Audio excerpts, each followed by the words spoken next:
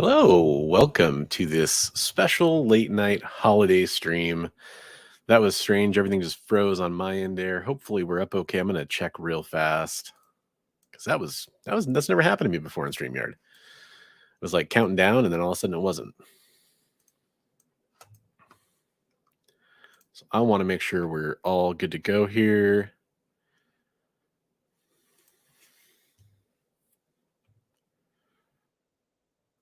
Hey, I can see and hear myself, so that must be good. What's up, everybody? So this whole stream tonight, we had a really cool auction last night with Turlock Comics. That was a lot of fun.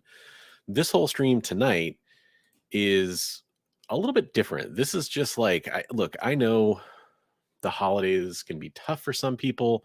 I know some people don't have family around. There was a lot of weather that was impacting travel, for example. So I know a lot of stuff happened. I'm trying to fight my little setup here.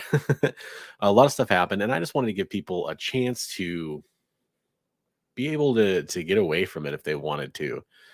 Um, I did this a little bit differently because I was going to just stream this directly to YouTube, and I decided to. There we go. I decided to go ahead and do this through StreamYard. I don't normally do this, but if you want to be part of the show, I will put the code to get into StreamYard out there. Up to you guys. I know some people like Comic Journey or whatever loves to do that. A lot of other streamers, and I'm down for doing that. This is a special occasion. We're gonna do some fun stuff tonight. I'm also going to announce the winner of the channel member giveaway for last month as well. So that'll be really fun. Let me get some water here.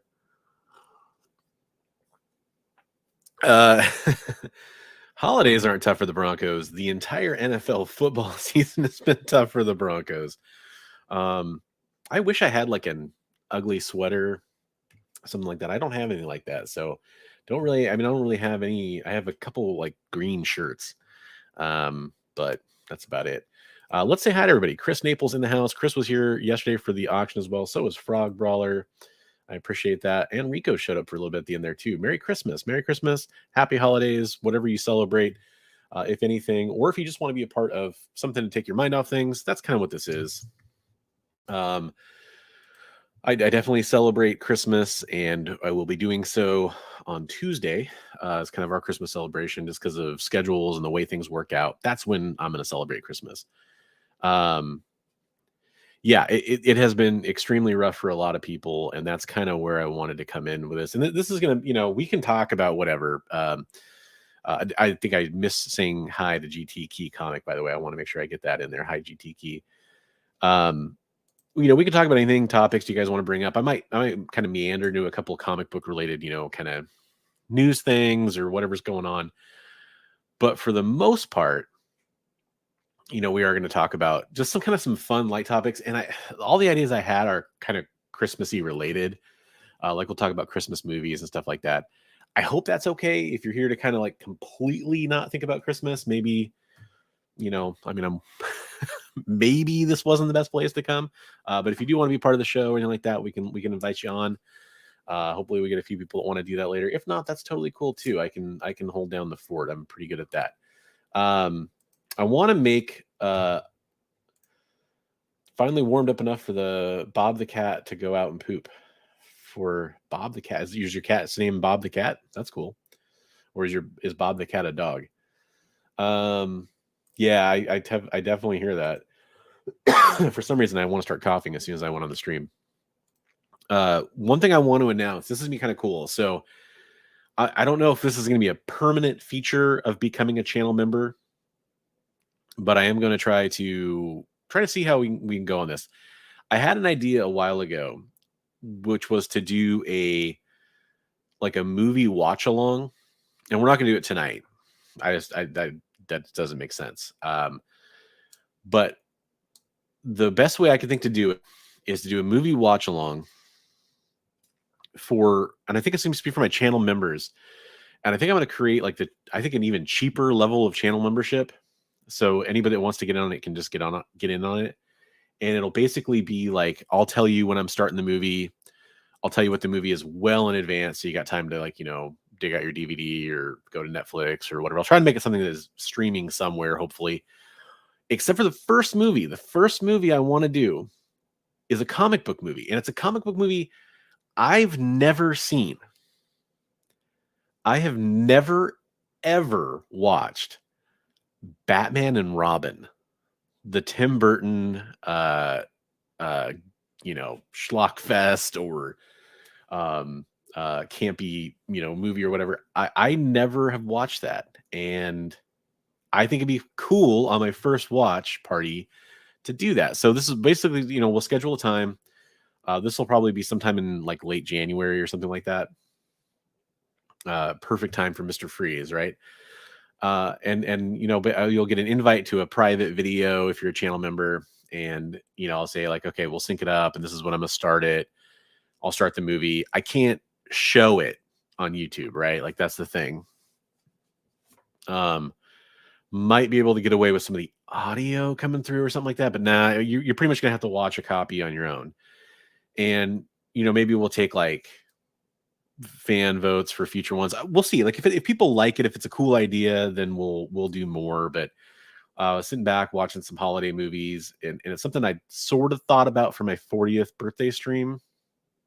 I was like, that'd be a way to offer some value to my channel members. It'd be kind of more of an informal hangout, a couple hours, hour and a half, depending on the movie, of just sitting there kind of talking and first of all, this movie, you guys would get to see my first reactions. I've seen, clips and stuff of the movie, of course. But yeah, I never saw it. So I think that'd be kind of a fun one. Hopefully that's kind of a cool idea. Again, for any channel member, get your channel memberships in now, and you can be a part of that, as well as the other perks like the giveaways and stuff I do for channel members and discounts with Turlock Comics for cleaning and pressing and stuff like that too. No, so it's weird. Like I do these auction clips and I have them still loaded up.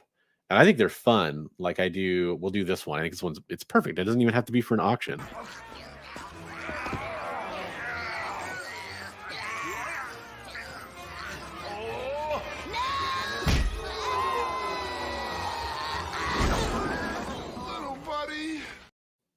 So I do those for like, the winners on the auctions and stuff like that. And what I do is I shrink them down. I blur the background with extra overflow from the scene, and then I reverse it.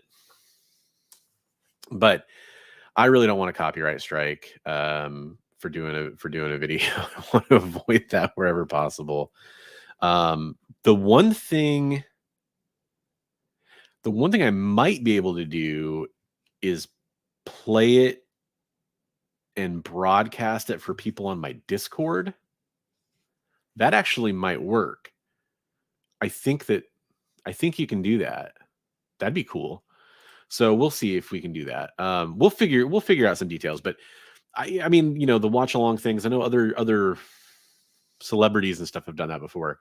So I think it'd be fun. So there we go. That's one idea, one I'll be rolling out.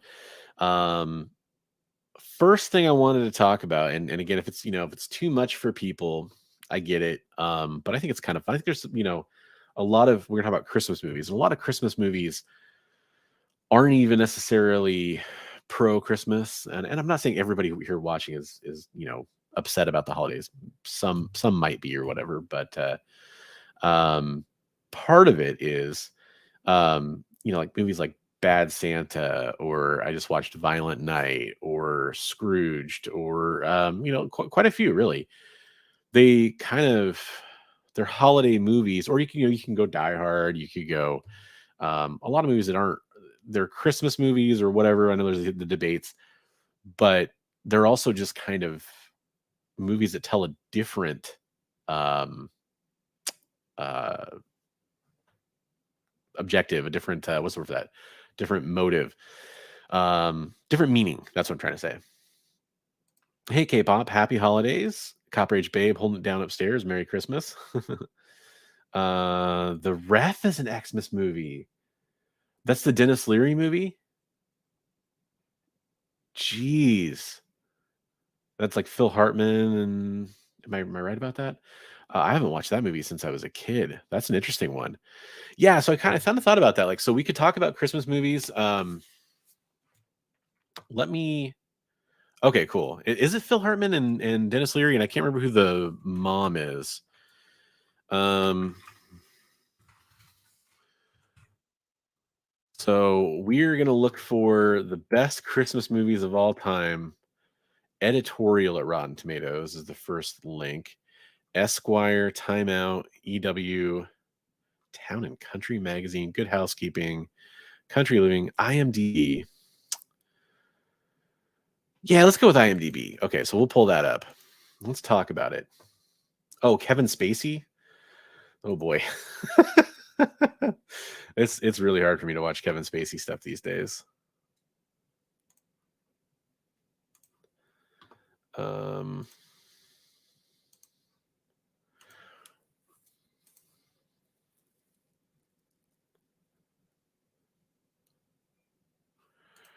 Yeah, I can't even picture the face though. Again, I don't I might actually never have watched that movie. I might just have seen trailers for it when it came out because I don't have a memory of it. Oh wait, isn't it Kevin Pollak? Well, hey, you know what? We're on IMDb. The Ref. The Ref stars Dennis Leary, Judy Davis, Kevin Spacey, and anybody else that I really recognize here? Yeah, Bill Raymond, kind of a character actor, right? Interesting. There we go. Judy Davis. I was way off. There's a movie with Kevin Pollak in it around that time too that obviously I was thinking of. Okay. So, B Price all over it. Oh, Tex actually got in there first too. Yeah, American Beauty was a movie I really enjoyed when I was younger. Even Baby Driver is a movie that I really enjoyed, and then it's kind of hard to watch. I mean, Kevin Spacey is in a lot of really good movies, and it's so hard to watch him now. But like, definitely, he was a good actor. Anyways, enough about that topic. So this is IMDb top 100 Christmas movies of all time. And if I'd had a little more time to prepare today, what I wanted to do is put together like a bracket, which I think would have been fun. But see, I can probably zoom in on that a little bit. There we go. So let's go. We'll go to the bottom. I'm not going to spend a lot of time necessarily on movies on the bottom, but okay, Jack Frost. I've never seen it. Um, Definitely never saw The Ultimate Christmas Present. Never saw All I Want for Christmas. I see now. Ernest Saves Christmas to me at 97. Dang, and I don't know. This is probably by rating. No, it's not by rating. Widow Wonderland. That's like one of those Hallmark movies, probably. All I Want is Christmas. Don't know it. Oh, Christmastown, Washington. Jack Frost the Horror. Yeah, that's probably a lot better. Christmas Mail. Dude, Grandpa for Christmas. Christmas Shoes. Rob Lowe, huh? 2002 TV movie. Damn, dude, I am just gonna skip ahead to a movie I know. Okay, Four Christmases. Um, it's all right. It's funny. That's my take on it. It was better than I expected it to be, but not by much. Um, I'll Be Home for Christmas with Jonathan Taylor Thomas and Jessica Biel. Interesting. Gary Cole. Deck the Halls. The Method. I should add to my list of movies to watch. I really enjoy watching Christmas movies this time of year, kind of after Thanksgiving. I kind of start them up. That's one I'm not familiar with. But it looks like it's right up my alley. Live action Polar Express. By the way, if any of these movies are some of your favorites, I'm so sorry. Friday After Next. I've only seen the first Friday movie. Interesting. Nothing Like the Holidays. John Leguizamo, Freddie Rodriguez, Deborah Messing, and Alfred Molina. That's another one. Hey, Merry Christmas. You're watching Home Alone right now? That's cool. Ah, you filthy animals. Oh yeah. Here, I'll give you a shot of filthy animals right now.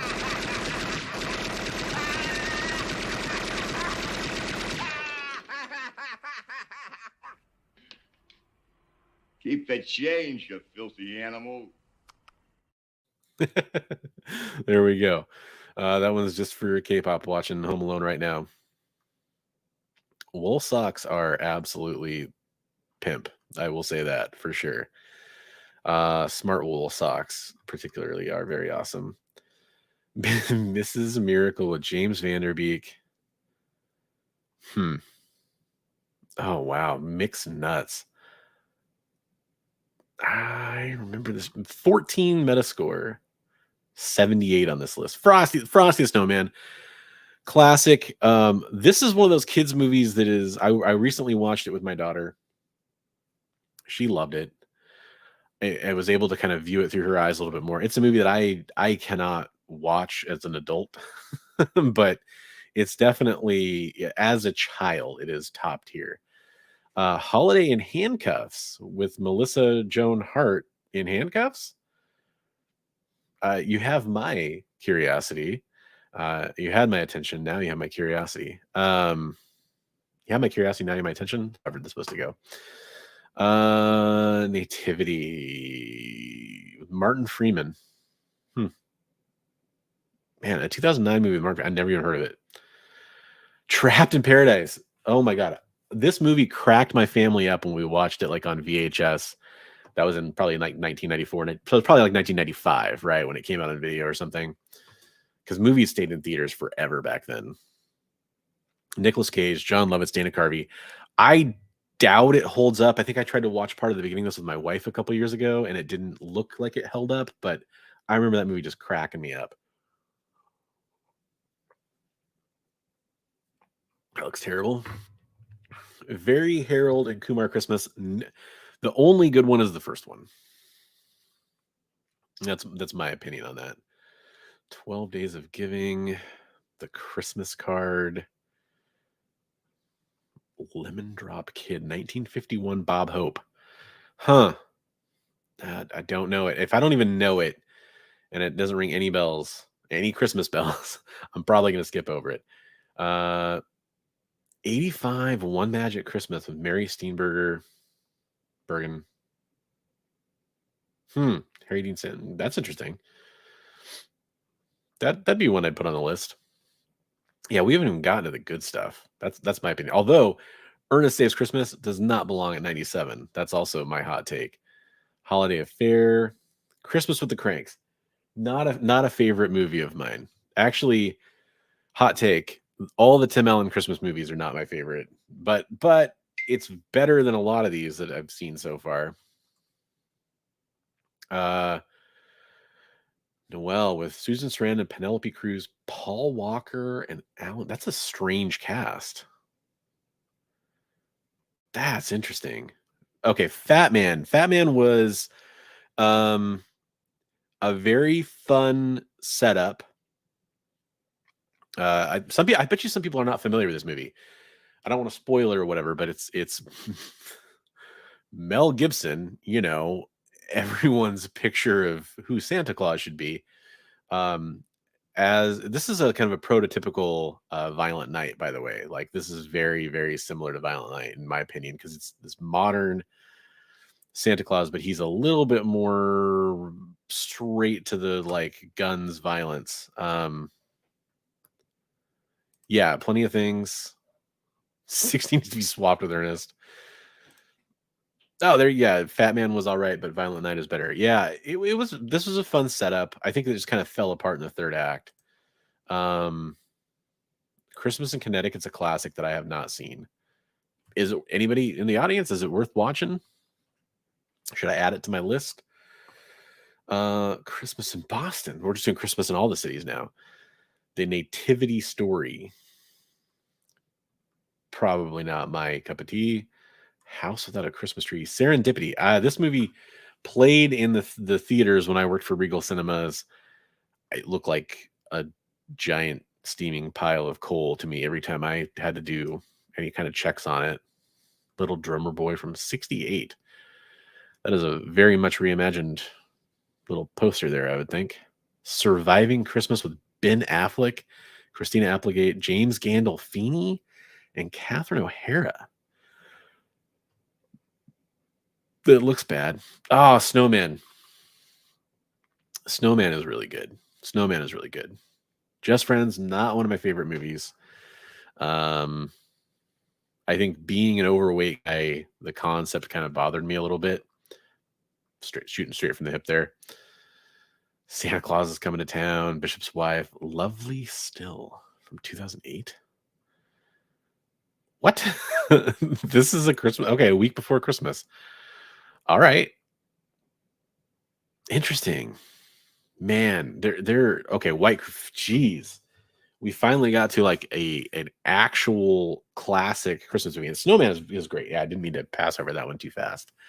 Absolutely a favorite in our household.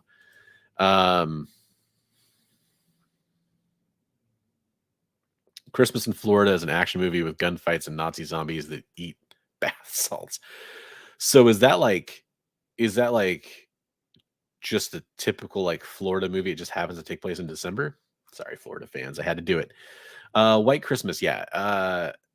It's not my type of movie, but it's undeniably classic. I think I was in my 30s when I watched it for the first time. Like I'm sure it was on and stuff in the house, but just never really watched it. Yeah, right. Shadow Rat. Like as much as it's not really my movie, and I'm fully willing to admit that it is a classic, though, and it would be like I don't know, just top tier movie. I think in any list. Jingle All the Way at 41. These are the kind of movie, and I know I'm going against the grain here. Santa Claus, Christmas with the Cranks, Jingle All the Way. These are C tier Christmas movies to me, and I don't, people love them. People love them. And I know Jingle All the Way especially gets a lot of love, and it's a more fun watch to me than Santa Claus, but it's just a little too wacky. Um, if you want to fight me on whether or not you think it's too wacky,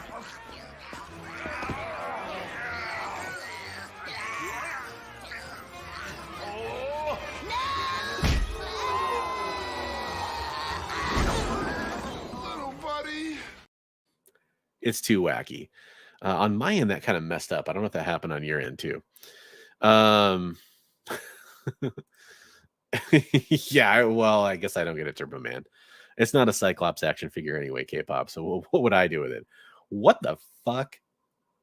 I mean, I know it takes place at Christmas, but oh my god! First of all,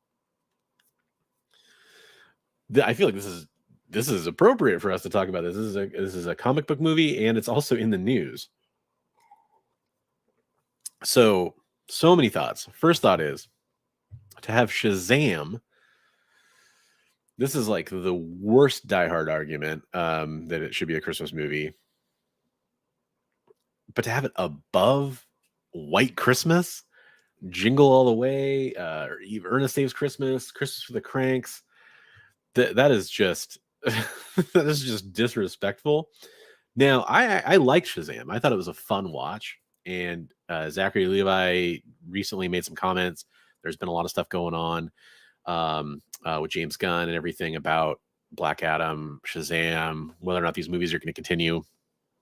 There's a lot going on with this right now, so it's kind of funny to have that pop up. But holy crap, are you kidding me? Prancer, I liked Prancer as a kid. We kind of started it the other day as a family. We didn't get to finish it, but Prancer's it's wholesome. I like Sam Elliott a lot. I think there's a lot going for it. Good movie. Boy Called Christmas. Boy, I watched part of this movie and to me it was just weird.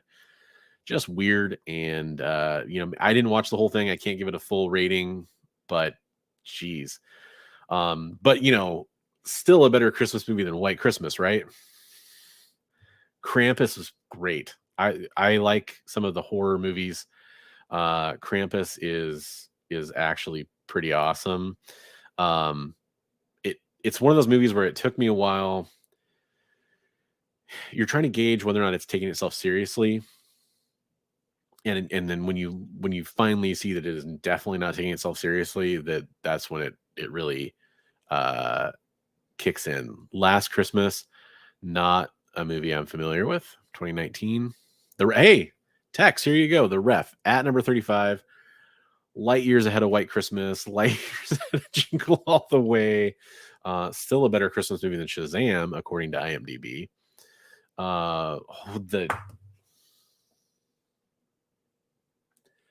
The disrespect is real. You're gonna have the original How the Grinch Stole Christmas at 34. Fuck yourselves. That is terrible. I am not familiar with Black Christmas. During their Christmas break, a group of sorority girls are stalked by a stranger. That poster, the description, that is just crazy. Batman Returns. This is very much like on the list of it's a movie that takes place at Christmas time. There is a little bit of a Christmas story there that actually, I'll admit, this is a Christmas movie. It's not a Christmas movie first, but interesting to have that at 32, above How the Grinch Stole Christmas, above White Christmas. Remember the Night, not one I'm familiar with, from 1940. The Night Before is possibly my favorite modern comedy Christmas movie.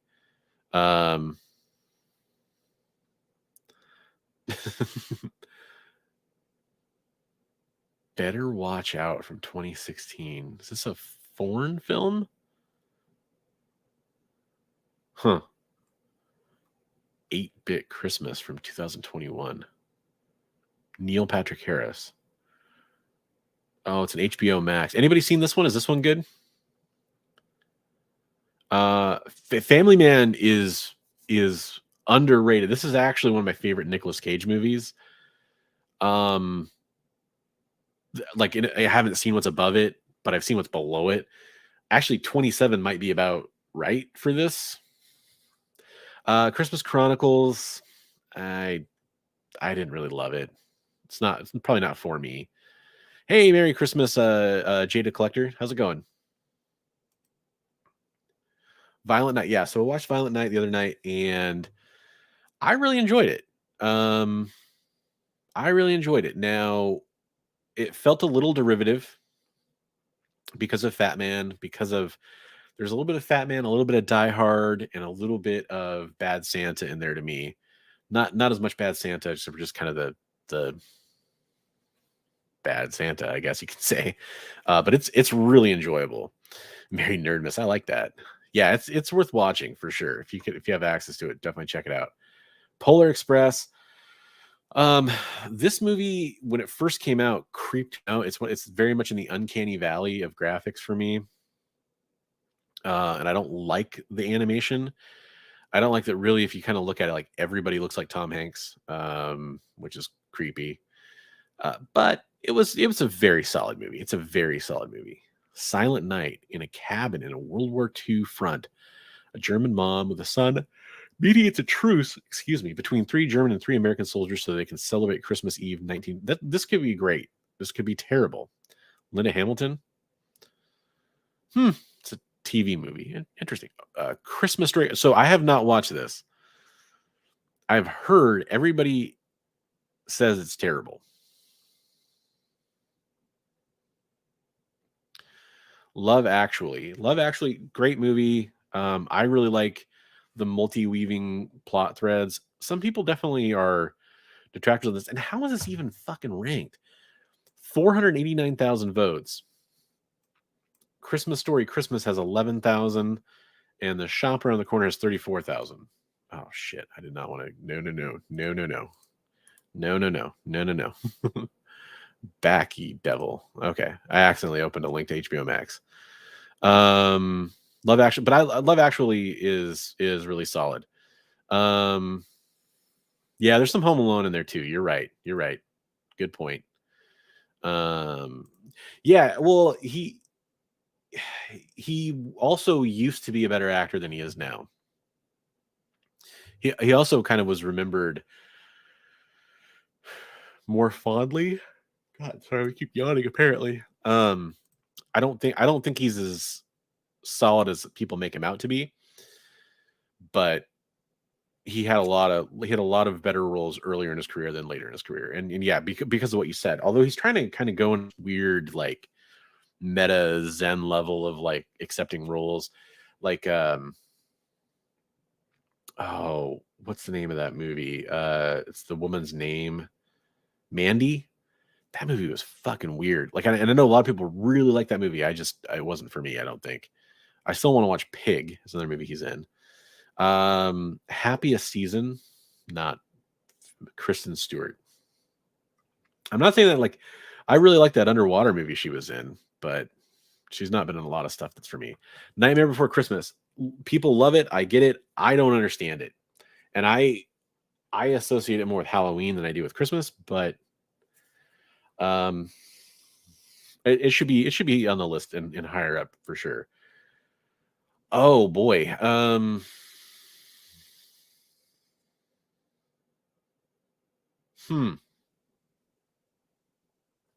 Hmm.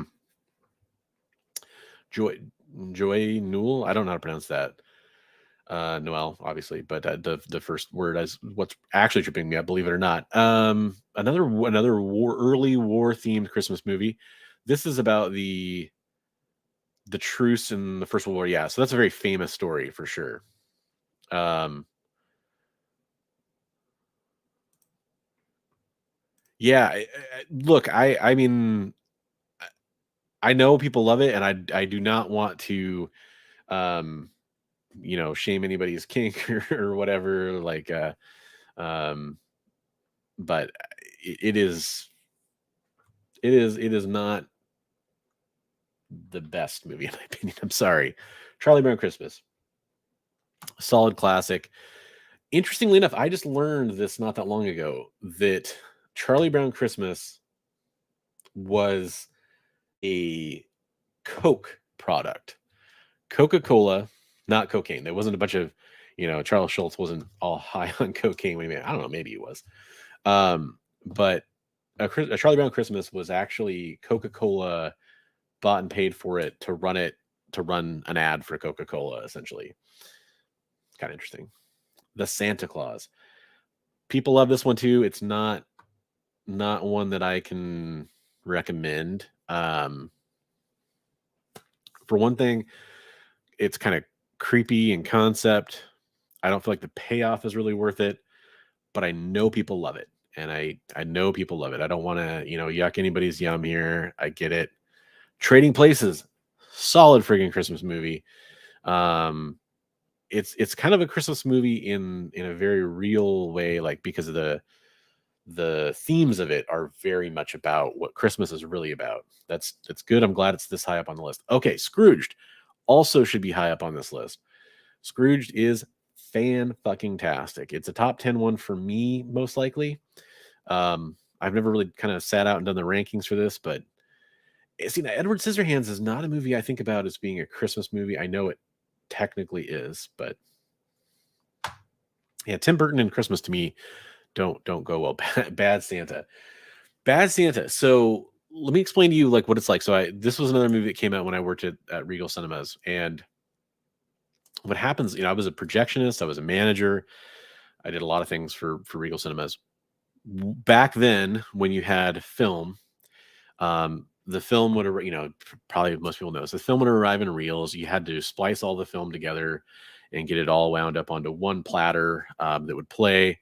And you would do a technical screening of the movie to make sure that your movie there are different ways to do those technical screenings. The reel changes happen at set intervals. You could just walk over, watch your reel change over, usually be 20 minutes or whatever. Watch your reel change over, make sure everything goes through correctly. It's one way you could do it. The other way you could do it, in the way that we got paid to be there either way. So if you finished up all your other work or you weren't still building another movie, you would go watch the movie. And I had my buddy Wes come and watch this movie with me. I hope I'm not misremembering that correctly. I used to bring people in all the time. And this was one of those movies that before it came out, no one had any idea. Like, it was weird comedy. I will tell you, the next day I was telling everybody, you have to fucking watch this movie. It's fucking hilarious. And I know people were like, what? That movie? And I was like, no. It's fucking hilarious. But it's that weird thing where you have like a day in advance notice on everybody else, most everybody else. And it's a good movie. Gremlins, top tier. Gremlins is fantastic. Great movie. I did not know that why Joe Dante is the director. I did not realize that. Huh. Why did I think that was like, I'm going to be honest, I thought that was Spielberg for a second. I don't know why I thought that. Did he produce it maybe?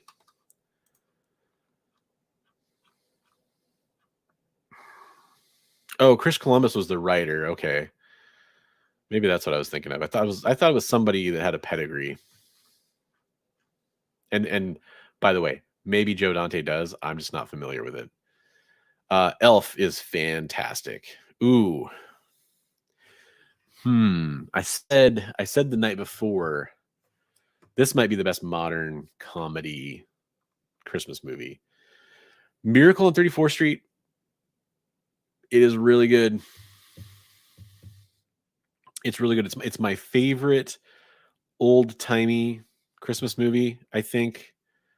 And that includes another one I know will be on this list, and I'm sure we can all think of what it is.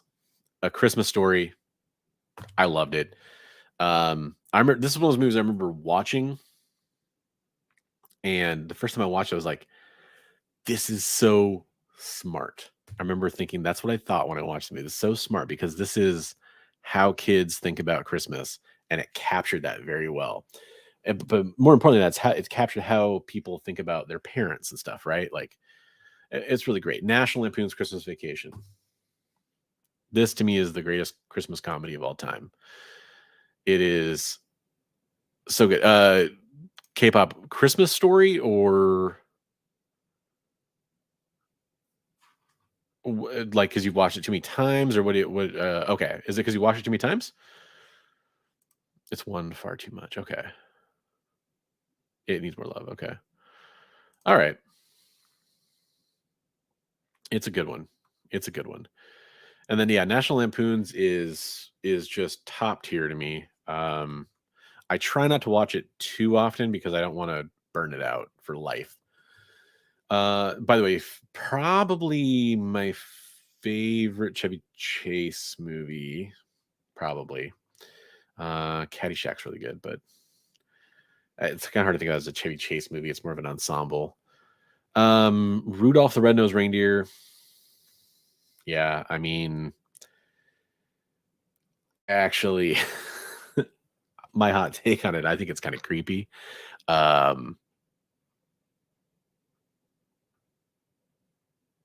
don't know. It's a weird one for me. It's inarguably a classic for sure. One that's definitely best watched through kids' eyes. Home Alone.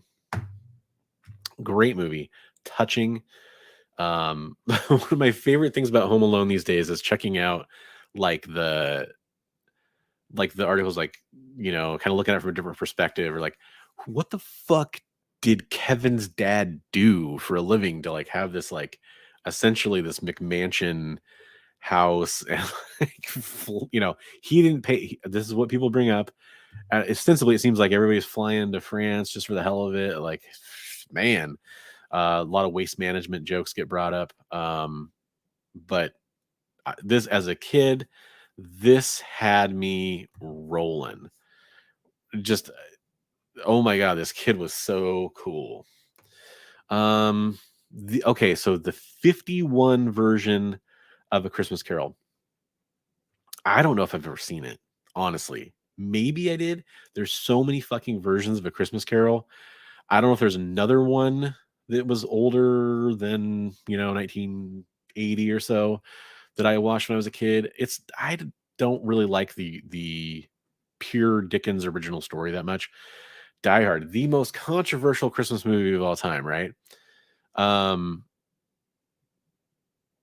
Look, Die Hard is a Christmas movie, but it's just like Batman Returns in my mind. It's not anything about um the quintessential experience of Christmas. But that doesn't mean it's not a Christmas movie. That's how I look at it. It 100% K-pop. It takes place at a Christmas party. There's a gift in the movie. It's a machine gun. Ho ho ho. Uh, there's a Krampus or Grinch-like figure. It's great, but it's also not even the best John McTiernan movie because that's Predator. So I'm just going to say that, which is not a Christmas movie, but I just had to talk about it. It's a Wonderful Life. Okay, so It's a Wonderful Life. It's it is a very touching film. When I watch it, I feel like it's about 7 hours long. Um, I really adore James Stewart.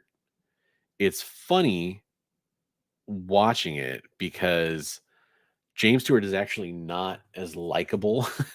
It's like I watched as a kid and then watching as an adult, I was like, really, it's not like he's a scumbag, but he's just kind of like nothing really super special.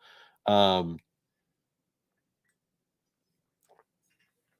it's also this other movie where it's funny how it's so tied around Christmas. And when you really watch it, a lot of it's not really about Christmas in a way. I would never say it's not a Christmas movie, but that is interesting. Sort by list order. Okay, let's sort by popularity. And I won't go through the whole list again, but let's see what that brings up. Okay, popularity. Is there a different view that's like better to look at here? Okay. So by popularity, almost certainly a recency bias here. Combined with, the classics. I was going to say the Miracle on 34th Street. The one thing I was going to mention about it is that I really like the 90s version quite a bit. For one thing, it's still I still like the original. Yeah, it's a long movie. Yeah, that's true. You do have to kind of watch it through a lens a little bit.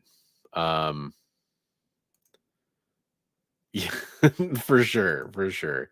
The candy cane. The candy cane. Oh man.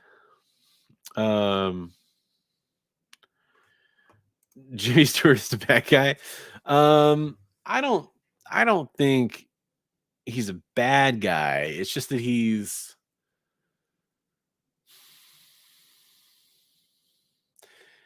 it's something where you watch it and you definitely can see like why it's viewed through this kind of nostalgia lens, in my opinion. Um and look, I'm not trying to, again, I don't want to yuck anybody's yum. If you love It's a Wonderful Life, that's fantastic and I'm happy for you. And I enjoy the film. it's just one of those things where I know it's a movie that people watch annually, and I could never watch it annually. I could watch it like once every 10 years probably. And I will do that, by the way. Like, it's not one I would kick off the rotation, but it's a tough watch. It's a tough watch. Hey, Swiggle House, how's it going? Merry Christmas to you. About to start up an Xmas movie yourself. Hey, so what are you going to watch? That's the question. That's the question of the day. Love to hear what everybody's favorite Christmas. That's kind of what I was hoping. Kind of people would interject here with what their favorite is. I will tell you that the IMDb list we were looking at, when you sort it by the list order that it was in, it's the top 100 Christmas movies of all time. It was trash order. Some, great movies on it. Sorting by popularity, I can see this being a little bit more logical for right now. It's tough for me, like, to pick a favorite. Like, Grinch is probably my favorite childhood memory movie. Also interesting that, if you're going to talk about some of the movies that are on this list, so they have the original Grinch, but they don't have like the DreamWorks one that came out was pretty good. I personally do not like the Jim Carrey version, but I know a lot of people do. That's not on here. That's surprising, honestly. There were some other surprising omissions here. Like, Christmas Story is on here. A Christmas Story is on here. It's pretty high, if I remember correctly. Like, when you sort by popularity. Did I miss it already? Well, that's the sequel. Oh, there it is. There it is. It's number 4. Duh. Okay. And A Christmas Story is really good. Might be a little overplayed, like literally. Was it like TNT that played it nonstop every day for years? And yeah, The Holiday wasn't on here. I need to watch that movie. It's one of the ones that's on my list of holiday films I still need to watch. I love watching Christmas movies. I love it, and there's quite a few that have escaped me. The Year Without a Santa Claus is your favorite. Okay, cool. Meet Me in St. Louis. Okay. Yeah, I just watched. Let me see what I don't want to get the name wrong. I'll kind of look at some of the Christmas movies that I noticed aren't on here. Go to my little collection of Christmas movies on my server here. So Christmas Bloody Christmas is one I just watched. Honestly, it's a little frenetic. Okay. So the biggest omission on this list to me is Klaus. Klaus should be on this list 1,000%. Anna and the Apocalypse is a pretty good, like, light horror movie, zombie movie, Christmas movie. Came out about 5 years ago. Office Christmas Party. Office Christmas Party is a good, like, adult comedy Christmas movie. It's not great, don't get me wrong, but it's funny. Fred Claus, I did not see that on this list. That is one that should be on here. Kiss Kiss Bang Bang. If you're going to make an argument for a lot of these movies being Christmas movies, Kiss Kiss Bang Bang should totally be on here. Reindeer Games, Muppet Christmas Carol, Home Alone 2. Come on, guys. The Star Wars Holiday Special. That's so fucking crazy. I tried to watch that a couple years ago for the first time. I finally found a copy of it. It is bad. So bad. All the stories are true. I don't think I have enough cannabis to get me through that movie again. Okay, yeah. So the 47 version of Miracle on 34th Street, that's the one I am thinking of. Okay. Maureen O'Hara, I know K-pop said earlier in chat that she's a total babe. And then K-pop also says Anna by far more than Shazam. Shazam is on this list. That is, if you're not gonna have Kiss Kiss Bang Bang, what are you doing? Scrooged, Elf, Home Alone, Rudolph, Rankin and Bass, A Christmas Story those are all great ones. Rudolph, I I respect it, and it should be on any list probably, but it is a kind of a creepy movie to me. Like, I'm not actually creeped out by it, but that's kind of how I feel. Hey, what's up, Comic Journey? How's it going? Thanks for popping in. Merry Christmas, good holidays, and everything to you as well. Whatever you celebrate. Again, big part of the stream, big part of the reason we're doing this is to, I know a lot of people are experiencing stress, a lot of people dealing with, um, I'll just say mental health concerns. I'm very fortunate. I'm doing my Christmas in a few days because of scheduling stuff. We kind of just pushed it out. Our daughter's 4. We can still kind of get away with that. So we're going to celebrate on Tuesday. So I wanted just to kind of host a place to give some people a place to go to talk about some stuff. Christmas movies are one of my favorite things about the holiday times. And I've had years that are very like blue Christmas, right? And it's just one of those things where even, like to watch a movie like Scrooged or Bad Santa or even Home Alone, like I don't have to be in a Christmas spirit to watch those movies. They're still good movies. There's some that I kind of would only watch at Christmas time. How the Grinch Christmas for sure.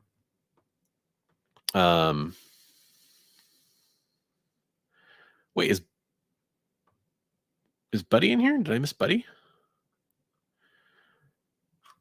Am I missing comments? Happy Festivus for the rest of us. Yeah, Gremlins is really good. Gremlins. Oh, I guess you guys can't. I'm hovering over right now. Gremlins is really good. I do have an affinity for holiday horror movies. I tend to appreciate the like Gremlins, kind of the more higher production value ones. For sure. By the way, if anybody wants to come in and say hi, I'm more than happy to post the link. Let me do that now.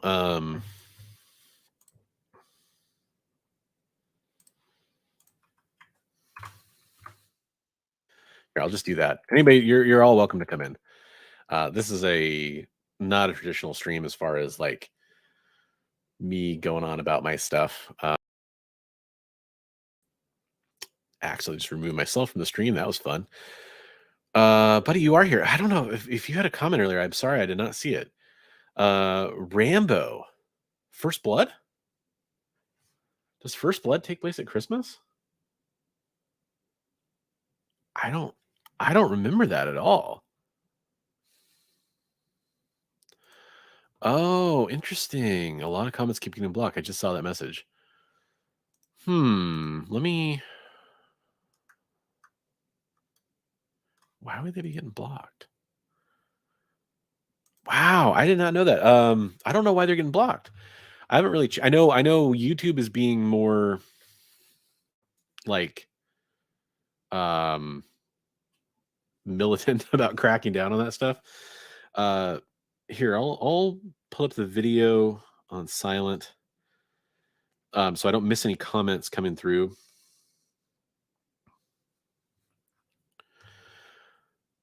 Oh, that's a good question. Did the 90s X-Men cartoon have a holiday episode? I kind of, I was going to do a retrospective on that, and I did a rewatch, and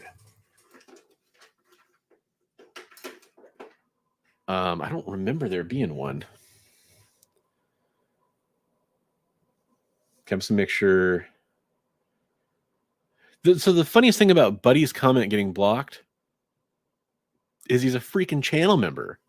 Like, his comments should not be getting blocked of anybody's. Okay, so I think I'll won't miss any comments now because I have it on my phone.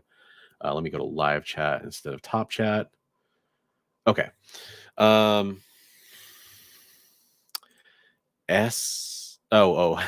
get it. It took me a second to figure out what you were saying there. Nice edit there. So yeah, Christmas movies, hopefully y'all have a favorite. My favorite ones I watched this year, Violent Night, definitely, recency bias. I actually never brought myself to watch Spirited. just couldn't do it. And that's another movie. I couldn't bring myself to watch A Christmas Story Christmas. So I watched Christmas Bloody Christmas. I watched Violent Night. I watched the 2018 Grinch and the original Grinch. Look who we have here. Well, good evening. Happy Happy Festivus Festivus. for the Ho, rest ho, of us. ho. Your So beard's your beard's a little bit of the wrong color. Oh, is it? Yeah, but we'll call you Krampus. Ah. You know, You mean it's not white, not Yeah. completely white. yeah. It's getting there. Well, Give it a few years. You know, when you grow up and become a big bronze, you'll have the right color. You know, Yeah. That's basically what it come down to. I'm so happy that you're doing this stream and I'm not tonight. Well, now you are. You've joined us. Yeah, but I could hop off anytime I want. I don't have to host it. That's true. That's the beauty. That's the beauty of it. I don't have to entertain people. I could just sit here. I could just sit here and listen to you entertain us. That's the wonderful thing. But I really wanted just to hop on and wish everybody a happy Festivus. Merry Christmas. It is officially Christmas here in New York today, right now. Hey, Merry Christmas to those on the East Coast. We're still a few hours away over here on the left coast, but Merry Christmas to all you out there. It's definitely the Christmas season for sure everywhere. And Kool-Aid wanted to come and make an appearance. Oh yeah. Oh yeah. Oh yeah. Well, K-pop, you're welcome on if you want to hop on, and also if you're too tired to, by all means, sit back and enjoy the show, whatever you want. And yeah, offers open for anybody in here. If you've never been on before and you got a cell phone and you want to do it, feel free to hop on, even if just to say hi. I actually so for the first time I realized I was at Rose City Comic Con and I met up with a couple people that watch my channel, and it struck me for the first time that there are people out there that just want to talk, and that was very strange for me because I didn't really think about that. I was just like, oh, you just want to get a chance to say hi to me, and it was a very weird experience. But that's very You cool. have And if no idea what a weird experience unless you're me and going to one of these cons. You have no idea what it means because they don't know who you are, right? Oh my no! You know what's even weirder? When they hear me talking and all of a sudden they come near me like, "Hey, I know who you are." Like, no, Yeah, I that don't. would be You weird. know? Yeah, it's weird. It's weird. Well, it would be strange for me because I do know what you look like, and so to see you, I would almost think it's weird. I almost have like the opposite. Like I would almost want to look at your hands, kind of like it would be kind of that reverse thing. Well, there were a few people that I scared the shit out of when I went on. I went behind him and did a little bit of reach around, and they're like, "What the hell's this?" They're like, "Is that DC Irish?" Oh no. Oh no. Where is DC? I haven't seen him on here for a little bit. Yeah, I actually stopped getting, how YouTube is a wonderful piece of software that functions perfectly at all times. I actually was starting to get concerned because I hadn't seen him upload anything for a while. I went to his channel and sure enough, he's been uploading the whole time and I just wasn't getting any notifications about it whatsoever or getting him showing up in my subscription list. I did touch base with him offline about 3-4 days ago. Oh, good. He's okay. He's okay. He's just life. Yeah. A lot of people are. I haven't been around as much. I know Chris over at Journos Comics has been kind of offline more or less for a while. A lot of people have had stuff going on in our community, and it's too bad. Of course, if people have reasons to be offline, that's definitely too bad. But it's also too bad because a lot of people that have been offline are really great voices in the community that I'd like to hear more from. Especially during some of these trying times. So that is too bad for a couple different reasons, but that's kind of one of those things that one of the reasons I'm doing this open offer to anybody. If you do need an ear, if you need somebody to kind of hear what's going on, I am definitely aware of how trying these times can be sometimes for people. And hit me up, DM me or whatever. Hit me up on my Discord. I'm here if you need somebody to talk to. Well, Last I would offer the same thing, but I'd probably cause more mental issues to people if they call me up or touch base with me than if they don't. So I got enough of my own issues. You got no idea. You got no idea, man. I've been so. This actually keeps me these Merry Christmas. over. Merry Christmas, Happy Lou. holidays. Happy holidays. It's a worm Happy appearing. Hanukkah. Yeah. It's a worm Any of appears. the above. Hey, stream whore. Huh? Stream whore. You be. I don't like going on people's streams. I don't like this guy. This guy shows up anywhere and everywhere you could possibly think of. Like a little worm. He just like he just comes Just out of a hole. Trying I to don't worm know it in. Well, you know what? You are always welcome here, Naman. Good to see you. Good seeing you guys. Good seeing you, Bronze. I have to. I just have to say something about. I just have to defend the It's Wonderful Life. Oh, please do. Please do. Let's give it. I went one direction on it. Let's give it some equal time. So no, I just want to know why was it so offensive? I don't, maybe there was something there that was pretty offensive. Well, I don't think it's not really like offensive. It's just that the notion of like when I watched that movie in my late 20s and even now I'd probably feel a little bit differently about it. There's sort of like this I don't think anybody was out there really saying this, but sort of like this perception that like Jimmy Stewart is like this everyman hero. And really, to me, what it came across as more of like sort of this, I almost want to say like slightly privileged guy who's sort of having like this more of a midlife crisis. And there's nothing wrong with talking about that. It's actually very important, but it's just, he's not quite as likable to me in that film as like a Mr. Smith Goes to Washington or another kind of classic Jimmy Stewart film. And it's weird to me, like out of all his films, that's sort of the one he gets the most like love for. I think he's a great actor. I think he did a really wonderful job, pun intended. I just don't see him as like a hero character, and a hero might be the wrong word, but I mean that kind of in the literary sense. Like a very strong protagonist. I think he's more of a flawed character, which is cool. It's good to see that in films, especially from that era. But if that is the case, a much better job I think could have been done with portraying some of that. Especially if that movie was made today. I'm not saying I want to see a remake of It's a Wonderful Life. I really don't, but it's one of those movies I think maybe for the time it was made, I think it was groundbreaking, but looking back on it decades later, I think it sort of sticks out a little bit to me. Wow. Okay. Well, so, it's one of those. Your favorite movie? Is that your favorite movie, Naman? It's one of my favorite movies. It's one of my favorite movie, and I thought I never thought he was a. If he was a hero, he was a failing hero. Yeah. Yeah. And he always had he always wondered if what would happen if he blamed his brother. He was sort of jealous of his brother. He always had this idea that, hey, I stayed home to take care of my family. I did this, I did that, So in that way, he wasn't really. He didn't deserve to be.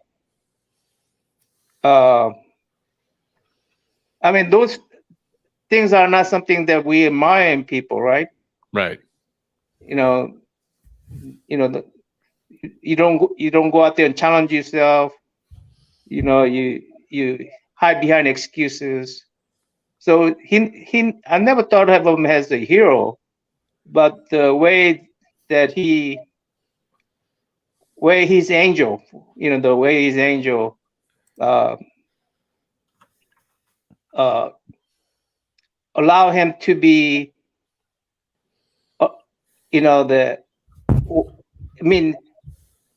but you still don't want to beat up yourself over all the wrong, all the wrong choices you made, right? Yeah.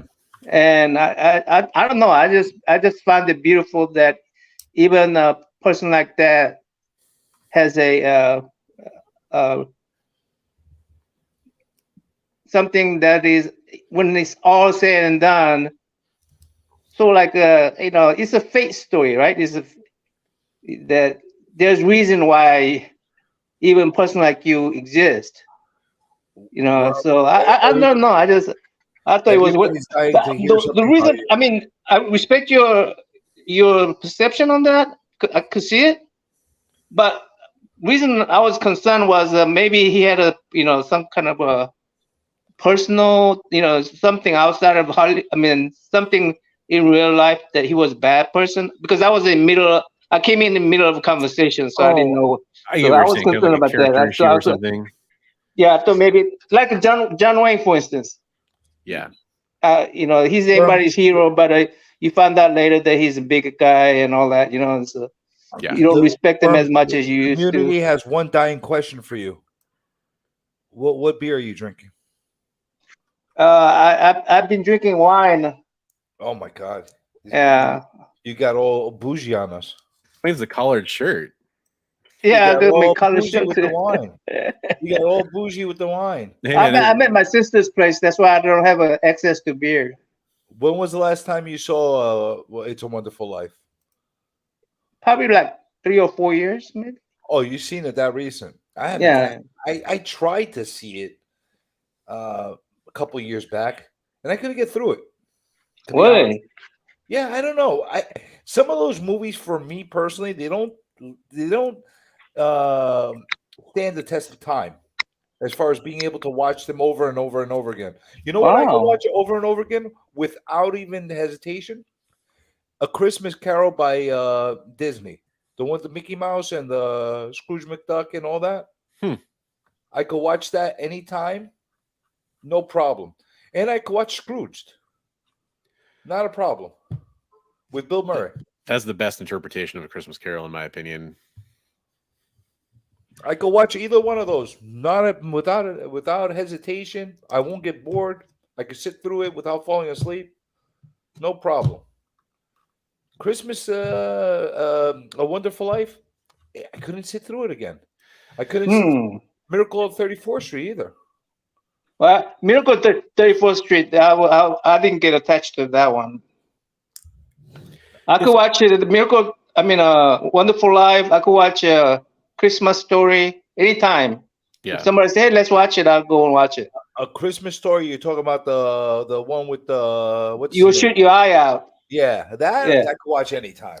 Yeah. That I could watch Yeah, anytime. it's a good one. Just to kind of, I want to go, I pasted this in a chat and I had it up on the screen, but so I don't want to get too caught up on the word hero.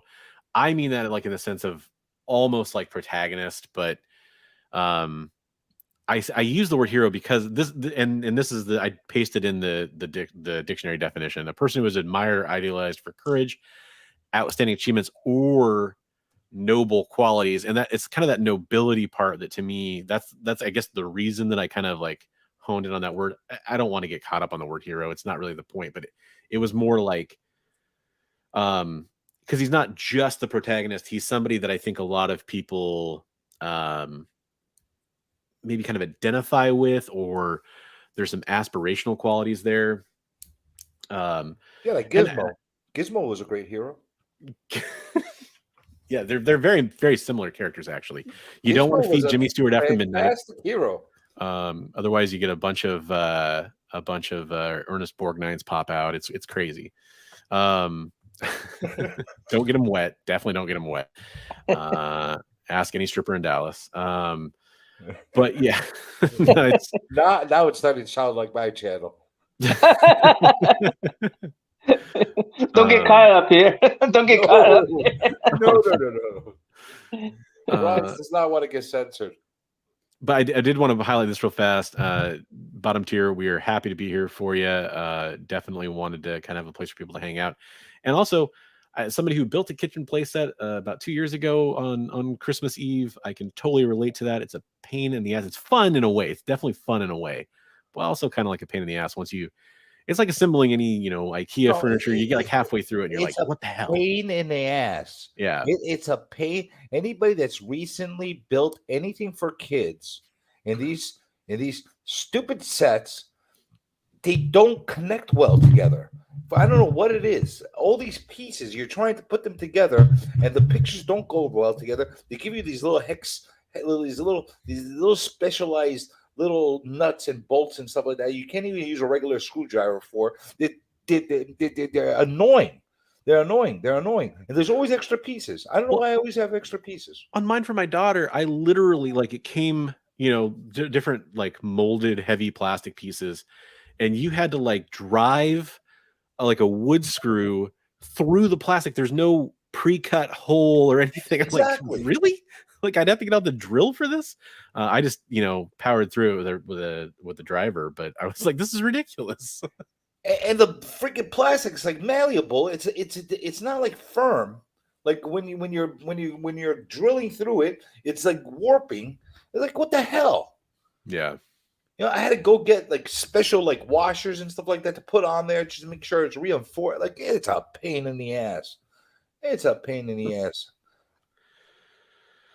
So- Weren't laughing at us. You haven't done that in a while, have you? Yeah, you're lucky. You're lucky. I have. You know what? This year I got lucky. I bought a couple of comics for my son. I got him some CGC graded books that he liked. I got him. How old is your son? 16. I got him. Wow. I got him a membership to Marvel Limited, and I'm gonna go take him to wrestling on Monday. That's his present. I got lucky. My little one, she wanted an American Girl doll. Oh, okay. You're lucky you don't got to deal with those yet. I don't know, Bronze, if you're dealing with No, those. we're not quite there yet. We did the first couple knockoff Barbies. That's about it. These things are freaking expensive. And the freaking kid, she knows the difference. I went to Target and I got her one a while back of some kind of knockoff.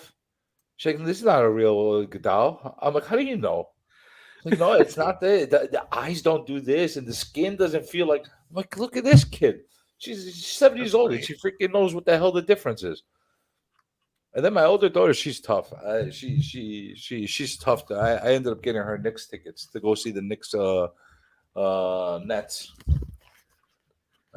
Okay. That's cool. So you guys watch the Guardian of Galaxy Christmas special? I like Yeah. it. You think that could be the new Christmas? No. No? Well, but I will say this much though. It followed up Werewolf by Night, and that was really good too. Mm-hmm. So, I mean, I don't want to necessarily see Marvel do I don't want the fucking Easter Bunny movie or whatever, but I would be cool with them doing. I don't know about every year for Thanksgiving. Christmas. Maybe they could do something for Thanksgiving. Man, Guardians would be the one to do for Thanksgiving too. It feels like that's a very family. I could see that movie, but how about a Fantastic Four for Thanksgiving? I don't know. Fantastic Four is I got to see it before I can buy into MCU Fantastic Four. Yeah, but the whole Theoretically, family could be great. What's that? The whole family-oriented thing. Oh, hey, even sure. You know what else would be a good one? Peter Parker and Aunt May Thanksgiving, something like that. I could see that. I mean, spoilers, but she dead. It's the multiverse, Yeah, that's true. and they could do a cartoon version of it. Yeah, Now that we don't have Peanuts anymore, and we can't watch Peanuts on Thanksgiving, we need something to fill in the gap. You heard about that, right? No more Charlie Brown on Thanksgiving. what do you mean? Oh, you didn't hear? I don't think so. Yeah, what's call it?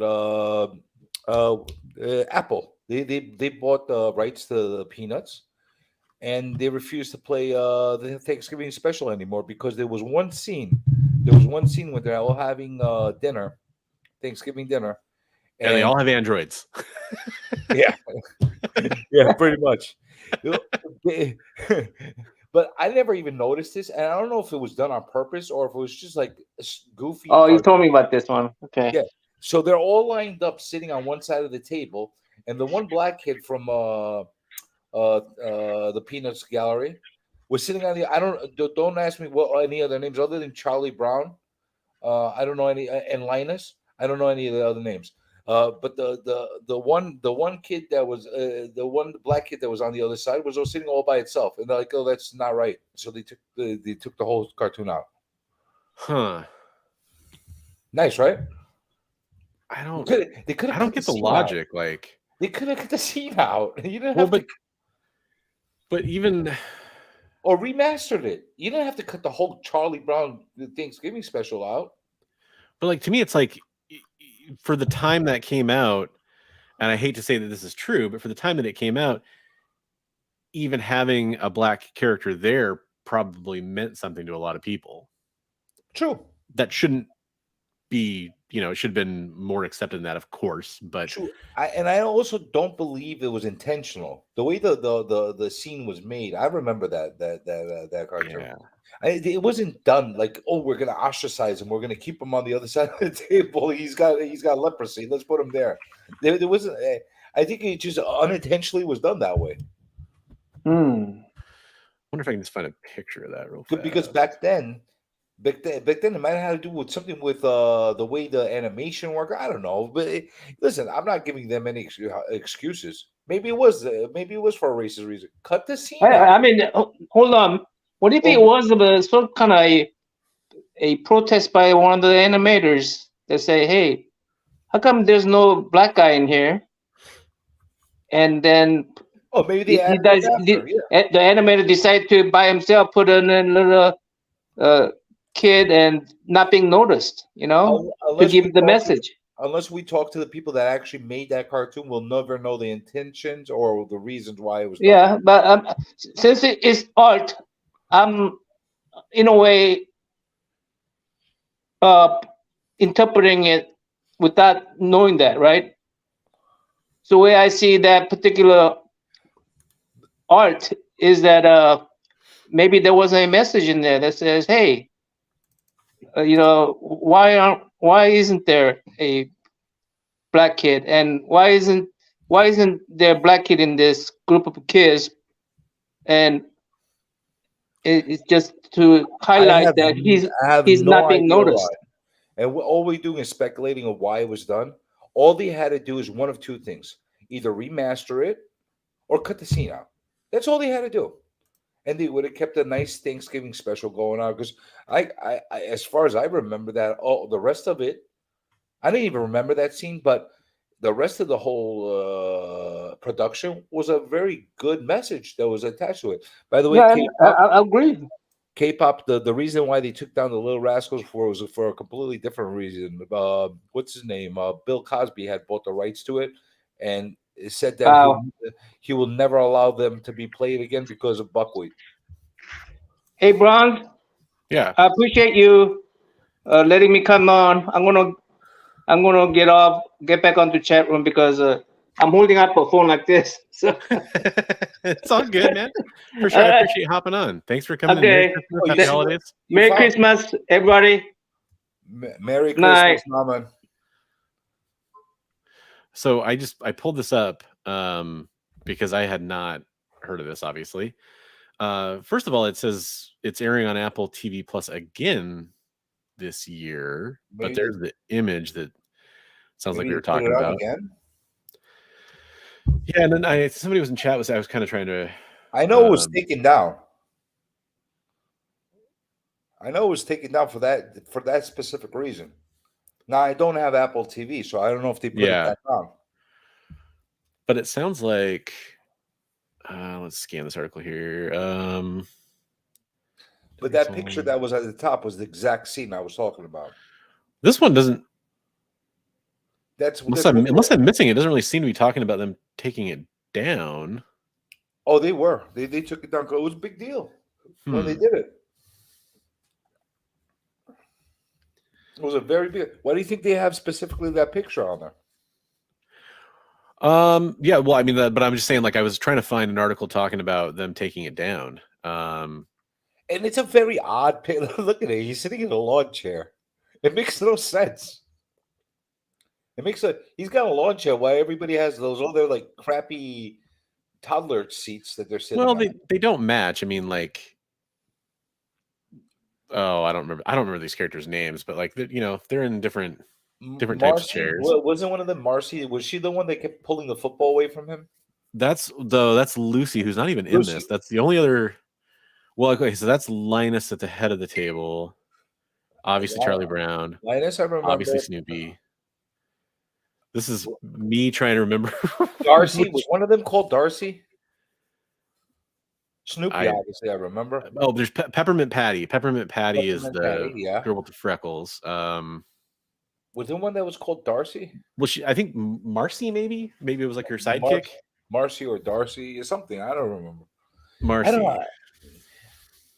It was just fun to watch. Marcy, there you go. Yeah, no Pigpen, no Lucy. I have not seen the Thanksgiving special in a Pigpen was that dirty little bastard. The one that ran around with the flies all over him. That's old dirty bastard. Totally different guy. Was he the one with the flies all over him? Pigpen? Yeah. Hey, what's up, actual Dracula? How's it going? Good evening, Dracula. How are you tonight? This is a weird story, man. Like I don't know. I mean, if you read up to it, you'll see. Like, listen, all I did was read the headlines. I read the first articles that came out on it. They said that was a specific reason they took it down. Whether they came to terms and said, you know what, it's not worth keeping it off. Listen, they paid all that money to have those peanuts things. Not just take it down. They need that content. How many Thanksgiving movies are there out there? Yeah, there's only one that matters, and that's Planes, Trains, and Automobiles. But are there any other ones that you could think of randomly that are memorable? No, but I mean, I'm sure there are other ones out there. I just can't think of them. But absolutely, there's got to be. But I don't think there's any that are that memorable. It's not like the Christmas movies. Well, I mean, it's been probably like 8 years since I've watched It's a Wonderful Life. Doesn't a big chunk of it take place at Thanksgiving? Yeah, but that's really considered a Christmas movie, right? Isn't it? Well, it is. That's my point. Is like I think about maybe. I'm going from memory. About like a fifth of it takes place at Christmas time. It feels like. Was Nightmare Before Christmas? Was that Thanksgiving? No, that wasn't. It was Halloween, and I mean, but the funny thing is, it probably makes sense to watch it at Thanksgiving because it's halfway between Christmas and Halloween. But isn't it funny how they just skip right over Thanksgiving in that movie? Like it doesn't exist. Best Thanksgiving movies. Let's see. Let's see what people recommend. I'm sure I'm thinking of a few, or not thinking of a few here. No, actually, this looks pretty terrible from what I can see so far. I honestly can't like you might say something like, "Oh yeah, you're right." Maybe you're probably gonna throw something like that at me, but I can't think of anything that's memorable. That's a Thanksgiving movie. I really can't.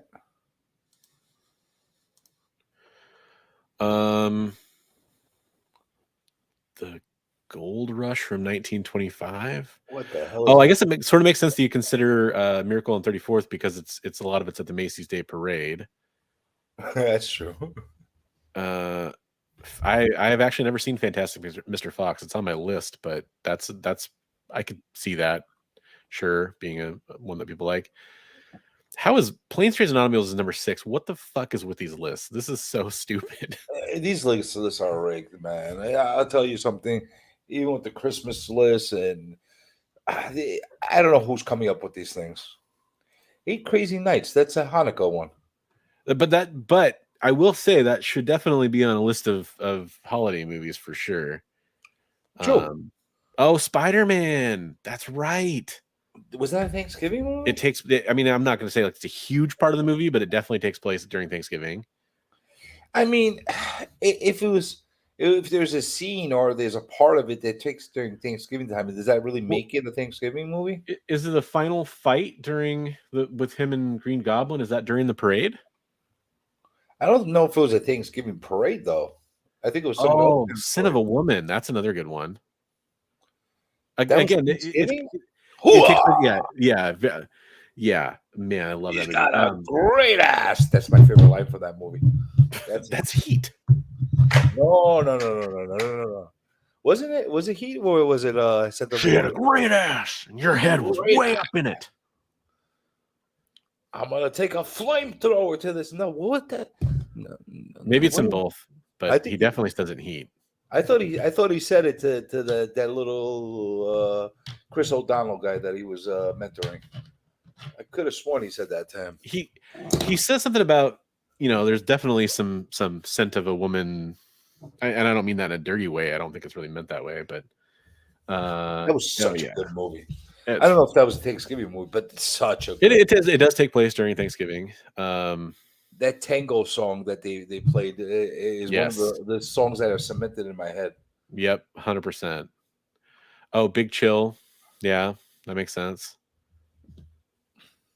You've Got Mail, really? That's a big. What was a Thanksgiving movie? I mean, but I have a feeling Rudy? there's a scene that took Is that place during Rudy down Thanksgiving. there? Oh, Adam's Family Values. That's an interesting one. Okay. Blindside does have a Thanksgiving scene at least. Okay. Grumpy Old Men. I need to rewatch that. But I think the point is, it's kind of like Die Hard. It's kind of like a few of these other movies where, sure, it definitely has Thanksgiving stuff going on, but does that make it a Thanksgiving movie? Like Planes, Trains, and Automobiles is all about traveling home for Thanksgiving and the adventures you have along the way. That was like a legitimate Thanksgiving movie. Yeah. A legitimate Thanksgiving movie that you could label, boom. And that should have been number one. I personally believe. That's some good trivia. I didn't know that. You Got Mail, make it around the shop. I gotta watch it again. And so, George, if you're naming, we did do the whole Christmas movie thing. That's kind of how this all started. We definitely talked about Batman Returns, and we talked about a lot of the other ones I've seen you bring up. But yeah, I mean, I'm glad you're bringing them up. I just let you know if you do want to rewind, you can hear kind of what we talked about earlier about all those. I'd like to strike You've Got Mail from the record of movies that exist.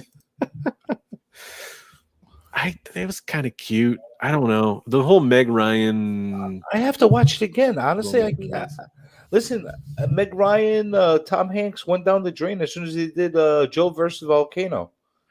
What's the bookstore one?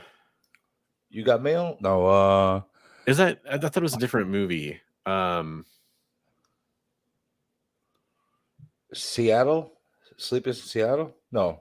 Oh, okay. I'm conflating Sleepless in Seattle with You've Got Mail. Okay, so You've Got Mail is the bookstore one. Yeah. Okay. So yeah, You've Got Mail is to me. It's definitely not take. Joe versus Volcano. Well, no, or The Burbs, or any great Tom Hanks movie. No, I'm talking about the Meg Ryan Tom Hanks movie. Yeah. Well, of course, but just even Tom Hanks movies in general. Big was that? No, that wasn't a holiday movie.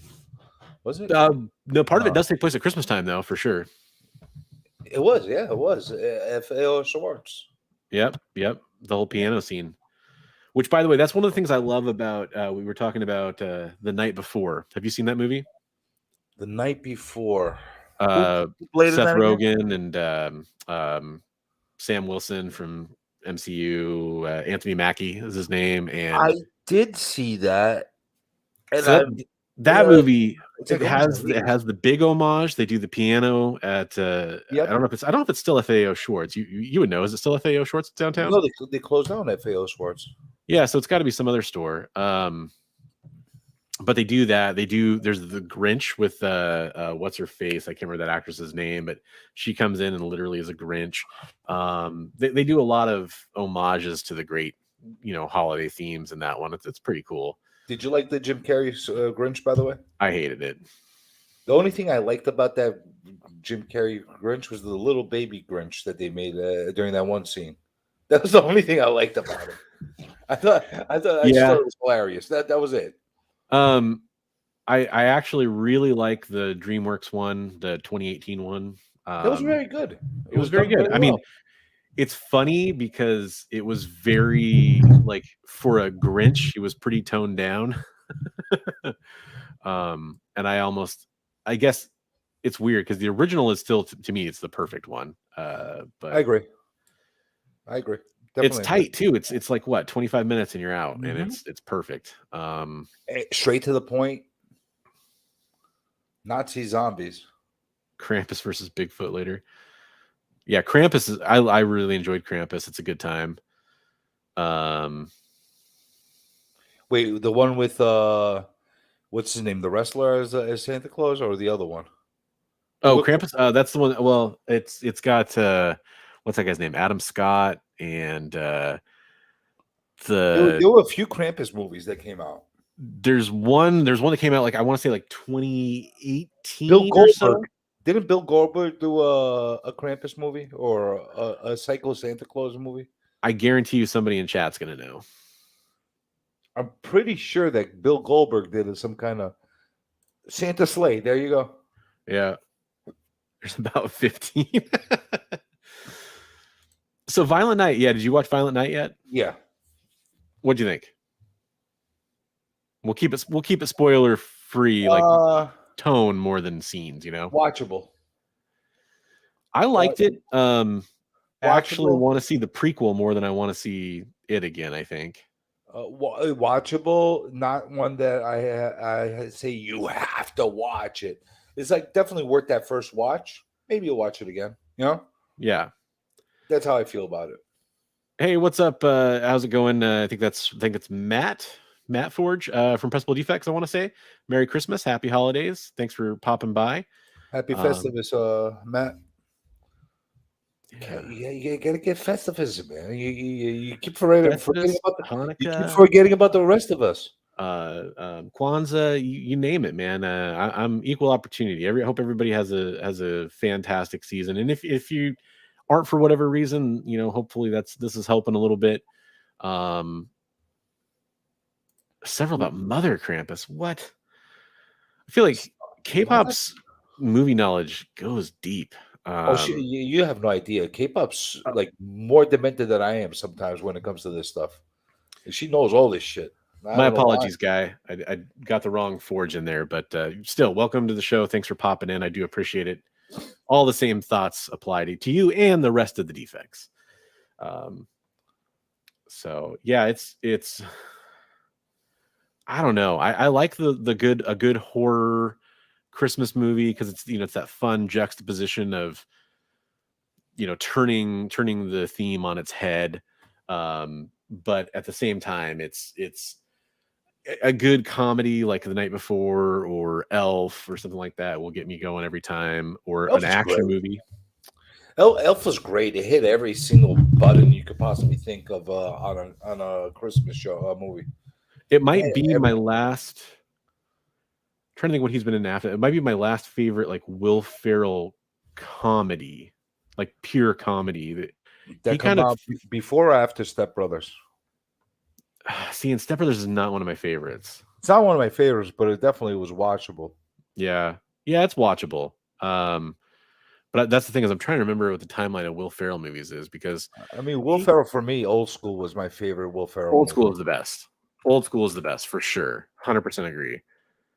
Even though, like, if you're drunk out of your mind, watching Land of the Lost is a pretty good one because it's really it's whacked out. It's definitely better than I kind of remembered it being. For sure, I watched it again not that long ago. It was really whacked out, that movie. Like you can't watch that watching it straight. You got to be drunk or something. You got to be on some serious drugs to want to enjoy that one. So Spirit, I have not watched Spirited. Speaking of Christmas movies,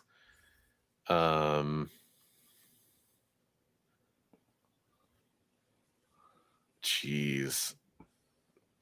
Oh yeah, he was in that terrible Holmes and Watson. I mean, I shouldn't say I haven't watched it, but everyone hated it. Have you watched Christmas Bloody Christmas?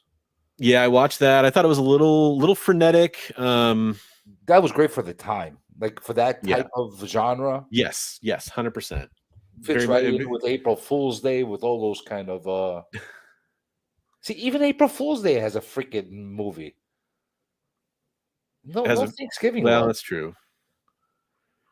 No Thanksgiving love. I don't understand that. Yeah, Anchorman 2 wasn't as good. Internship. Man, I'm trying Anchorman to. 1 was good. Did that come out before Elf or after Elf? So we're gonna. Well, this is a movie that this is actually like the number one movie on my list of movies to watch right now is Other Guys. I haven't seen it. I absolutely adore that director's other movies.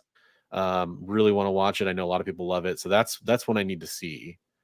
And I know a lot of people like it. There's Land of the Lost. We haven't gotten to Elf yet. I don't think that was like 2000. I thought Will Ferrell was awesome Okay. in Austin Powers, by the way. Step Brothers. You remember Yeah, him in Stranger Austin Than Fiction's Powers? good. I don't. You don't remember him in Austin Powers?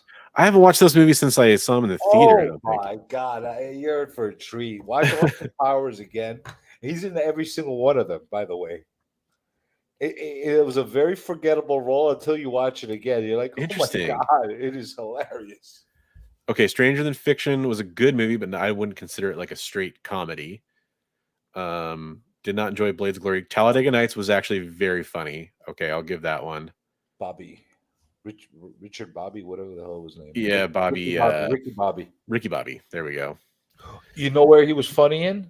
Anchorman. Will Ferrell excels in his cameo roles, where he just shows up out of nowhere, has like a small role, and then disappears again. I saw him in Eastbound and Down. Remember Eastbound Yeah. and Down? Yeah. He had a small role in that. That was pretty funny. Dude, how did I miss Elf? Where's it at? Was it like What the hell's Green 2010? Team? I probably scrolled right past it. What the hell's the Green Team? What's that? Green Team. What the hell was that? I don't know. I don't know. Probably TV or something. I don't know. He was funny in The Office. I thought it was okay for The Office for those 2 episodes he was in. Fuck. Oh, Lego Movie. Yeah, that makes sense. How am I just blind? Is that what's going on? I mean, I do need new glasses. That's definitely true. I'm trying to see it too. I don't see Elf. Semi-Pro was pretty bad. Oh, that's right. Yeah, I heard that was pretty bad. I would think it was kind of right in. Oh, there we go. Right. Yeah. So Anchorman is definitely way after. Well, I mean, a year after, but oh, was it? Oh, yeah. Yeah, that's his golden period. Old school Elf, Anchorman. Those are like the Mount Rushmore of Will Ferrell movies for comedies, especially. Talladega Nights would be a contender. So, see everybody in chat just being like, "You missed it 1,000 times." He's the modern day Bruce Campbell. Bruce Campbell is the modern day Bruce Campbell. Hey, I'll tell you something. Bruce Campbell was freaking awesome. For the roles he played, you know, I loved Evil Dead. Yeah, Evil Dead. I think I like Evil Dead 2 quite a bit. I even liked Army of Darkness. I thought it was, it was good for what it was. The special effects weren't exactly the greatest, but hey. Right. That's the weird thing about Army of Darkness is because, Evil Dead 2, for that kind of genre, they had very fun special effects, right? Like the spirit cam was breaking for the time. And then Army of Darkness had like almost like a Harryhausen kind of feel to it, And they try to go Hollywood with it. Yeah. They try to profit off of its and they did make money on it, but it just didn't fit with the rest of them. Bubba Hotep was great. That's right. Yeah. Forgot about that. Ash vs. Evil Dead. I would even so far. I can't believe I enjoyed Burn Notice, but I actually enjoyed Burn Notice quite a bit, and he was great in that too. True. I'm not really kind of a guy that would be into like a network drama like that, but Ash vs. Evil Dead was on Showtime, I think, or HBO. Yeah, it was either Showtime or Cinemax. I can't remember. No, I think it was Showtime. I think it was Showtime. It was decent. Yeah. Decent. I can't watch it again, though. I watched it when they were coming out, and that was good. Yeah, just Bubba Hotep cracks me up. Hey, I even liked him in Spider-Man. Oh You yeah, remember? well, all even in Doctor Strange too. He was great. I forgot he was in there. That's right. Yeah, Hot Dog Man. It's too bad they never made another one with him in it. Another Evil Dead. Well, I mean, It was talked about for years, but they never yeah. did it. Actually, I think it was even kind of recently talked about. Well, they were supposed to do a Ash versus Freddy versus Jason. They were supposed to do some Right. kind of that kind of thing. Never came to fruition. That would have been fun to watch. Yeah. Just legitimately fun. I'm one of the few weird people that actually thought Freddy versus Jason wasn't a bad watch. I thought it was a decent watch for what it was. Yeah, I actually Freddy vs. Jason was probably, and I'm not like if you're kind of getting this, I like a lot of cinema, I really do. I tend to not enjoy like classic cinema, and when it comes to horror, the classic horror movies are not necessarily my favorites. Well, what do you consider classic? Well, but so when we think of like slasher movies, I would, the original few, Nightmares. I think Nightmare 1 is actually a pretty good movie, but a couple of the ones after that aren't so good. Oh, they're terrible. Um, Friday the 13th. The original Hellraiser, I think it was the second one I enjoyed the most. But that kind of era of movies. They made a Hellraiser. I believe it was Hellraiser Bloodlines. Oh yeah, something like that. Yeah. That was the closest one that you could possibly get to the first one again. If you watched it, I haven't watched it yet. it was the closest one as far as the way they put it together to what that first one was. Jason X was horrible. Jason X, well, that was the Jason Yeah. X face, right? That was the one in space. It was terrible, I thought. But Freddy versus Jason, I did enjoy. It was a good watch. Yeah. Is it going to win any Oscars? No, but it was just a fun, mindless watch. But to throw Ash in as the third, I don't know how they would have pulled it off, but they were planning on doing that. They even but made how does Ash wins, right? Like, I mean, there's no. I don't know. I would say Ash wins. I don't know, but Ash, you know what I'm saying? Just the resilience and that chainsaw of his and not caring about stuff, you know? I don't want to. George, real fast. I don't want to yuck your yum. If you love Jason X, that's totally fine. 32 degrees in Orlando. Yeah, I saw. I had a buddy, Dangerous Waters Comics and More, talking about the temperature down in Florida, and that's pretty crazy for you guys. Well, guess what? I would take 32 degrees in a heartbeat right now. What is it? What is it there? Oh my God, it's freaking cold. With the wind chill, it's -8. Okay. It's Yeah, it's definitely freaking cold. Definitely. It's cold. We had an ice storm here the last few days, and actually today it heated up. It's like in the 40s, but it was it was like in the 20s, and it was, but it was a sheet of solid ice everywhere. It was pretty bad. So real fast, the next little reindeer game I have for everybody is I get a kick out of this. I mean, granted, it's a friggin' Facebook meme, but still, I think this is the right crowd that we can kind of discuss our D elf name. And you can all play along. You feel free to post yours in chat if you want to. Here, I'll leave it up for a minute so people can kind of do the thing. Let's see. I am Snowball the foul-mouthed asshole. Yep. First initial, last name. So Cocksmack would be me. And I'm in February, so it would be Slutty. And I'm on the 26th of February, so that's Meth Head. So I'm Cocksmack the Slutty Meth Head. Perfect. Nice. Thank you. I love this game. Oh, K-pop is Bimbo the loose picker wrecker. Oh, jeez. Oh, man. Frog Brawler is Snowball, the foul-mouthed meth head. Oh man, Was that right? Does that really say cocksmacker? In the, it does. Smushy, the loose-lipped wigger. Wiggers on there? Yeah, it is. Wow. Yeah. Okay.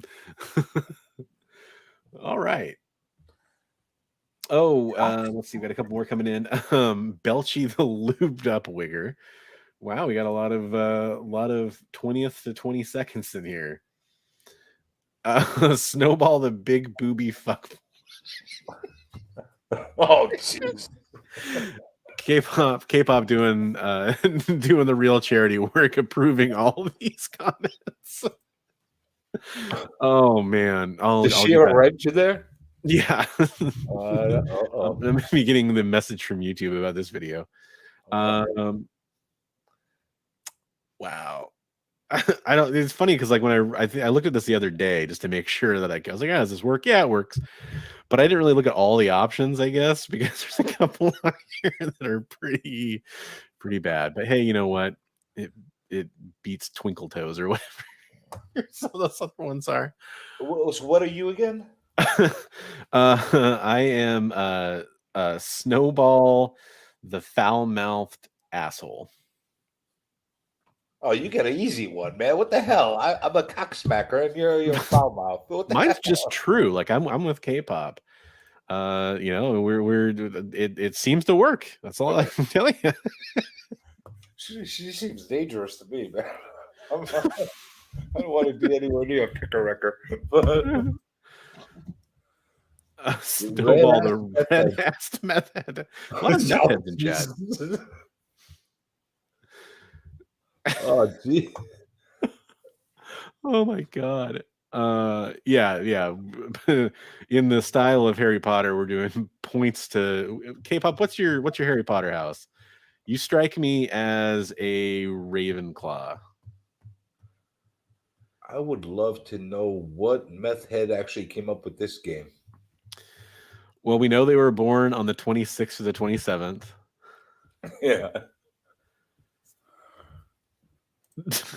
Freddy Cooter.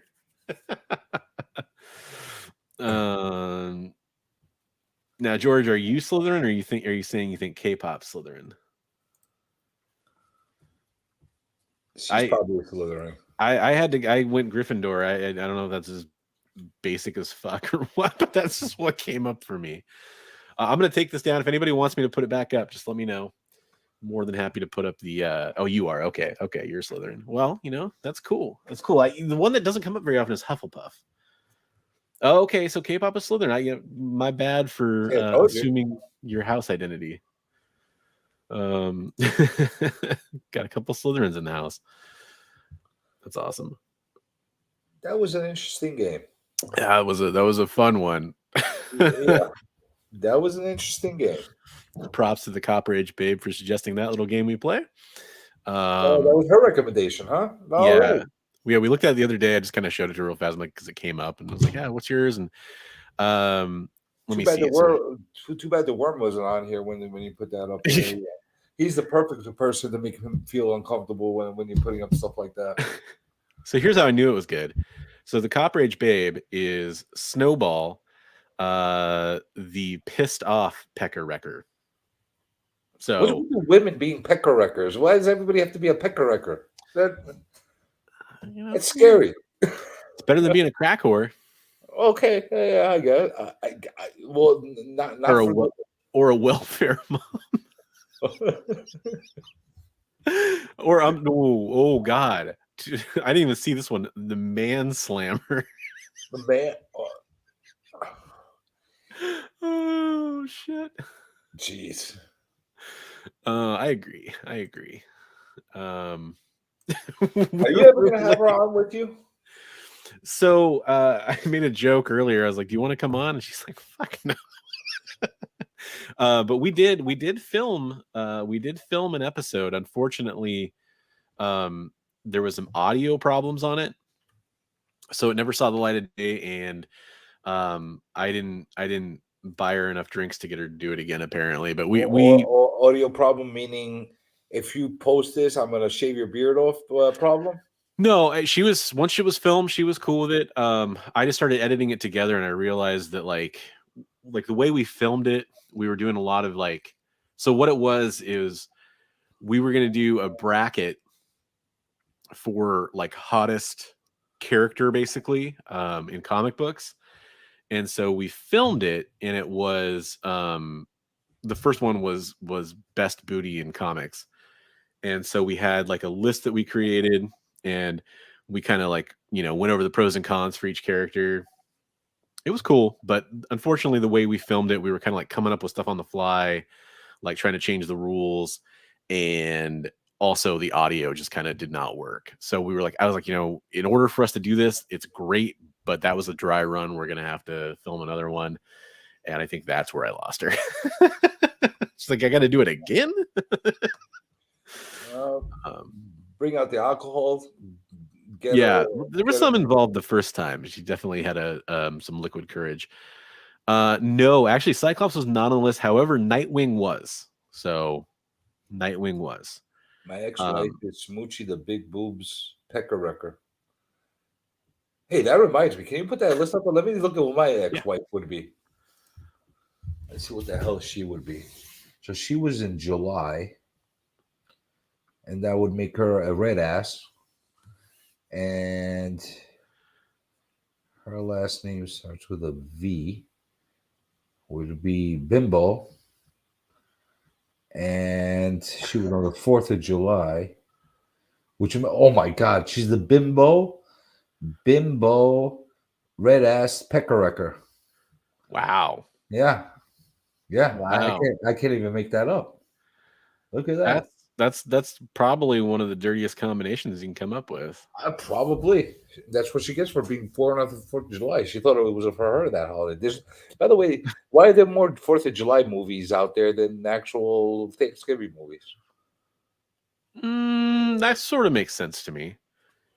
Does it? Well, I mean, because you can approach 4th of July from the historical standpoint, and also from the celebration standpoint. Plus, there's summer blockbusters. 4th of July is the summer holiday. There's more Valentine's Day movies than Thanksgiving movies. Yeah, but that also makes a lot of sense. Romance movies, people that want to engage with the holiday. Don't get me wrong. There should be more Thanksgiving movies. There's more Easter movies than Thanksgiving movies, and there shouldn't be. That's where I draw the line. We should have more Thanksgiving movies than Easter movies. I think there should be all kinds of movies, but Thanksgiving, for some reason, people are not thankful. Do we really need more Columbus Day movies? No, I don't think so. We don't need more Labor Day movies. We don't need, we got to draw the line somewhere. Hell, there's more 9/11 movies than the Thanksgiving movies. Think about it. No, I mean, yeah, again, historical event, though. There's more sad. JFK movies than... Why can't we have a happy movie about Thanksgiving? Or even if it's a depressing Thanksgiving movie. But I gotta point out one thing here before I remove this again. If your last name happens to start with I through J, congratulations, you are a flaptoot. What the hell's a flaptoot? That's gotta be a fart joke, right? Flaptoot? I don't know. Yeah, but what kind of fart? Well, a flappy one. But a flat toot.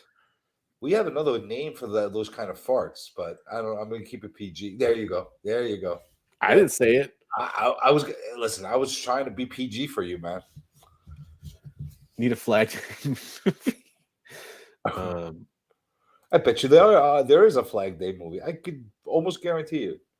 Yeah, Four Christmases. That's that movie. Jingle All the Way. 9/11 movies versus Thanksgiving movies. Fight. I mean, think about it. Well, I mean, isn't that a sad thing? That Thanksgiving is one of these wonderful holidays that are meant to like bring families together and people together. I hate to say it. I really hate to say it, but Thanksgiving movies would win because they have planes. You said it, I didn't. I mean, that's before you even get to the trains and automobiles.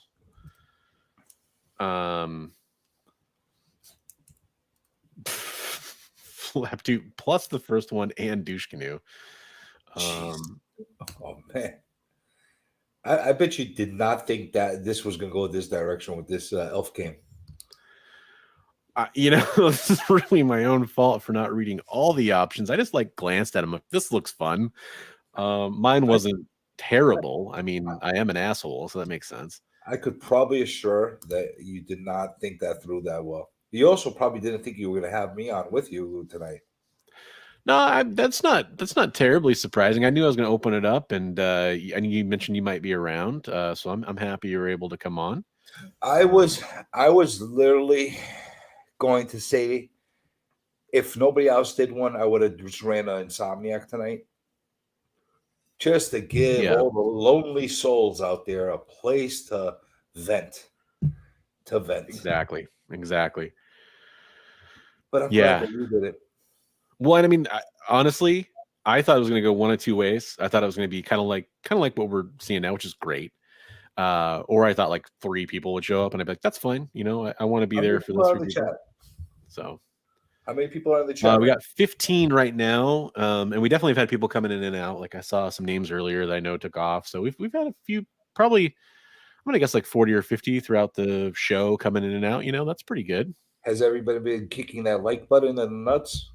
Nah, they can if they want to. Maybe just tickling it a little bit, something, Well, you gotta caress it. That's what you gotta do. Either way, it needs a little bit of a little bit of touch. So if you haven't done that already, you should do that. When I think about Thanksgiving, I could see a lot of bad ones happening. That's true. Yeah. Well, there's a lot of bad Christmas ones too. But I mean, also Thanksgiving is probably one of the holidays that I think has, besides Christmas, has probably a lot of negative associations for people too, because of family or whatever. All you have to do is have a movie about, before I got divorced, about my mental patient Thanksgivings, and it would have been a blockbuster. That's all you had to do. I can assure you. I'm sorry to hear that, but I appreciated the phrasing there. Well, which one? The how you phrase it would have been a blockbuster. That's a good turn of phrase. Oh yeah, I could assure you it would have been. The kind of psychological evaluation and therapy you need after those Thanksgiving sessions. Oh man, gold, baby. Yeah. Well, and it's stuff like what George is saying. Like this is the kind of stuff that bugs me about Thanksgiving, or I mean, really a lot of family holiday get-togethers is family can be complicated. Oh my god, good point. Yeah, you could always go back to the first one. Oh shit. Yeah, that's true. Good point. I'll tell you something. Some of my Thanksgiving, you could swap me out with the Pilgrims and the Indians any day. at least they had an end. Mine keep going. Mine would keep going every freaking year. Well, on a long enough timeline at years 11 and 2, but hopefully that's a long time from now. Oh, there was you were hoping that the years would get longer from one Thanksgiving to the other. Yeah. But it wasn't all bad. It wasn't all bad. When the kids are young, it's good. You get all happy.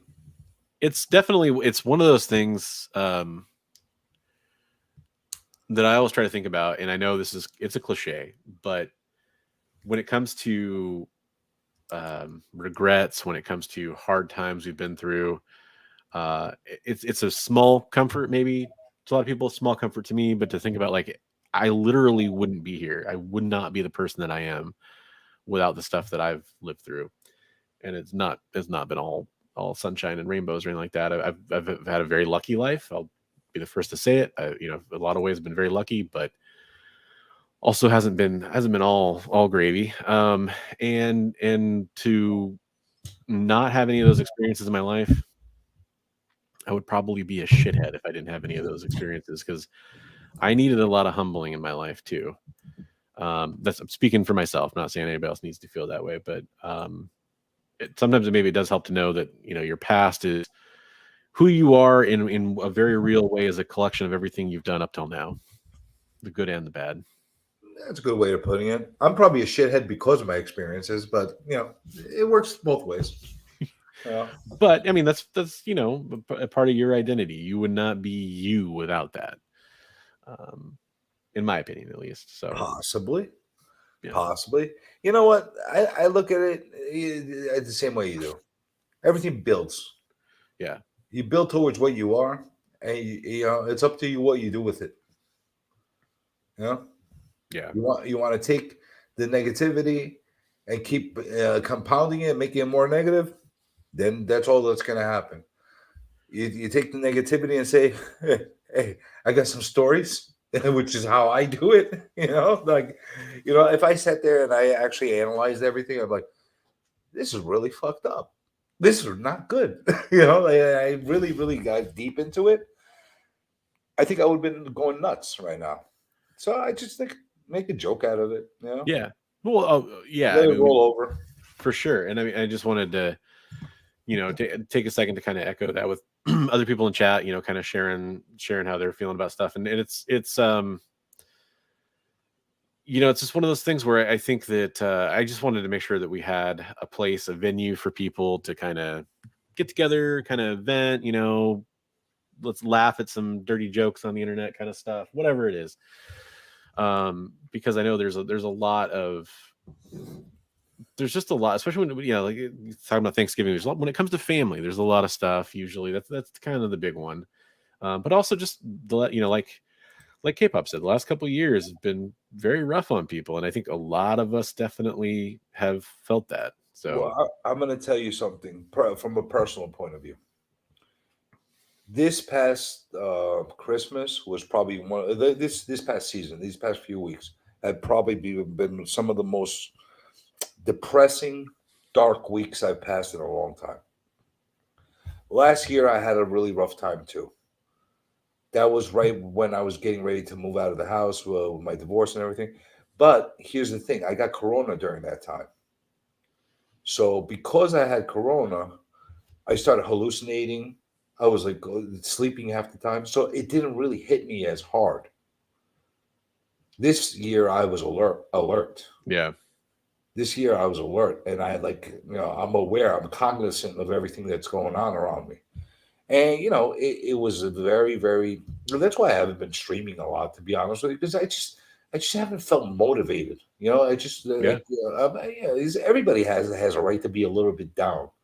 You know what I'm saying? Other people for more other reasons, so other people for bigger reasons, the smaller reason, whatever the case is. Everybody has their own capacity on what bothers them. Yeah. And what I've realized throughout this whole community, there's other people that have similar problems, other people that have worse problems, other people that have problems that I can't even imagine going through myself.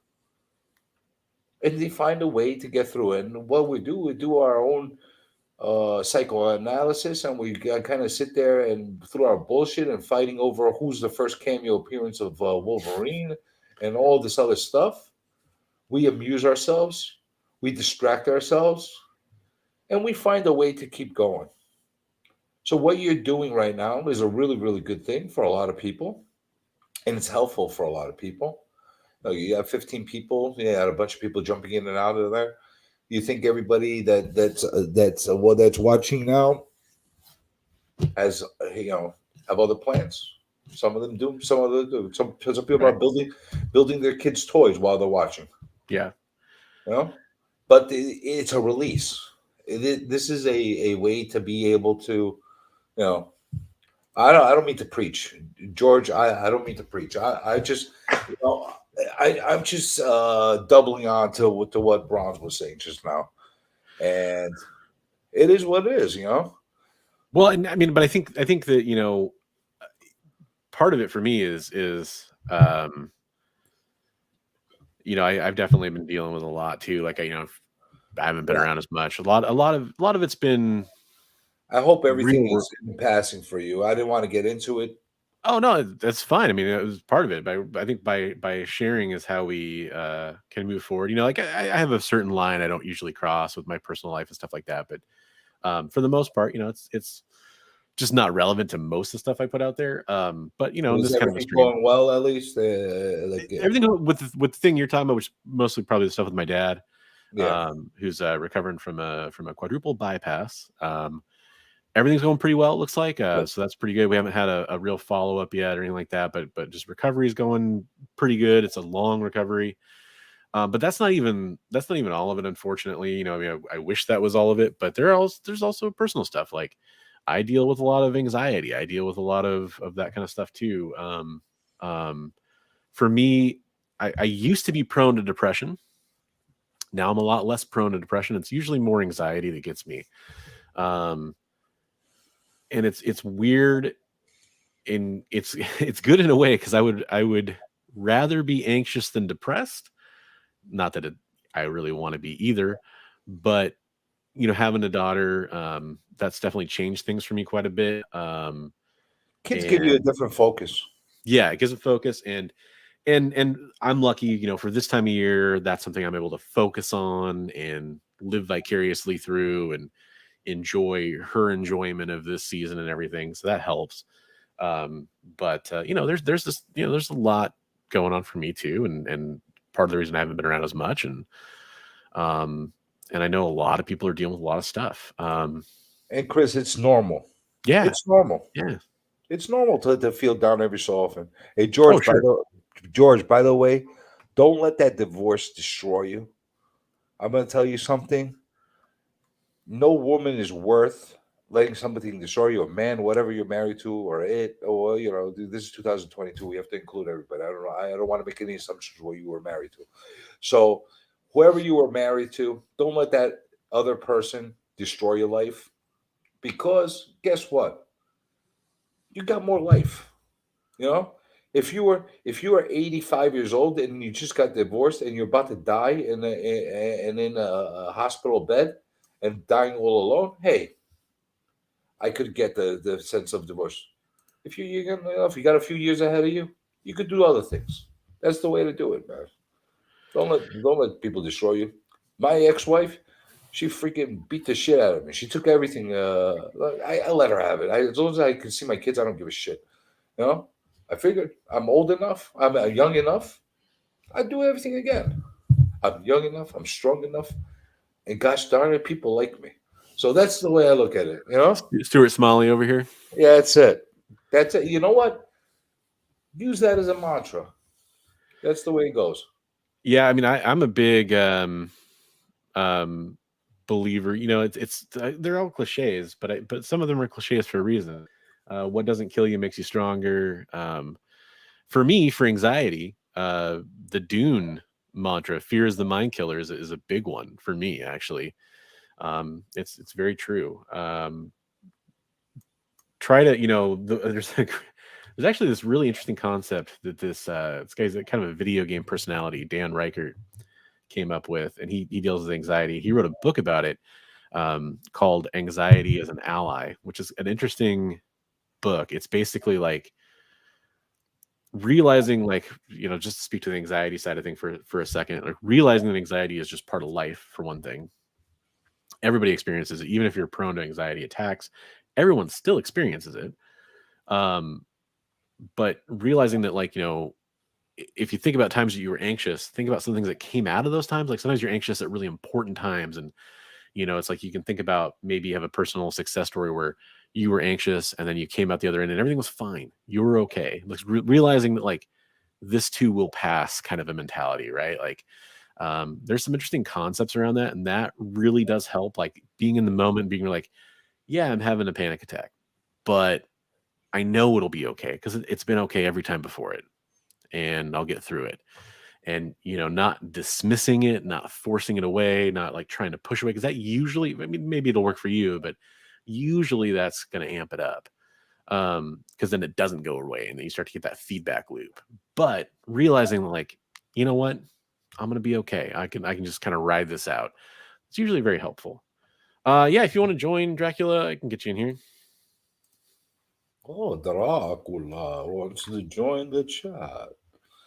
He wants to join the panel with the creatures of the night on Christmas Eve. By the way, Sure. I'm a weird character when it comes to anxiety. I thrive Yeah. on it. I A lot of honestly people thrive do. on it. You know what? The more stress I have, the more anxiety I have, the better I'm. The more productive I am. The more I do. I don't know. It's just anxiety is something that actually go. The opposite is what pulls me back. Depression.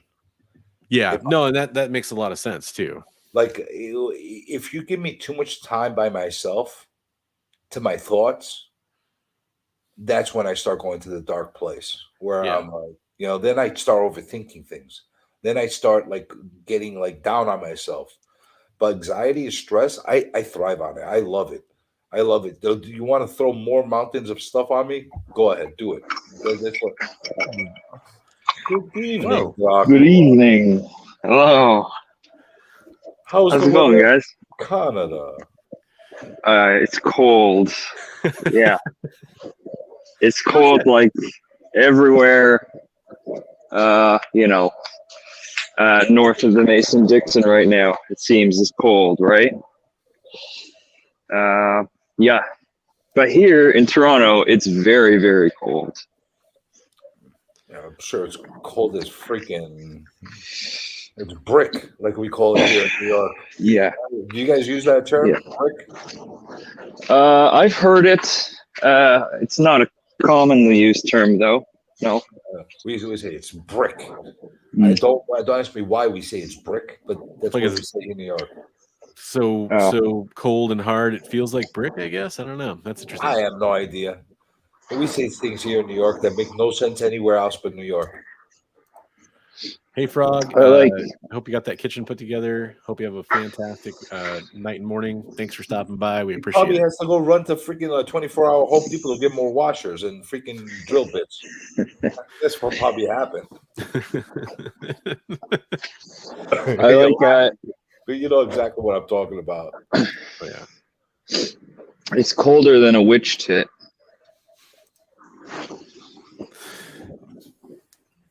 But anxiety, man, that it's something. Yeah, everything you got to take it as it is. And with depression, I gotta get into my funks. But you know what? I'm too freaking stubborn to let things bother me. I'm gonna get depressed about something. I'm gonna get whatever. Get the hell out of here. I'm like, yeah, be upset about this. That's how I get. But hey, everybody's got to take it a different stride. What kind of cigarettes you smoking over there, Dracula? Belmont. Belmonts. You want to hear something funny? Sure. Somebody went and got me a little like jar thing of CBD, So what are these called? I don't know. Gummy bears. What are they called? Okay. The CBD. marijuana gummy bears. Cannabinoid oil. They're Well, like, you're too freaking high strung. You should take one and relax. I'm like, well, you could have given me one. Why did you have to give me a whole jar? Take them all and relax. I'm like, now I have them sitting on my kitchen counter. I'm staring at them. I'm like, I don't take drugs. I don't know what to do with this thing. They're like, do I take one? Do I not take one? I don't know. I'm like, let me have a beer and chill. I'm not a weed guy. well, is it CBD or THC? Because if it's just CBD, it's not going to get you high. Yeah, you're It's talking just- about non-psychoactive components. So it's It's supposed to be weed gummy bears. I don't know what the hell they are. Okay. I don't know anything about these. I mean, honestly, like I'm a big proponent of people trying CBD if they haven't and they have any kind of reason to take it, because it does help with a lot of shit. I mean, it really does. He's telling me to take it because I'm too high strung. Well, I mean, may or may not be, but I mean, depression, a lot of different things. I mean, fuck, if your stomach hurts, it can help. I mean, there's a lot of stuff it can really help with. For me, body ache is a huge thing. absolutely. Yeah. Maybe I'll have one on Christmas, and I'll fall. The last time I took anything like that was when I was a kid. Well, so yeah, assuming that it has very, very, very, very, very, very minimal THC content, almost all CBD has a tiny, tiny, tiny, tiny amount of THC in it. But there can also be like a 1-to-1, or there can be like a 2-to-1 ratio. and that does have more THC in it. And if that's something you don't want to experience, check the THC content. If it says it's like under 1% or something like that, that you're not really going to get psychoactively affected by it.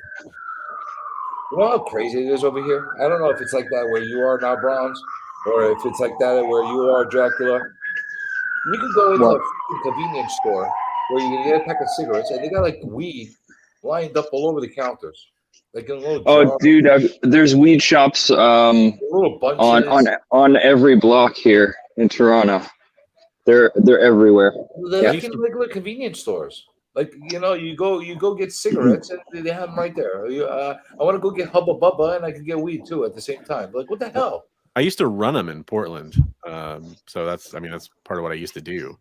But actually, where I live right now, I live in a town of like 500 people, so there's nothing here. But yeah, it's pretty common depending on your area for sure. I mean, also. Who I don't know who had the sirens, but like they hear us talking and they're coming already. Jesus. It's definitely though. That's why I didn't pull out the freaking gummies to show them off. I call it. Start throwing at them. Yeah, that's the last thing we need to get raided. But no, it's probably Drac that had the sirens. He's outside. Yeah, I can see a weed shop from my porch. I can see one right now. They got a big neon sign. So it's nice and open there. You could get them from wherever you want, and all that. Yeah, stuff. It's completely legal. Yeah. Yeah. That's crazy. I don't know. I'm too not really. I mean, the thing is that it should have always been this way, right? But I believe even like what you were talking about with like CBD and stuff, like all these lots of different compounds that they're only really starting to research now because people didn't have access or weren't given the ability to research like THC and CBD and psychedelics as well, which they're now finally opening up and letting people use for research purposes even. Well, I'm going to give you some research. I'll tell you this much, and you mark my words. You remember this in 10, 20 years from now. And say, German said this.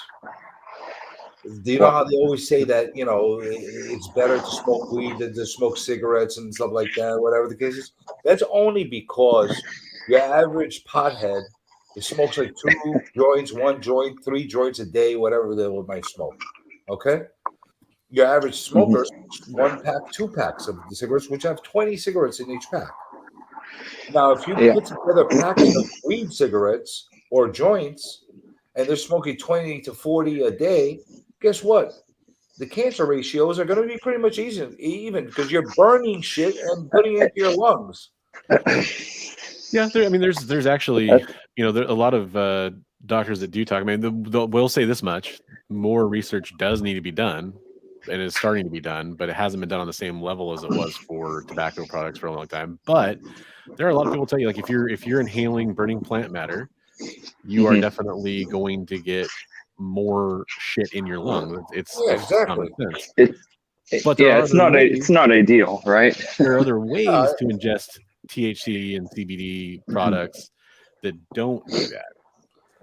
You know, but here's the thing: I'm not against it. Like I don't care what people take. I don't think drugs should be illegal, and same way I don't think suicide should be illegal. Same way I think a lot of things shouldn't be illegal. People could be able to do whatever the hell they want with themselves and their body. You know what I'm saying? People should be allowed to buy DC comics. I mean, if you want to fuck up your life, go for it. Exactly. My thing is, it's too openly available now. We went from one extreme to the other extreme. Like, I feel like when I was a kid and I was 12, 14 years old, and I could go into any convenience store and pick up a pack of cigarettes, even though you had to be 18 years old to get them, but everybody got them anyway. It was too easy. Same way it's going to be too easy for kids to get, drugs and whatever they're going to get. They should be a little tougher. You know what I'm saying? Yeah, I don't know. That's really. I mean, it's just a little tougher. When I was a teenager, I could have gotten weed anytime I wanted to. I chose not to until I was like 18. But I could have easily, not a problem. But you know what? You couldn't openly go get it and smoke it everywhere openly. but I couldn't as a 14-year-old, I couldn't walk into a dispensary. So what's your point? I don't know your point here. No, my point is they're just making it a little too easily accessible for anybody to go. You know what I'm saying? Like If- liquor stores make alcohol too accessible for minors. Actually, a liquor store is not as easy as a convenience store to get the alcohol from. Like, I don't think they should have them in the convenience stores. I think they should have them only in the liquor stores. No, that's something we still don't have. Is you can't buy alcohol at a convenience store. We only recently just started selling it at grocery stores. It's still pretty much regulated by the government here. So Here in New York, everything is very easy to get. If you want it, you could get it. You know, very easy, no problem. You can get a tow, anything. Yeah, you can get a tow. You know, We can get you a tow. I don't know. Journey can get you a tow for sure. Oh yeah, Journey knows. I fucking guarantee you, Journey knows people who could get me a tow. I could get you toes. I could get you all kinds of appendages. Don't worry about it. You know, you just got to tell me how long and what's the weight on it. All right. How about gold teeth? I want gold teeth. Oh my god, I got a whole collection. No problem. Oh man. So I got to highlight this question real fast for you, Dracula. Sure. George is asking, do Canadians celebrate Christmas? And I just wanted to point out that Canadians actually celebrate Wendigo Day, right? Like, isn't that your guys' national holiday? That's right. Yeah. Sorry. Wendigo. Had to. He's out here somewhere right now. You guys do Boxing Day and stuff up there, don't you? Yeah. Okay. Yeah, they lather up the streets with maple syrup and they slide up and down with bobsleds on them. You know, that's their whole thing over there. Boxing Day is the one because that's big in the UK as well. I guess that's one I don't understand. I don't get Boxing Day. Like, what's the difference between Christmas and Boxing Day is like shopping, right? Like, isn't it kind of like box exactly? It's when all the stuff goes on sale. Okay, but it's it's most places now. It's like Boxing Week. So no one I know really goes shopping on Boxing Day because you kind of have a whole week for those sales. But like I mean, in Canada, like you're so close. Like Black Friday deals are still like gettable for you guys for the most part, right? Yeah, we also have Black Friday here as well. Yeah, so just kind of. But it's usually just I don't usually take advantage of those because it's just like a couple $100 off some shitty electronics. Yeah. That's, I don't really understand it, but, it is what it is. So are there besides the shopping part, are there other like traditions associated with Boxing Day or anything like that? Like anything you do or okay. As far as I know, there isn't. I usually do nothing. Sit at home and play video games. That's Boxing Day. George, in all fairness, I knew you knew that they had Christmas in Canada. It just was a funny jumping off point, but I appreciate knowing that it was a joke. That almost sounds like the complete farce we have here in New York. Originally, they had a thing called no sales tax day, where they wouldn't have sales, and then they turned it into a week, which is complete horse crap. Because New York, they rip us off left and right in taxes. Anybody in New York knows, and everybody in California knows, they basically rip us apart left and right on taxes all year long. And then, hey, guess what? For 1 week, you could buy a pair of freaking underwear with no sales tax on it. Good job, guys. Good job. That kind of sounds like the Boxing Day crap that they're doing over there. Well, I lived in Oregon and no sales tax in Oregon all the time, and that was because I didn't own property in Oregon. I didn't have to pay some of the higher taxes they have for property taxes, but I did have to pay income tax. But like having no sales tax, kind of fucking nice sometimes. I mean, you're paying it in other places, but just mentally you're thinking about it. When you're making a big purchase or something, it's pretty sweet. Here we pay city sales tax. We have income tax for New York State. Then we have certain municipalities taxes that we have to pay on top of the federal taxes that we have. Oh, and by the way, everything that we get here is taxed more than anywhere else. Like gas, we pay more in taxes here than what they pay in Florida. Or you know what a pack of cigarettes costs here? If you want to buy a pack of cigarettes in New York City, I don't buy them from New York. I buy them. Hey, cops, come and get me. I get them from a guy that gets them from Virginia. You know why? Because I don't want to pay $15 for a pack of cigarettes when I could get them for $6-7 a pack. Same pack. It's all taxes that we're paying. No, New York is bad. I'm telling you, it's bad. It's bad. It's basically Canada. With all the taxes we pay. Yeah, pretty much. Pretty much. Pretty much, and the people are not as nice as they are in Canada. That's the difference. Well, actually, That's no, probably true, but we do pay a lot of taxes. However, we also have universal health care, so listen, I know how that that system kind of works too. The system they have in Canada is very, very similar to the system they have over in Greece. My heritage is from Greece, so I'm very familiar with that. So I got a dual citizenship over there too. And I'll tell you something. It's all bullshit. They tax you through the nose, and they're like, "Listen, universal healthcare. It sounds great, right? Unless you got something serious that you need to have done yesterday, and then you got to grease a freaking doctor and put an envelope in their pocket just to get up ahead of the line." I'm sure you know what that is all about. You know, it happens.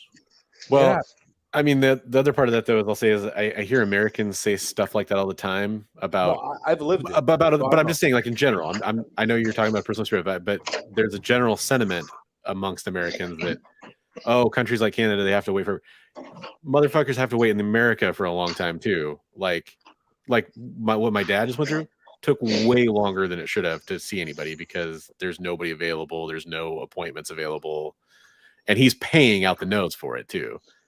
Yeah, we got a major health problem here in America that's on a different level than it is with the rest of the place. First of all, we have depleting numbers of doctors and depleting numbers of doctors willing to take our insurances. Have you noticed how many doctors we have now that are not willing to take insurances anymore? They're only going privatized. Why? Because they keep getting screwed as far as getting payments from the insurances. So it's like it's a bad situation all across the board. All across the board. So real fast, because it came up, I just want to, I'm not going to spend a bunch of time on this, but it's interesting. I mean, just looking at this is from TurboTax. I imagine they kind of know what the fuck they're talking about. For U.S. Residents, California the highest. That makes sense to me. Hawaii makes a lot of sense. Yep. New Jersey and Oregon kind of surprised me. I lived in Oregon for a while. Like I knew about the income tax. Isn't New Jersey the other state that doesn't have sales tax? No, they have a sales tax. Is it like it might be like Vermont? Then maybe I'm thinking of. They have sales tax. One of those states up there doesn't have sales tax. Here's a big factor that you don't see weighing in that list. New York property taxes are much higher than everywhere else that are on that list. Much higher than California, much higher than Jersey, California. So that's the difference. You don't see that happening. If you add those those property taxes in place. This is just income tax. My bad. I was hoping to find like effective tax rate or something. No, there's so many embedded fake taxes that we have in New York. That fun stuff. Hey, actually, and that was how do you fit on those that ELF chart? I'd have to go back and look, but what did it say? California had 13%. Yep. Something like that. Yeah, that's what we pay here in Ontario as well. That's our provincial tax, income tax. So California and New York we're on about the same as California. Yeah. But the ELF thing, I believe, was something lubed up wigger. Oh, you were the lubed up wigger. Oh, yeah. Oh, that's right. That's right. Don't you love that politically correct word? Hey, it's 2022. You have to be embracing of all words. Lubed up wigger. I still like K-pops. K-pops was pretty good. Yeah, it was pretty good. My ex-wife's is awesome. All right, no states with no sales tax. That's driving me nuts. Bimbo, red-ass, pecker wrecker. Yeah, how you go wrong with that? Delaware, Montana, New Hampshire, and Oregon are the 4 states that don't have sales tax. That's it, huh? So New Hampshire was the New England state that I could think of, but Mhm. I didn't realize. So I know the other thing that's interesting too is Alaska has a deal with Washington State where if you're an Alaskan resident and you show your ID, you don't have to. I think it's you don't have to pay sales tax because also like if you're from Oregon and you show your ID, you don't have to pay sales tax. It's basically like they get money back from the opposite state at the end of the year because they're kind of a neighboring state where they expect that to happen. Well, there's a lot of Alaskan incentives. Yeah, there really are.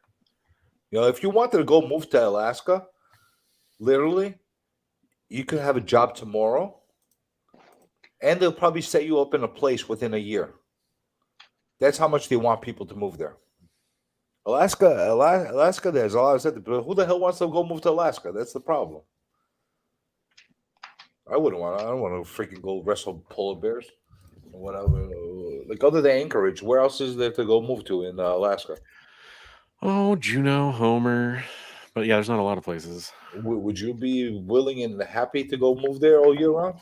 I might be one of the people that might be willing to do it, but I don't really. It's not like high on my list. Well, that's probably because you have fur all over your face and stuff like that. You're not going to be cold. Well, I have family in Alaska and stuff too. My wife was born in Alaska, so I have some ties to it. Plus, I'm honestly like I'm in Washington. It's about as close as you can get to Alaska. I mean, it's not the same thing, but it's as close as you can get and still be in the United States.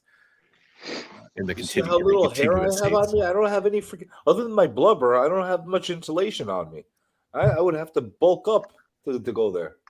I'm not gonna be in the great shape to go live in Alaska. Maybe Dracula could live there. He's cold blooded. It's true, yeah. Although I have no intentions of moving anywhere colder than I already live.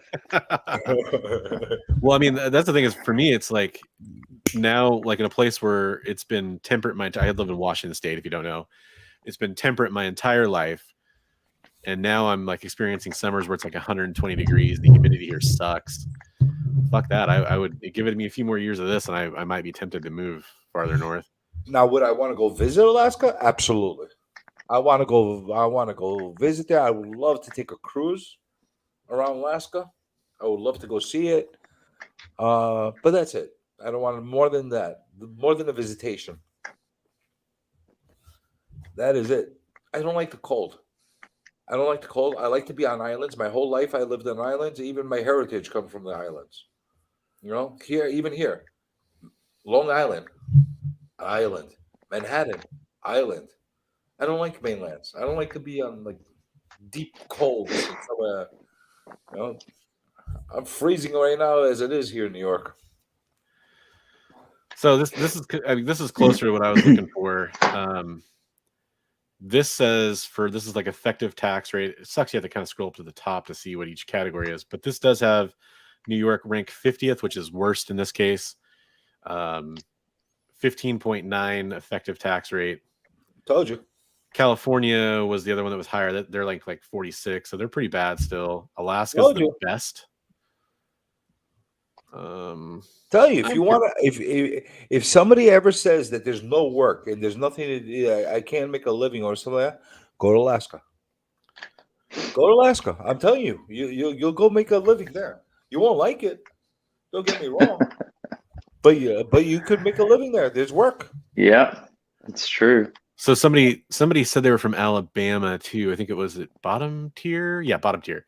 So bottom tier, you rank in the 20th best state. So you're in the top half for tax burden, apparently. Congratulations. I would love Alabama rates over where he lives. No? Jack, how would those taxes sound to you? Yeah. Where Alabama? Yeah, Alabama taxes or Alaska taxes. They're paying a 9.8 effective state and local tax rate.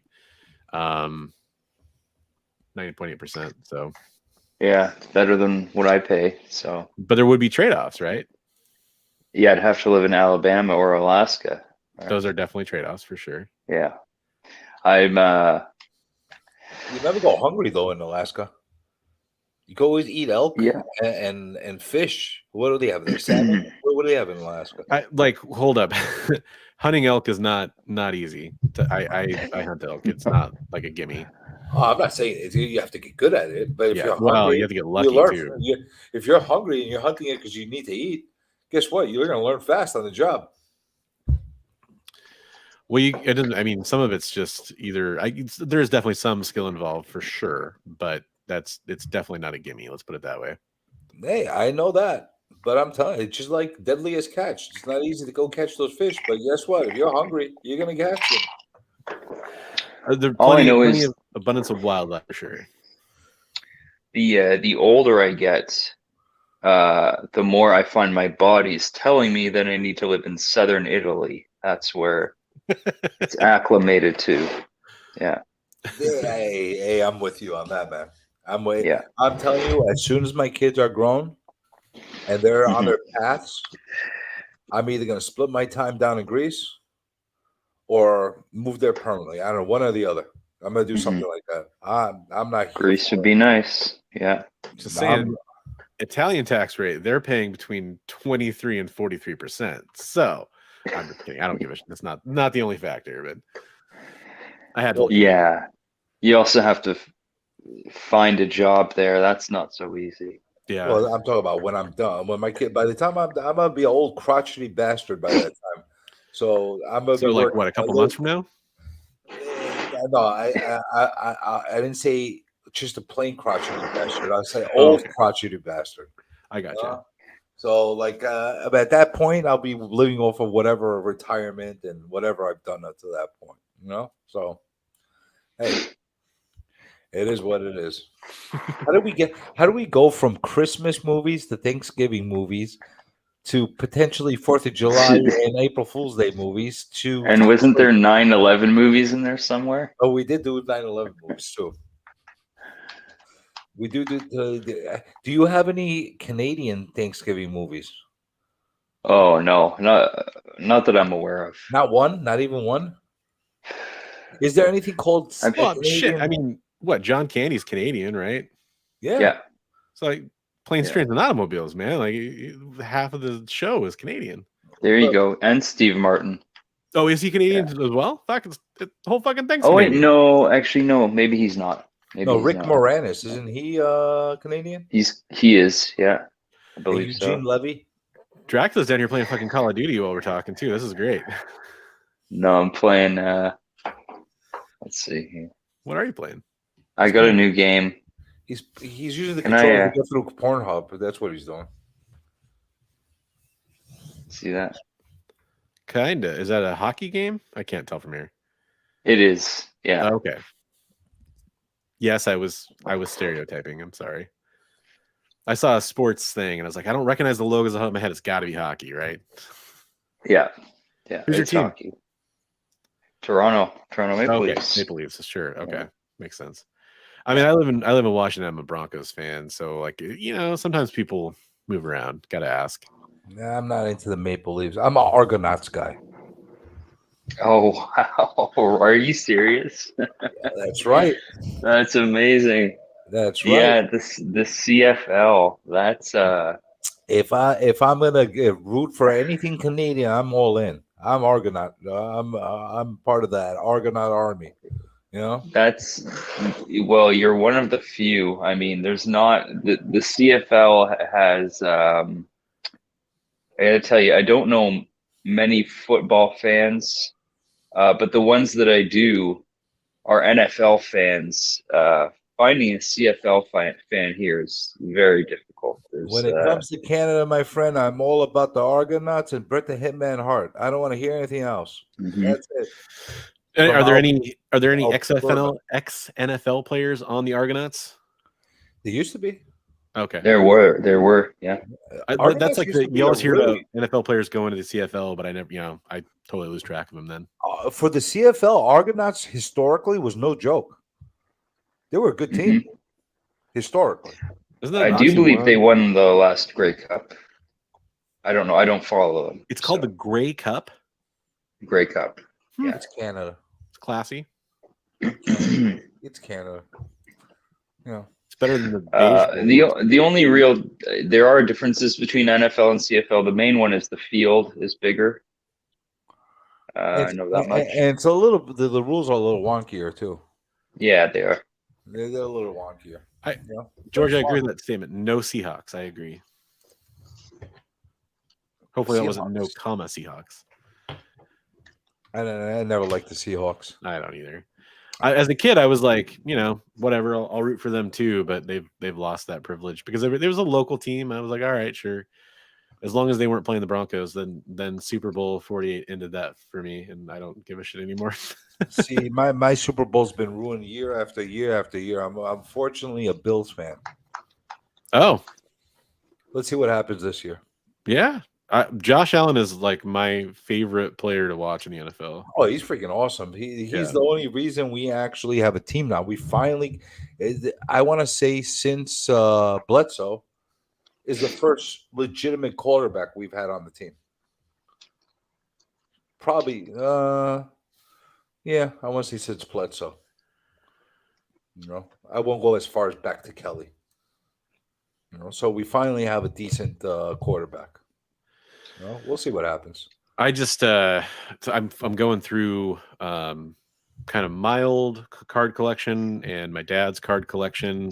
It's mostly junk wax era, but finding some like Jim Kelly cards and stuff like that. There's some players that like come back and you're like, man, like just remember watching those guys play, and it was definitely a crazy time for football. The NFL almost lost Jim Kelly to Canada. He played in the USFL first. Yeah. And if they didn't give him the right deal, he was going to go to CFL.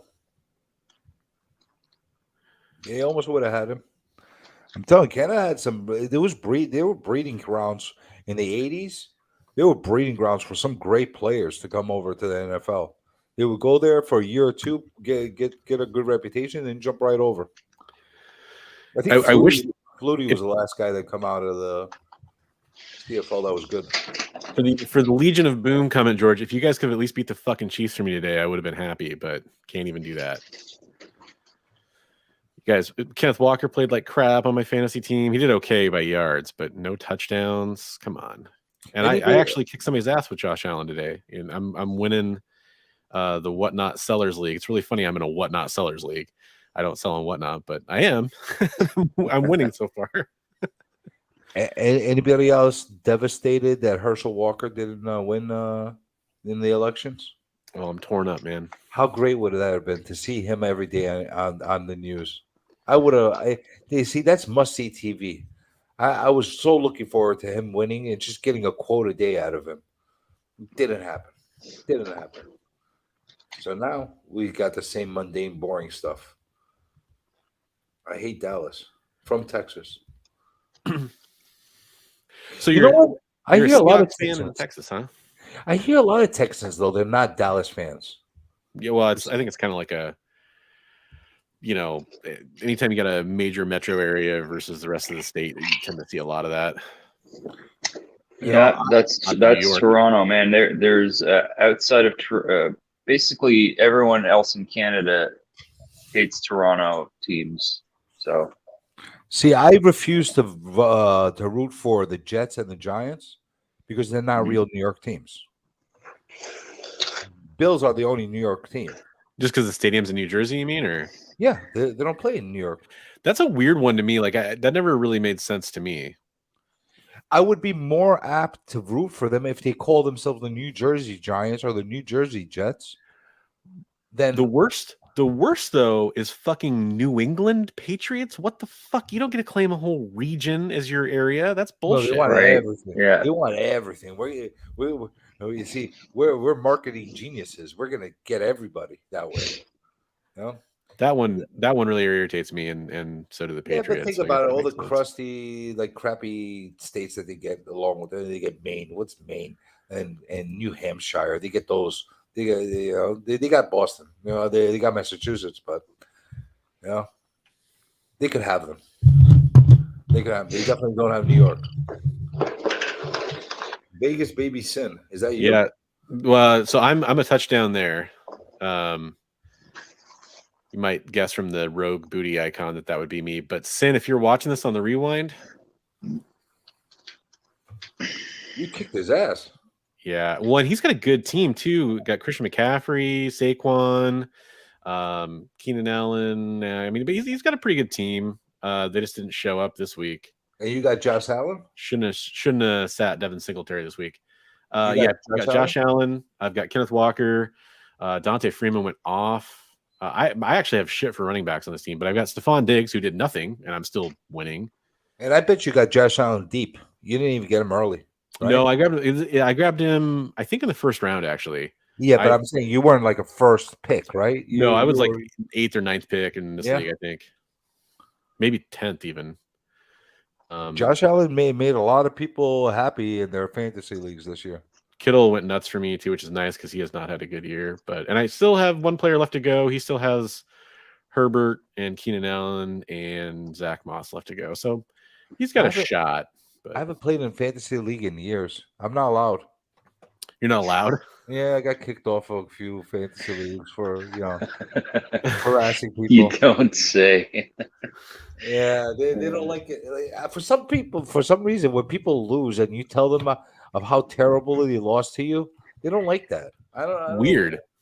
I don't get it. You know what I'm saying? You're playing a game that's based on sports that people are constantly harassing each other about how their team is better than the other. But for some reason, once money is in play and then they start to get upset that their team is losing, they don't like it when you taunt them about it. I don't get it. It's just like it's weird. It's weird. I don't know. I was only part of a fantasy league once, fantasy hockey with there was only one guy I knew that brought me in, and so a bunch of his friends. And but I lost interest almost immediately because everyone else in the group, these guys would just argue constantly over every single move anyone made. And I was just like, I thought this was supposed to be fun. It was not at all. That's the other thing. That's why I would give people a bunch of crap, because they would get so damn serious about it. I'm like, dude, I got $20 in this freaking league, $50. I'm going to make my 20, $50, whatever I'm playing in this league, to get the maximum amount of fun out of it. If I win, great. If I don't, I don't care. I'm not the freaking GM of whatever. This is not my livelihood. I'm playing this to have fun. People take it seriously as hell. Super seriously. They get nuts. I used to be on a basketball league for years, NBA league. That was really fun for me, because I would pick these players that nobody heard of, and I would just polish other teams, and then be like, "What the hell?" I'm like, "Oh, you gotta, Dracula's going for it. Where am I going? You're making some fun noises over there. The other thing that I don't like about the football leagues is if you're not watching the news and somebody gets hurt, you're like screwed. You gotta sit there and make like swaps and pick people off the waiver. You mean play fantasy football? Yeah, it's like so annoying. Like, I like to plug people in and forget about them. Real fast. I'm in 2 kind of comic book community leagues, and then I'm in my home league. So I'm in 3. This one, I'm also in the championship semifinals for this one as well.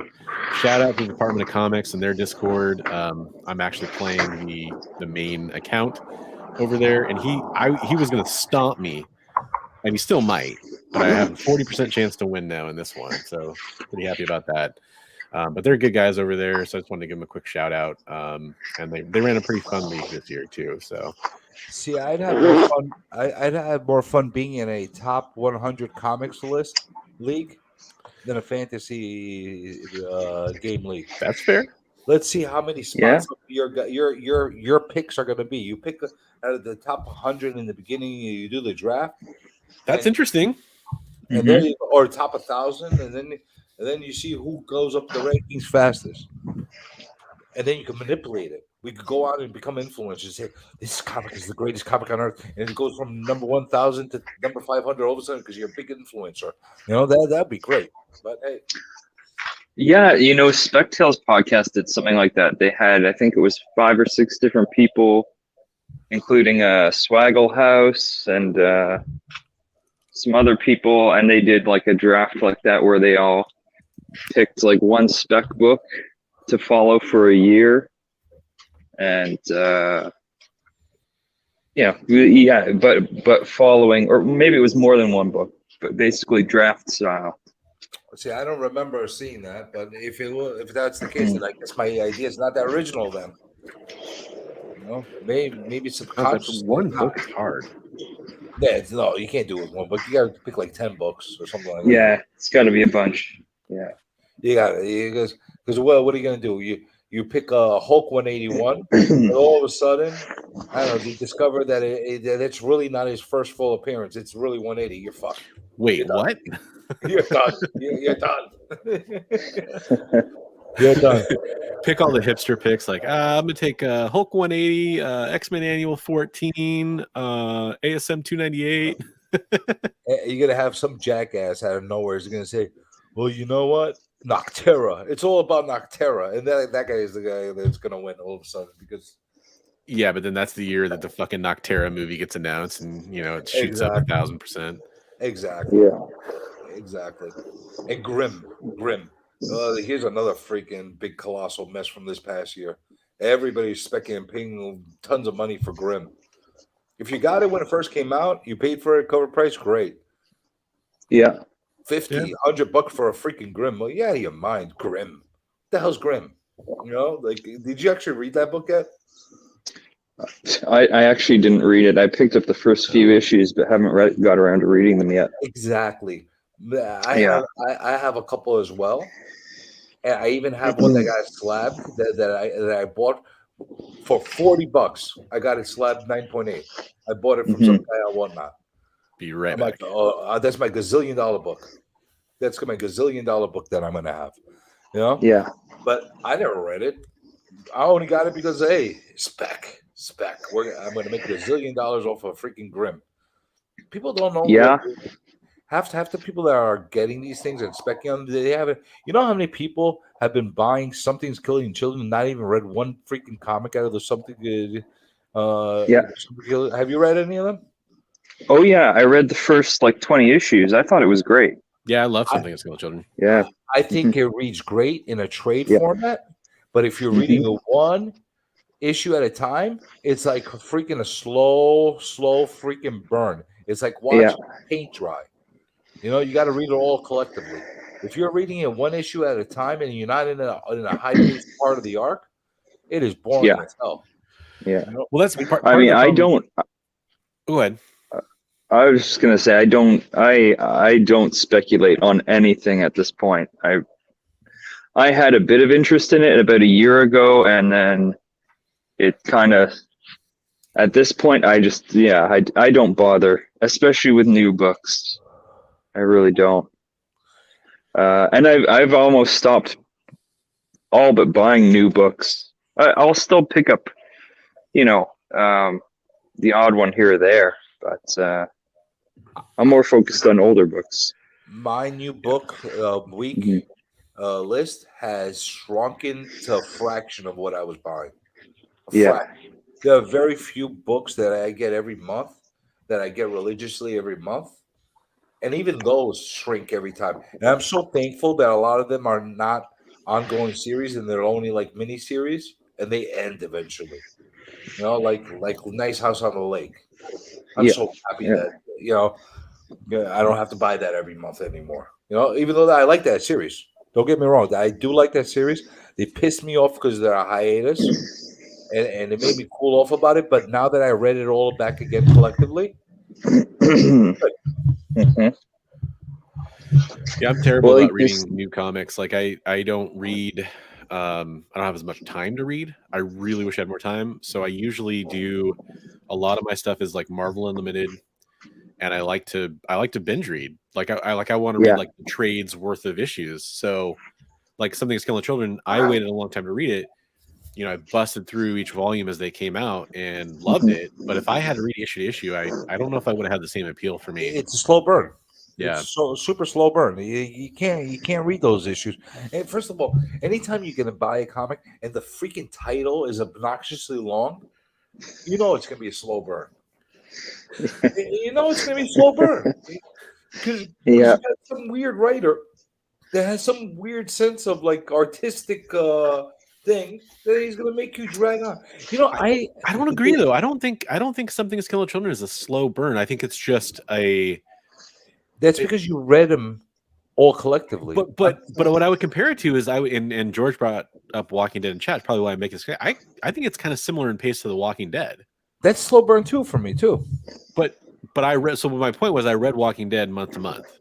Mm-hmm. I actually read Walking Dead from issue 7 on. I read it month to month, and I really like that book. I actually enjoyed waiting for it month to month. Like it was kind of like a leave you wanting more kind of a thing. Like I always wanted to see what happened next. And then it's funny you said Walking Dead. You want to hear my biggest comic book regret ever? Sure. I'm a huge horror and zombie fan. Huge. Anytime I see something, and I love covers. Anytime I see something like that, I pick it up to give it a shot. I remember a stack of Walking Dead ones sitting there on the freaking retail on my comic shop, just sitting there, and I pick it up. I'm like, oh, a zombie book.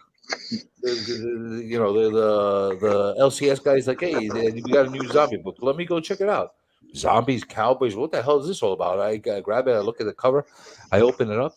It's black and white. I'm like, fuck this. I'm not gonna go buy a black and white comic. I'm done with black and whites. If I'm gonna get black and white, I'm gonna get underground comics. I don't want black and white comics. And I put it up. And the funny thing is, for like 4 or 5 weeks after that, I kept going back to. I remember this like yesterday, going back to the LCS, and that stack just stayed there. Nobody was buying them. Nobody was buying them. Did you ever hear how Robert Kirkman convinced Image to publish that? With his space, yeah, he said they were going to be like aliens created them, and that was all bullshit. He's kind of a funny dude, really. Yeah, he's kind of weird, isn't he? Well, he left fucking Marvel over them putting word bubbles on the covers of his books. He said, "Fuck you guys, stop doing that." Like, they did it, like, yeah, twice, that's like a McFarlane move, right? I mean, yeah. That's probably why I respect that. That's why he probably got along with McFarlane so much, and he became an owner over there. Mm-hmm. So there's a lot of Lobo chat happening in chat. I know George was talking about this. I picked up an Omega Men 3 at Rose City Comic Con. Got it for a steal, and I think it's near mint plus. I got it for like $50. I was very happy. But talk about one of my favorite characters for sure. Lobo's awesome. But this is an interesting question: is who plays the villain or opposite? And I'm just going to throw in my vote, and I want to hear what you guys have to say. I say, because they did a really kick-ass job in one of the animated movies with this, Superman. I was going to say Superman. Yeah, easily. Superman. Yeah. Easily. Or Green Lantern might be my other one that I would maybe take in that place, but it's got to be an overpowered hero. I think Superman makes the most sense. I agree. It has to especially because if you're going to try and bring in people who have no idea who Lobo is, that'd be a good way to do that. It has to be an overpowered hero, somebody that's on equal par with him. It has to be somebody. Honestly, if I was writing a Lobo story, I love that. Like I'm in the middle of trying to write my own book, and sometimes I get these weird ideas. I thought of a story of actually sending in Lobo to Apocalypse and basically terrorizing all the dark side, gods and stuff like that, to the point where because they can't do anything with him, they can't kill him. Lobo's immortal, so you can't do anything with him. He's like a Deadpool character before Deadpool was even Deadpool. So he's the kind of character that you could go and put him up against like super powered individuals, and it just makes a great story. And you don't have to take it seriously. That's the other thing. It doesn't have to be one of these things where, well, we have to build an arc and a storyline that will affect the whole multiverse. No, it could be individual stories that just basically are fun to read. Like I miss comics where you're watching one panel and you see a punch, and then there's another panel and there's a kick, and then another panel there's a body slam, and they're just beating the crap at each other. The Michael Bay approach.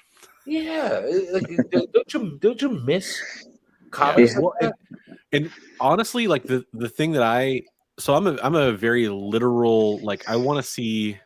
Doesn't mean that's the only kind of movie I like, but I want to see comic book movies that are extremely literal to the source material. Maybe I'm fucking crazy for that, but it's what I enjoy the most. Like some of the best ones that have come out, like 300, Watchmen, those were fucking badass because they were I love very close. Watchmen.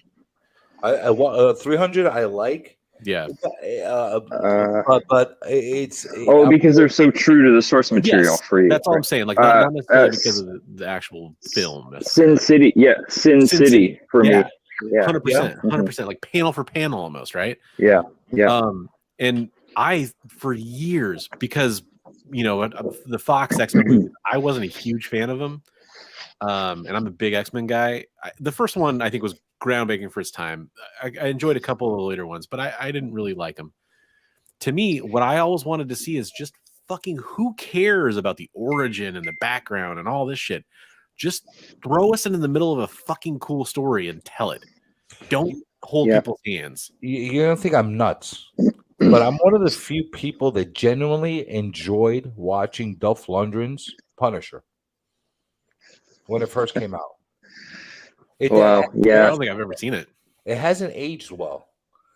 But no, that came out in like what, 91 or 92, right something around like the that. same time as all that other Roger Corman crap. Yeah, the Captain America. Right around the same time. But for some reason, they got lopped into the like really crappy Marvel movies, and they just put it in that position. This crap. It wasn't horrible. It really wasn't a horrible movie. It was a good watch for the time. Was it true to the comic? Not exactly, because they had the guy basically lurking around the sewers, underground, in order to have his base and all that stuff. But it had microchip in it. It had a whole bunch of stuff that was cool. It was not a horrible movie, and I don't think they've ever made a Punisher adaptation that was horrible.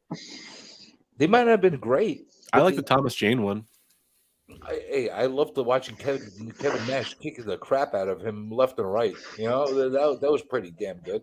Real fast, bottom tier collector. Merry Christmas. Have a wonderful night. Have a good morning.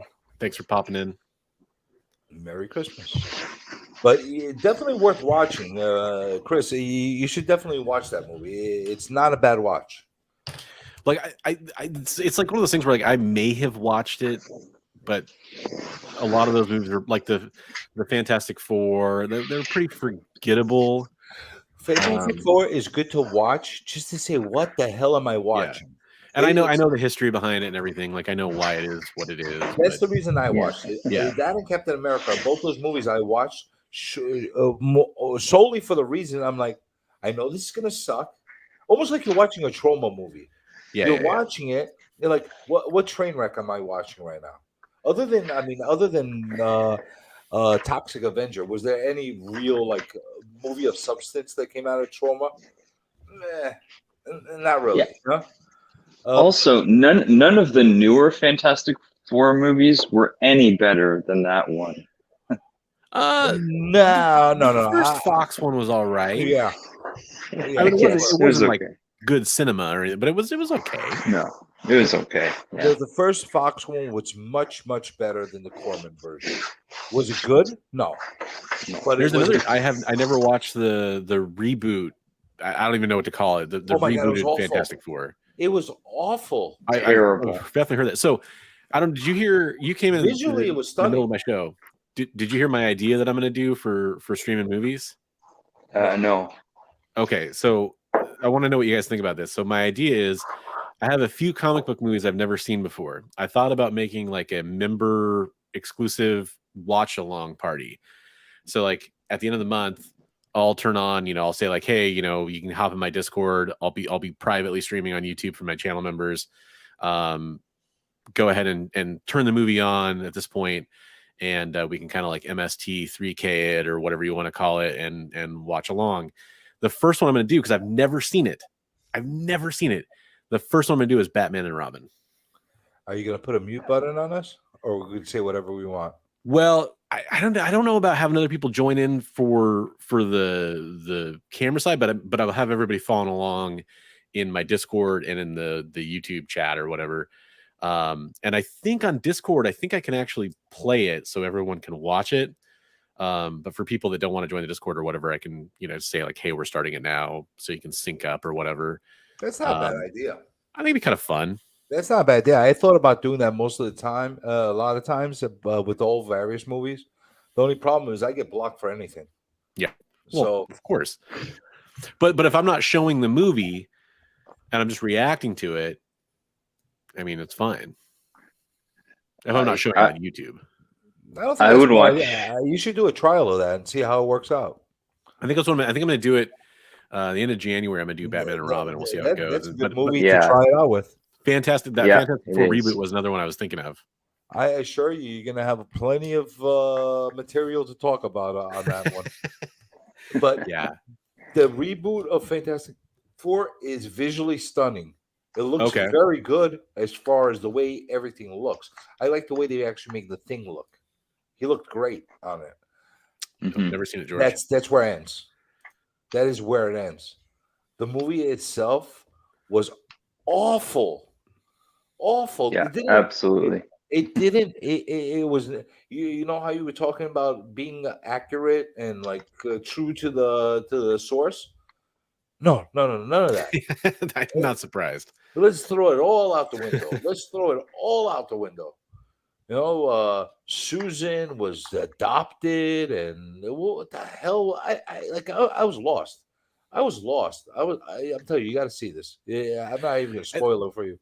That's the thing. So like the MCU is kind of weird for me because like I feel like even though I think the MCU like phase 4 particularly has been nowhere near the quality level of what has come before it. That's just my personal opinion on it. But I feel a certain amount of obligation to those movies because for 25 years of my life, I would have killed for somebody to make like a big budget accepted Hollywood version of any of those movies. And they hit so many out of the park that I'm kind of like in it for life. Even it includes being critical of the newer movies. And I really want to support I won't them. shit on phase 4 as much as other people have. There's certain ones I will. Like there's certain parts of it that were really bad. Like really, really bad. It's been rough because it's so generic. But people were all over Shang-Chi. Other than the ending I thought they ended up really, really badly. They ended that movie in a very bad way, in my personal opinion. But up until that point, it was not a bad movie. It was a fun watch. You're sitting there watching all the kung fu happening and all the fantasy and all that stuff.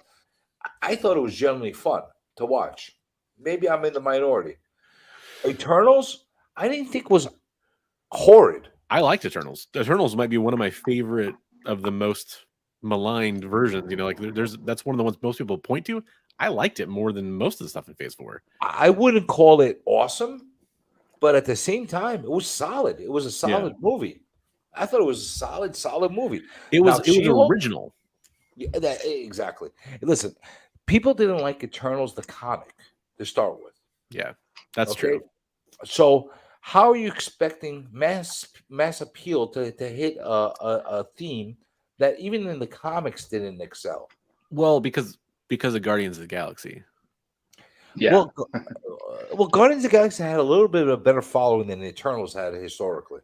I don't know about that. Well, think about it. How many runs of Eternals did you have that lasted? You had the original run that happened with Jack Kirby, right? Yeah. Then you had a mini series that came in the 80s, 12 issue mini series. What Then the happened to Neil the Eternals? Gaiman. Yeah, the Neil Gaiman didn't come until early 2000s. Well, I know, but it's. I mean, But Guardians of the Guardians of the Galaxy. How Galaxy many series were there? yeah, but they were longer. They were longer, They were but longer. we all know that it's quality, not quantity, right? True, but they were long enough. There was enough people reading them to sustain keeping it going. Eternals, they never had that. I'm just saying, like, if you're going to try to convince me that Guardians of the Galaxy is somehow relevant to the majority of comic book fans before that movie came out, I'm going to heartily disagree. No, I'm not going to say that. Yeah, I don't think I ever knew anybody that said Guardians of the Galaxy is freaking awesome before the movie. No, I mean they're all C-list I don't think characters. I have ever heard anybody say that. And by the way, However, if you were a fan of Guardians of the Galaxy, that is not in any way a knock against you. Like, great. I have weird, shitty runs that no one cares about. That I love the run of Maverick from the late '90s. I think it's a fucking kick-ass comic book that no one's ever read. I think it's awesome. But yeah, it's not something I think most people are going to point to and be like, that was cool. Wait, By like the way- the guy from the Wolverine comics? Yeah. John Okay. Ostrander wrote a series. I think it went for like 12 or 14 issues. yep, It was really good. There was also an Alpha Flight series around the same time. it wasn't bad at all. And another thing I always pick up whenever I see it at the dollar bins is that one shot of Maverick. Whenever Yep, it came same out. here. Every time I see it, Yeah, I will pick I've it got up. multiple X-Men number 5s, including Mhm. one signed by Jim Lee back here. I love Maverick is one of my favorite characters. Like, Because I and- strongly feel that he's gonna make some moves at one point in this whole. at some point, yeah. Like, but man, the Benjamin Percy run just brought him back, and he is a fucking asshole. Like, it just I don't think they went the right direction with him. But hey, whatever. I think there's something to it with Maverick. Yeah, well, the he- whole Team X, like the whole Omega Red and all that. Like, I think there's some cool shit there. For $1, I don't mind taking the risk on it. Yeah. You know, I'll have a couple dozen copies and just let them sit there. And if the worst case scenario, I give them away. That's the way I look at it. You know, but yeah, there's something to it with those. But with the Guardians of the Galaxy, I remember actually picking up every so often a Guardian. If I saw a cool cover, I would pick it up. I would read it. Eternals never pulled me in, other than the original Kirby run. Nothing pulled me in with Eternals. Nothing. Yeah, Like, it's the a main very series sucked. it's a very like of its time, almost like a little LSD kind of mixed in there, a little like high concept sci-fi, and that's not bad, but I don't think it was a the big biggest deal. problem with Eternals, and what flawed Eternals was it wasn't it wasn't the New Gods. Yeah, that was definitely a part of it. That was what hurt it. People had perceived notions of it before even picking up the book. They basically Kirby was trying to catch magic in a genie in a bottle twice with the same Yeah. concept, and it's not that easy. And not that easy. They had to do a lot of reworking and retooling of those characters to make them somewhat relevant in the Marvel universe. And the first time I think they may ever made them relevant, like really, really relevant, was that Gaiman run. I like that run too. But Yeah. after. So here's I think we kind of have a natural segue into like probably the last topic for the night from my point of view, and it's kind of bringing it back to some comic book stuff and stuff that's going on in the news right now. We're talking about Guardians of the Galaxy. Guardians of the Galaxy, I think sounds like we all agree. Movie launched that as a household name, and the man that did that was James Gunn. Mhm. How does everybody feel about the current state of the DC universe when it comes to cinema? I think people have way too much faith in him. Too much faith. Okay. Yeah. I think he's a very capable guy. I think he's done some really cool stuff. Peacemaker, I think, Mhm. was phenomenal. When I say phenomenal, I really mean phenomenal. I thought that was a really, really refreshing series that gave us something that was really lacking. Uh, I also believe I didn't think Suicide Squad was that as bad as everybody said it was. The I really didn't think so. his Suicide Squad, the second one. Yeah, The second one, yeah. yeah, Mhm. I didn't think Which so. I liked. Yeah. I So didn't think it was bad. that's funny for me. I think I actually would go almost the opposite. So I think Suicide Squad. It's funny. I hear most people, I would say, had a positive reception of it. I actually like the first one more, and I know that sounds really weird, but I kind of thought in the first one was good too. I that didn't think bad that was bad movie to either. watch kind of thing. That's kind of how I felt about the first Suicide Squad. I Right. didn't think the first one was bad either. I think they gave it a hell like a hellstorm for unnecessarily. Listen, did I like It what had they some did with, problems. I didn't like what they did with the Joker in any way No, whatsoever. agreed. Whatsoever. Not at all. Like that's No. not the Joker. When did the Joker ever become like some weird goth type of tattooed freak? He's not that.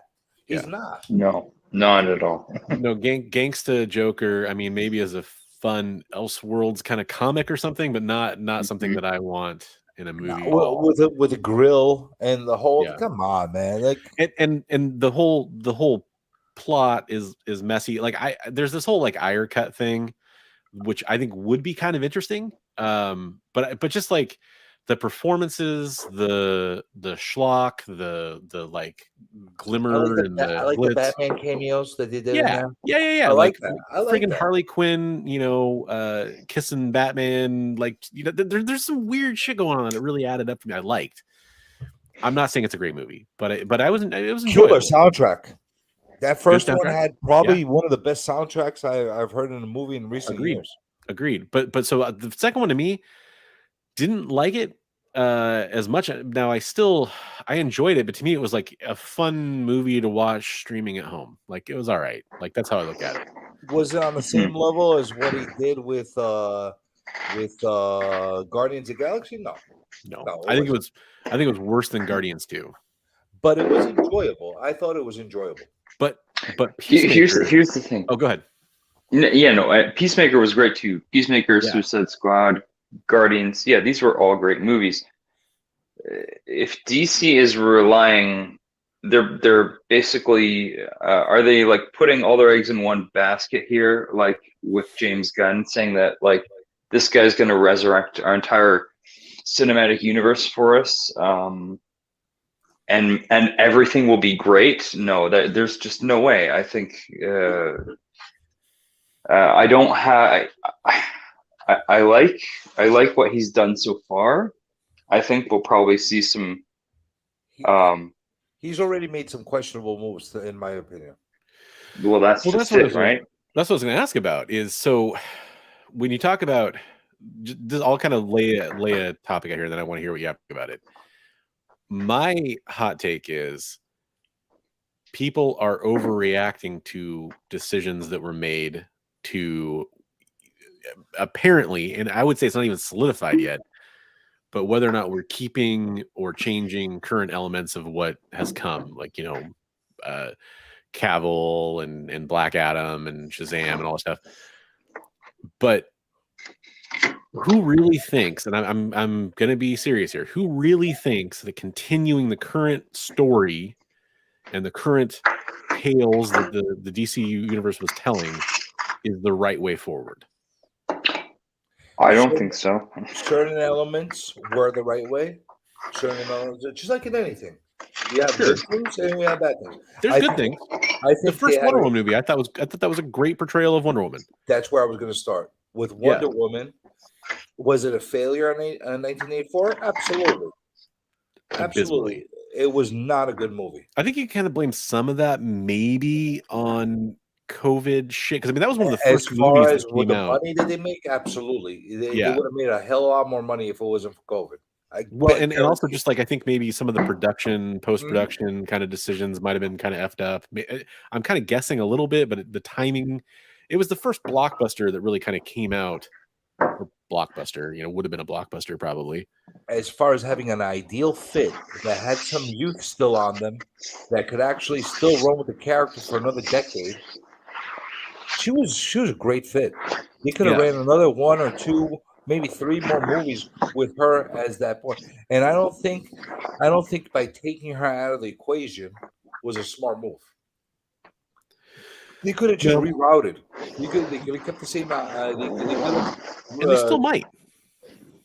I hope That- that they do. I guess that's my biggest thing about this is people are upset about a few of these kind of announcements, but a lot of times I don't think we really have like official like this is definitely never happening. The only exception to that is the Cavill news.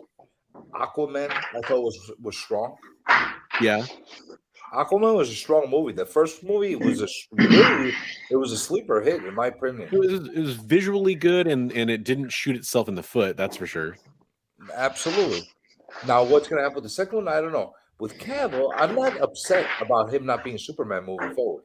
I'm not either, but a lot of people are.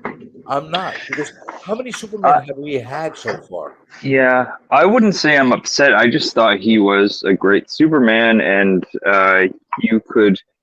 It's not like he's not Superman anymore because he's 70 years old. Like he can play Superman for years and years from now on if he wanted to, right? But So let's be truthful with ourselves. Was he a great Superman? Was he a great, or was he a candidate, an actor that fit the role? So that's he exactly fit the my role. point. Yeah, no, that's a good point. He fit the role. That's it. I mean, that's what it comes down to. But He also didn't like. his It's not script. like he, like when I think about like who's someone that like when I think of Tony Stark, right? Like Robert Downey Jr. I don't think anyone will ever fit that role as perfectly as he did. Yeah. Whereas Superman, you could find lots of other actors to do that. I think Preferably I hope maybe Nobody. some somewhat unknown actor could kind of come Exactly. along and knock it out of the park. Did you think Dean Cain was awful as a Superman? Well, he was Clark Kent more than Superman in a lot of ways. Yeah, But yeah. was he awful? No. he fit the role for a TV series. I think was it Tyler Hoechlin? I don't know if that's Is his that name. the Superman that's playing the Lois and Clark? Yeah, Kent now? he's doing a pretty decent job. He's good. Yeah. Tom Welling, that show is campy as fuck, but remembering when it came out, I think he did an okay job. Christopher Reeves played the role well. However, I didn't think he was built enough for it. I think that if somebody is going to play the role of Superman, they need to go to the gym a little bit more. You know, that's interesting. I actually just read, I don't know if it was a post or an article about it, but I really agreed with kind of a point that was made. I think the question was kind of asked, like, should Superman be super jacked, or is there an argument to be made that since he's so strong when he gets his powers, when he's coming into it on Earth, that like it would be hard for him to get a hard enough workout to be super jacked? That's a good point. I wouldn't expect him to be completely cut, but I would think a little bit of bulk on him. And he did work on a farm as a teenager, so like you'd think he'd have pretty good physique going on. A farmer's body. But I think Christopher Reeve kind of fits that in an era before. Let's be honest, most actors that are playing these Hollywood superheroes now are probably taking fucking steroids. Yeah. Listen, Christopher Reeves was much better than George Reeves. As far as I do think in terms of that that level of realism, they should. I would like to at some point see a scene where if Superman has sex with a human woman, his sperm shoots through them like bullets from a gun. We're going to Mallrats here. Yeah, you kind of need to be watching The Boys then, because that's pretty much. Yeah. Oh yeah. Yeah. Exactly. Yes.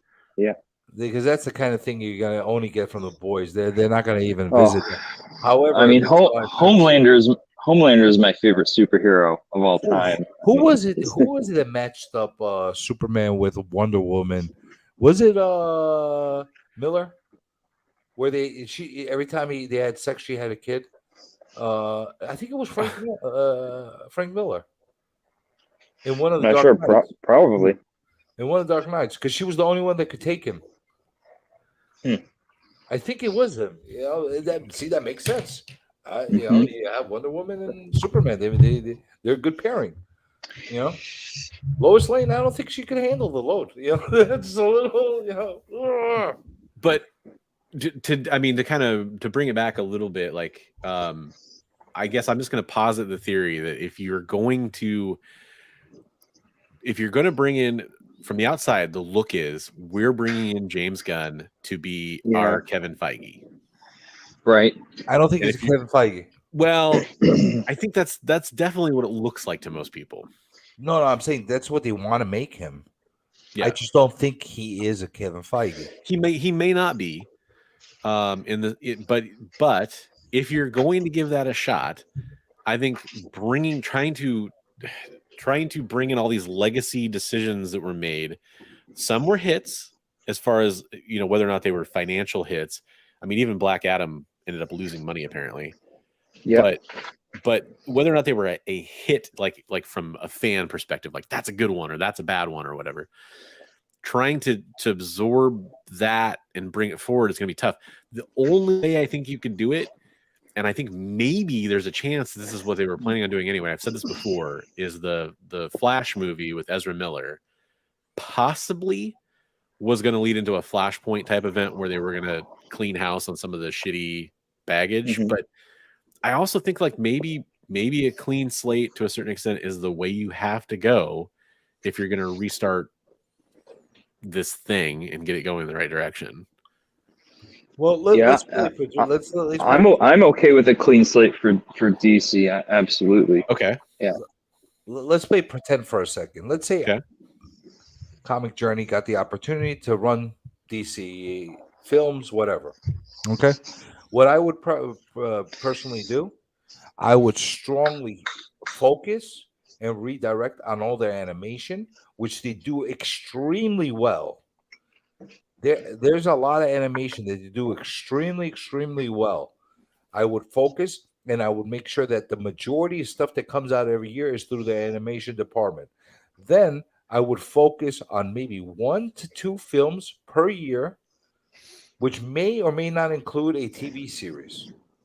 And that's it. And like I would focus on movies like The Joker that they put out there. I would make sure that Batman is a staple and has a movie that comes out every couple of years, because Batman is the kind of thing that not only can you work out where you have ongoing stories that people will be intrigued, almost like a James Bond kind of thing, where you could consistently put out good stuff that people will come out and watch. But at the same time, the special effects are not on the same magnitude of a thing like that has heavy CGI in it. You could do a lot of that stuff with the natural. Like I would be more into quality than quantity. Right. Well, I mean, it's clear DC's already taken that approach with Batman and the Joker, and that those characters are bigger than everything else that they have, and that they don't have to just leave them in this one, set universe, this one storyline. They can do whatever they want with those characters, right? They know this, and they've already done that. And I'm sure they'll continue to do that, right? You'll see Batman movies that have nothing to do with whatever else is going on with the rest of their movies. I think the Batman might kind of be that. Exactly. A nice little Easter egg every so often here and there within the films to somewhat connect them would be nice. But they don't need to be the Infinity Gauntlet. They don't need to be that saga. No, and that's the thing. Like, do they want James Gunn to be the new Kevin Feige? Because look at what happened with Phase 4 and kind of generally what a flop that has been for most fans, right? Like, whatever, like what they built up previously was incredible, and I know they were trying to kind of recreate that, and it's not as easy as it looks, I guess, right? Because not everyone's on board with it. Suicide Squad worked fine standalone. Mhm. It didn't need to be connected to anything. It was nice that we saw Exactly. the Batman Easter eggs that were put in there, the little cameos of the Batman. That was nice because they are Yeah. part of the same universe. But if they never made a Batman movie, they never made a Justice League, those movies could have just stood alone, and you didn't need to see anything more as a payoff on But Batman. I can't remember who said this, but somebody, and I wish I could credit them, but somebody had a really good point.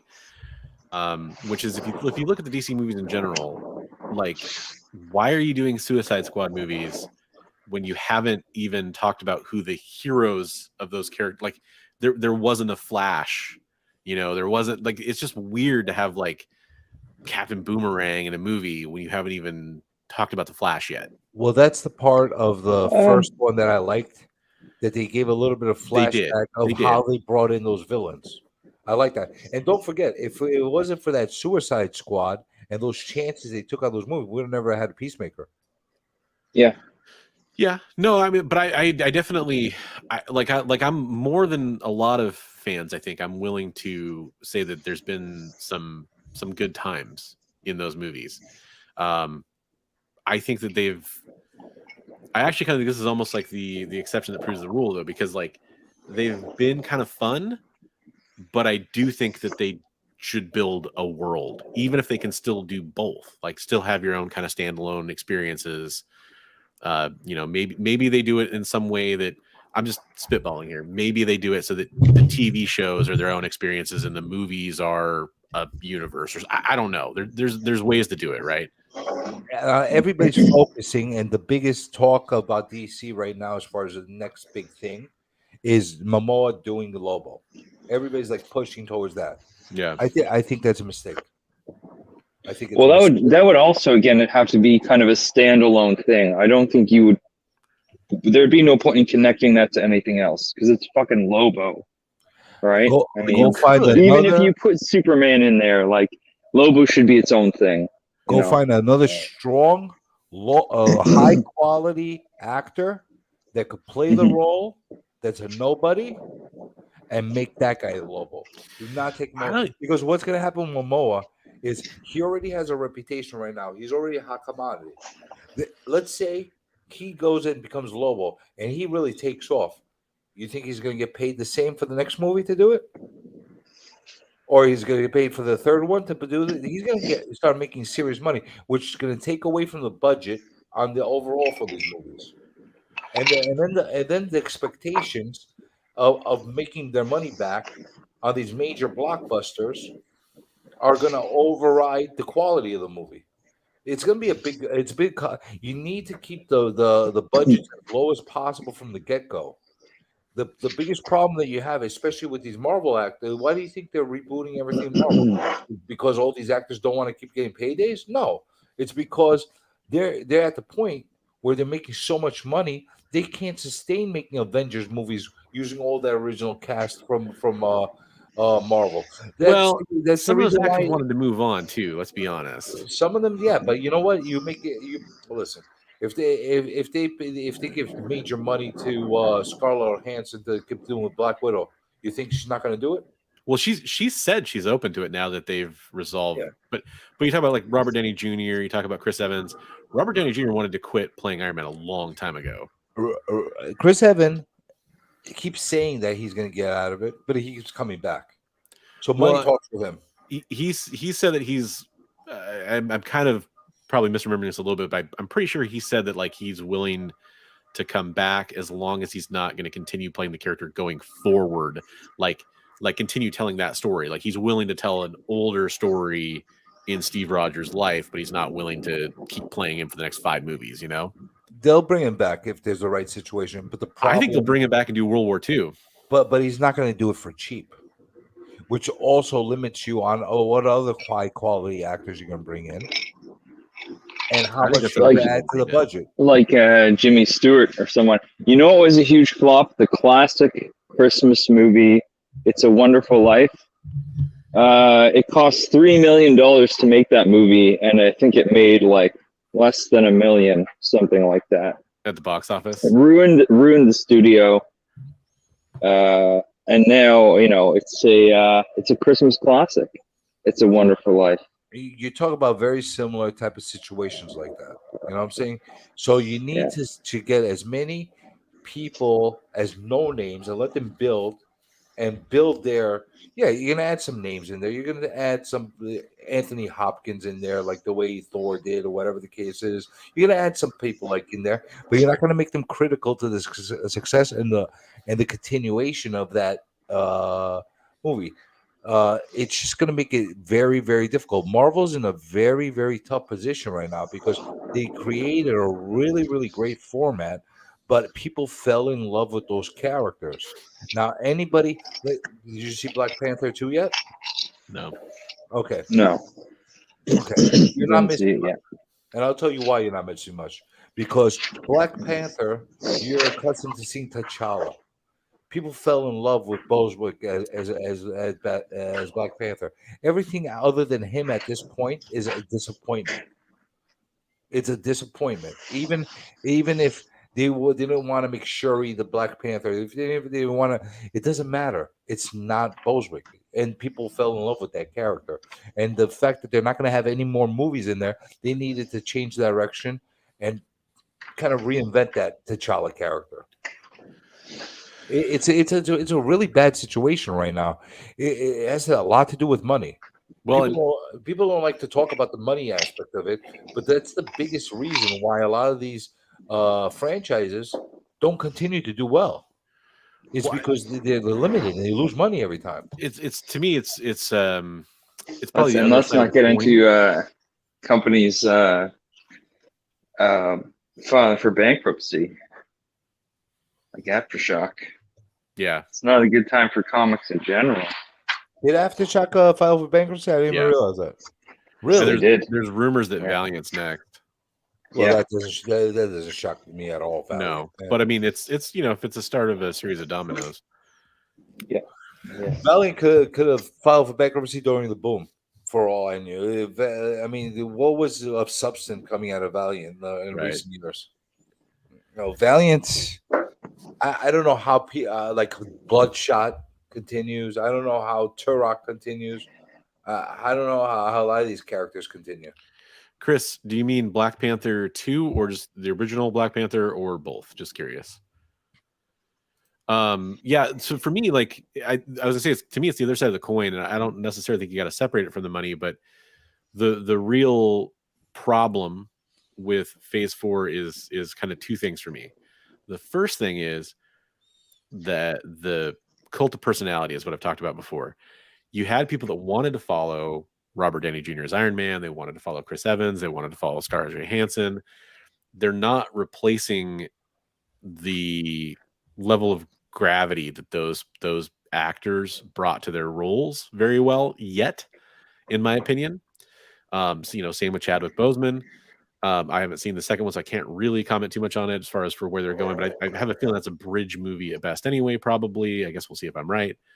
But the second problem is, you need all those people to people like characters, right? So like you have to like the characters, and I don't just mean you have to like the character from the comic. You have to like how they're portrayed on the screen. You have to like how they're written, their witticisms, their quirks. But the other problem is, in the entirety of Phase 4 isn't doing serious very well. Like when you think about Infinity War, Endgame, like people were really getting into, like if you go back and watch the beginning of Infinity War and that scene with Hulk and the scene with Loki, go watch that and then watch anything from Phase 4 and it feels high risk. It feels like minor league shit going on. Now it doesn't need to be hokey, that and it's like it's heavy-handed with the humor, right? And that's okay. Like even those movies had humor. It's okay to have humor. Yes, they did. But the humor should act as a balance to the really like comic book fans. We love, like CJ was talking about earlier, we love those fights. We love those moments of like almost like that drama. Like I guess you could kind of compare it to some like wrestling storylines, that kind of stuff. The moments of like the grandstanding, the speech, all the stakes are on the line, epic stories. We're not getting much of that. You just said the perfect word, epic stories. You take one of the biggest failures of Phase 4. I don't know if that or She-Hulk was the biggest failure, but Thor, it doesn't feel epic anymore. To me, Thor is the biggest failure by far. You know, Thor needs to feel epic. He's a Viking god. He's a freaking barbaric god. Yeah. He's a little dense, but he's not stupid. There's a difference. They're making him look stupid. Well, and Ragnarok worked for me on a lot of levels, It but it worked needed to be the because only one like that. It worked because it was a little bit of change of pace, Yeah, exactly. and you also had a key character covering a lot of the additional ground with the Hulk. Yeah. The Hulk made a big difference in that. It was just as much about a Hulk movie as it was a Thor movie, Ragnarok, the way they made it out. Yeah. So he had a lot of screen time. Even though I'm not a big Ruffalo fan. I'm not a big Ruffalo fan at all. But I still think Ed Norton was the best Bruce Banner and Hulk that they ever did. But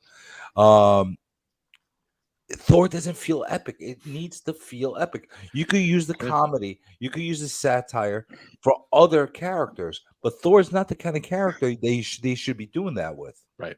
Well, no, I mean, not entirely. I kind of disagree because even if you go back to some of the original mythology stories of Thor, he's kind of a dumb-witted guy, dense. right? Yeah, he's That's dense. true. That's true. But, the but Marvel version the scale of everything should be epic. I agree. Yeah. Should be huge. Yeah. Well, and not only that, like, so, like, you know, if you go that concept that CJ and I were just talking about, where you kind of have Ragnarok be that change of pace movie, which I think it makes a lot of sense. Bring in Taika Waititi, it sort of like just worked. And then you're gonna go ahead and follow that up, and you should tell a serious storyline. How about you tell the story of Gore the God Butcher? That's a serious storyline. How about you tell the story of Jane Foster dealing with cancer? How about you turn it into an hour and a half fucking comedy? What? It made no sense. It makes no sense First of whatsoever. all, To me, that's the biggest failure. First of all, how did you like?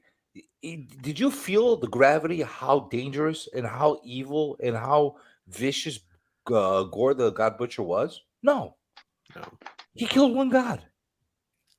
That's all we got to see on the screen, and the stupid sun god, whatever the hell he was. Remember that the goofy sun god thing? Whatever. Spoiler. Sorry, guys. If you didn't watch it, don't watch it. Nah, I think we're good on Thor. You know, but you know, they should have had him go through a streak of like wiping out gods one after the other. Then they freaking make Zeus looking like he was the guy at the gyro stand selling gyros, and I mean, seriously, like they made him a joke too. Wait, is it? Hold on. Serious question. Is it gyros? I thought it was heroes. It's heroes. I'm just using the Americanized. Okay. I really wanted to know because that's one of those ones where growing up as a kid in the Pacific Northwest, it was like there was one stand, and I was always afraid to say it wrong. No, it's supposed to be gyro. Okay. It's supposed to be gyro, but I have a lot. But people do say gyro too. I mean, I know that, but okay. This is for the Americanized crowd. So Gotcha. I'm just saying gyro. But you get what I'm saying? He's Just like that guy that's sitting there and selling the gyro, and like he's talking with a off the boat accent. Which listen, that's my heritage and stuff like that. But it feels like, first of all, a little bit like too comedic. He's Zeus. But that's the thing is, like, if that was the only thing that was like, he had everything else was serious, and then that was played for laughs, the juxtaposition would be kind of it's funny. all of it. It's all of it combined. But since all of it was funny, all of it was screaming goats, all of it, like, it was just everything was like crank it up to 10. That wasn't the right move. I thought that comedy works better when you do it sparingly. If they had a more serious movie and it felt more epic, and then all of a sudden they threw the screaming goats in it, I would have liked that. It'd be hilarious. I'd be all down with that. Because that's what comedy is. Comedy is the subversion of expectation. He's sitting there having a conversation with his freaking axe and trying to like coddle his axe. Come on. It's funny for the wrong reasons. I mean, seriously, like, remember I put a lot of WTF videos together with a lot of these porn videos that they made as parodies. You sure did. It felt like one of those parodies. Yeah. It felt like a parody that I was watching. Like a high budget parody. Yeah, I mean, it doesn't. Thor Norse mythology. You want to bring those elements in there. Keep the serious slapstick comedy for other things. Like I didn't mind the comedy in Shang-Chi. I thought it was great. Yeah, Shang-Chi was I kind of felt like I really wanted to like that movie because that was another one like had nothing to come out in a while for the MCU, right? Like it was kind of the next thing. Mm-hmm. And I was like, all right, all right. I kind of dug the dynamic between the two main characters in the beginning, but the third act of that movie was just like a generic, boring battle to me. The end was a colossal fail, but I'm talking Yeah, about in general the feel of it. yeah, Having yeah. I'm having looking forward to seeing what they do going forward. having the comedic sidekick to him, it felt fun. It felt fun, and it didn't feel forced, and it didn't feel out of place. It Well, felt right. even them like doing the Ben Kingsley thing, like they kind of like saved that weird, awkward Iron Man 3 shit in this movie a little bit too. That was kind of cool. See, I didn't even mind the Ben Kingsley stuff that happened in Iron Man 3. It was Which okay. A lot of people, it was fine. It was fine. But a lot of people had a problem with it. And I think most people would say like this was kind of like one of the better ways you could have taken that storyline. It dropped a little wrong. It ruined the Mandarin character. Yeah. But all right, they at least tried something, and they didn't try to destroy the whole theme of the movie. The whole theme of the movie wasn't supposed to be comedy because of Right. Kingsley. It was just a stupid little thing that they tried to experiment with. It they didn't go right, but the overall theme of the feel of the movie still felt like an Iron Man movie. It still felt like a Tony Stark movie. It still felt like the way it's supposed to be.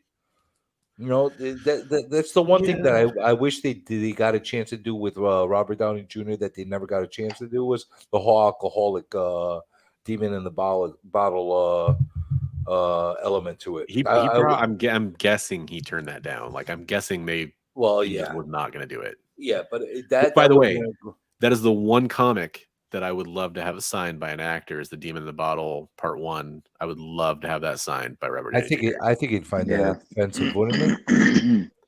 I guarantee he would, but sorry, that's still the one. I'm sure there's people that have had him sign it, but he did a CGC signing, so I wonder. There must have been people that have taken that exact copy. They go sign. I personally would. I'm not a fan of getting comics signed by actors. I fucking hate it. Though I'll make the other exception I would make is like a photo cover, unless it's a movie cover. Yeah. If it's a photorealistic cover, okay. Different. Like if I have a photorealistic Hulk magazine or comic, guess what? I want Ferrigno to sign that for me. Yeah, I think that would be freaking awesome. But I don't want him to sign a random Hulk for me for no reason. Like I'm not gonna have him sign a Hulk 181 for me. Like that doesn't make any sense. Yeah, I do want a Dracula, Mike Mignola Dracula signed by Gary Oldman. I would like that. Oh, well, that's a movie adaptation. It's a little different. Mm-hmm. It's the Tops one you're talking about, right? The Tops one. Yeah, it's a little bit different. Like I might even have Keanu Reeves sign it. Why not? You know, but that's a movie adaptation. It just makes it a little bit different. Just like here's an exception. Berserker, I possibly would have signed by Keanu Reeves because the basic character is Keanu Reeves. Yeah, well, he co-created it, so yeah, that's different. That's the only like kind of like variations I would do. But yeah, for me, it's like I can't even think. But if there was some, like I guess Samuel L. Jackson signing like an Ultimate Nick Fury book, I would, because of the weirdness of that whole origin. One with his face on the cover, maybe. Yeah, exactly. Like I would. Those are little quirky variations, right? That'll be. Otherwise, get your actors the hell away from my books. Like I don't want them. Just like I never wanted a Stan Lee signed book. Like right now, I'm on a hunt. One of my things that I like to be able to get this upcoming year is a Stan Lee signed book on a comic that he actually wrote. I don't want him to sign a Batman. Yep. I don't want him signing. I don't want him signing fucking X-Men a random 400. Chris Claremont book that he had nothing to do with. I don't want that. Agreed. I wanted to have that little Stan yeah. Lee face on it. I don't care what the grade is. Yeah. I wanted to write it, and I wanted to have that little Stan Lee face. That's my goal. It could That be pisses me off that I think a that 0.5. cover, that label is retired, and I have an X-Men 16 signed by Stan Lee CGC already. I want to send it because it's in the old style case. I want to get it sent in and reholstered, and I want to get it clean and pressed by them because I'm pretty sure that copy never was. But I want to get the fucking Stan Lee label on it. I wouldn't send it unless they honor Yeah. putting the new label on there. Yeah, I exactly. like stuff like that. I'm like really like specific about, like very very specific about. Like there's certain stuff that you can't get done. Like I can't find a Kirby signed book with Kirby's face on it. He did sign one. He did sign one. What? I know it's a little blurry when I zoom in, but Robert Downey Jr. signed one. Did he realize what he was signing? Dude, how could you look at that cover? So the only thing I could say is so many people probably sent in books. Maybe he'd stop looking. It's just signing. But I'm kind of an asshole for like wanting him to sign that book, I guess, in a way. But to me, it's like it's the only like I don't view it like as in a bad way. Like I view that as he's somebody who overcame his problems and went on to be extremely successul. I mean, it's a great story. You it's see a what great you see what he charges for his signature? Oh God, dude, It's ridiculous. But think about somebody like Todd McFarlane, right? Like Todd McFarlane has a whole list of stuff he will not sign. And I know I've watched Robert Downey Jr. like walk off of interviews when he gets asked about this stuff, Jim Lee's notorious about stuff he won't sign. Like, yeah, Jim Lee. Notorious. I mean, I think McFarlane is probably a little bit more so. He has like a whole do not sign list, basically. And then Liefeld will sign anything just as long as you're willing to pay for it. Yeah. Right. He got no problem signing anything. He's just gonna charge it up 10x. But what's we call it? Iron Man. I mean, Robert Downey Jr. He has a different price if he signs a Robert Downey Jr. He has a different price if he signs it Tony Stark, and a different price if he signs it Iron Man. Who the fuck would want? So I think it's weird for the most part. Like this is the one book that I'm willing to make an exception on. It's like a real ass comic book that I want an actor to sign. It's the only book I would make an exception for like a non-photo cover. Any of the weird things we talked about. This, I would never want him to sign it Tony Stark. Yeah. Like I could do that. I don't know. Yeah, it's true. And people are he's upcharging people to do that. Yeah. Oh, sure. Even Iron Man, he's signing an Iron Man as well. That's like the dude who would sign Spawn books, Al Simmons. Because his name was Al Simmons or whatever. He worked for Image. It's fucking weird. I'm looking at some signed books right now because I just got these signed like a week ago. You would think he would charge less. Jeff Lemire. Charge less for Tony Stark because there's less letters. Gideon Falls. Nice. Jeff Lemire. Yeah, Jeff Animal Man. You get a lot of Jeff Lemire stuff signed. He's close. Well, he lives here. There's the new 10,000 Black Feathers. And there were some other things I got. I like the way the silver pops on that Black Feathers. I got him to sign this because Lee from Whack Comics is the biggest Jeff Lemire fan in the world, so I got him to sign this picture of Lee. Yeah. Jeez. Yeah. Hopefully he doesn't burn it or eat it or something. I hope he does. What else did I get? Oh, I got this too. Joker Killer Smile. I don't know if you read that. Do you like that Joker look with the smudged lipstick on it all over his face? Or do you like the classic Joker? Yeah, no, I do. I like both. I like something in between, like the jock look. But this, this is one of my highest recommendations ever. If you haven't read it, Essex County. Oh, okay. That came out a while ago, didn't it? Written and drawn by Jeff Lemire. Did that come out Amazing. a while ago? Yeah, this is an older book. Yeah, I thought it did. Yeah. It's about his life growing up in small town Ontario, or based on that. 2009. Yeah, but yeah, it's a great story, definitely. Right on. Yeah. It's always nice. That's it. That's all I have. But at least he worked on the books. See, that's the whole Yeah. point. You want them to work on it. That's it. That's Yeah. all I I, ask. I generally want a creator like to sign, like, and by that I mean like I love getting Claremont to sign his books, and he didn't create the X-Men itself, but he really brought the X-Men forward. He really was, he did create a lot of characters too, of course. Like that's somebody who I'd love. You want to hear a funny I'm cool with story? the artist, like that's just because I'm like, I like the cover art or I like the interior art, but generally I want them to have like had a creative hand in what I'm having them sign, or I'm meeting him in person and I really just want to have something to remember it by besides the quick little conversation we get, and it's that's the other reason. But I always like to have the actual like person that had a hand in not just they wrote an issue or they inked an issue or something like that. Like they usually want a little bit more. You want to hear a funny story? Sure. You know Reggie from Reggie Collects?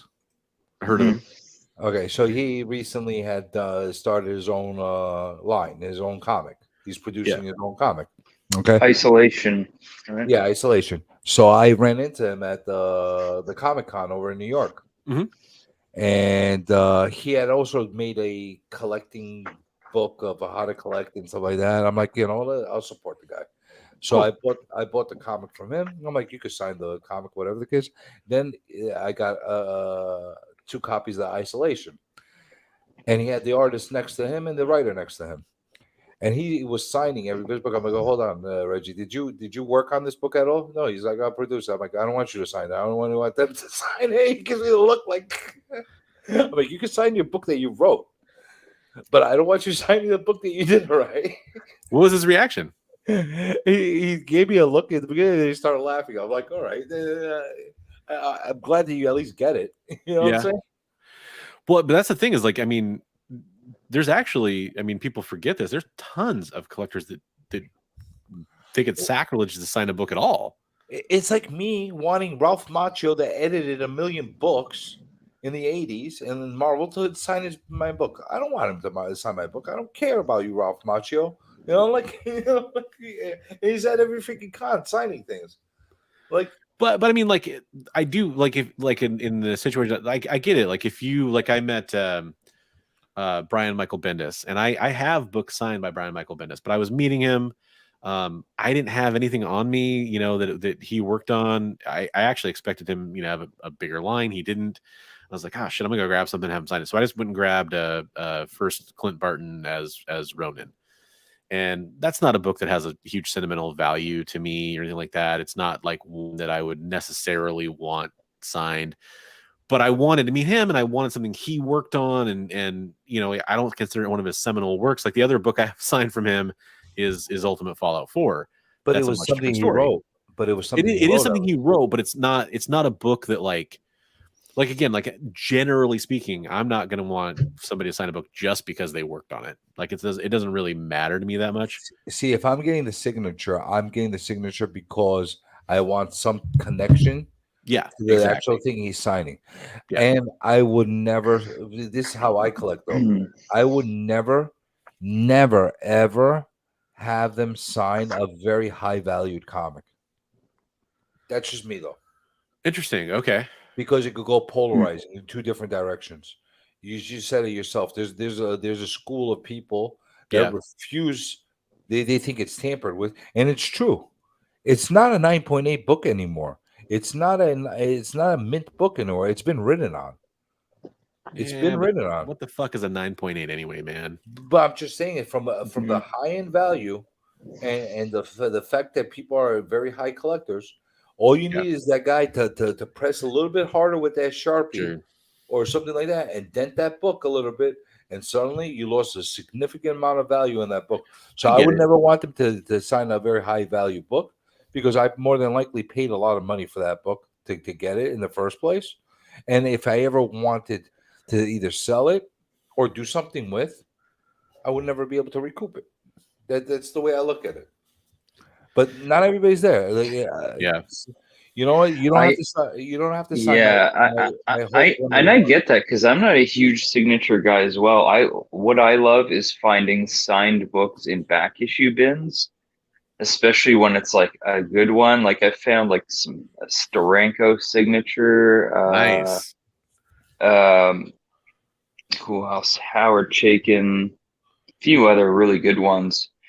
Other Steranko, than that, I have not like sought out getting books signed. Actually, one of the few books I got signed was that one as well, the first Ronin, but I got that signed by David Finch.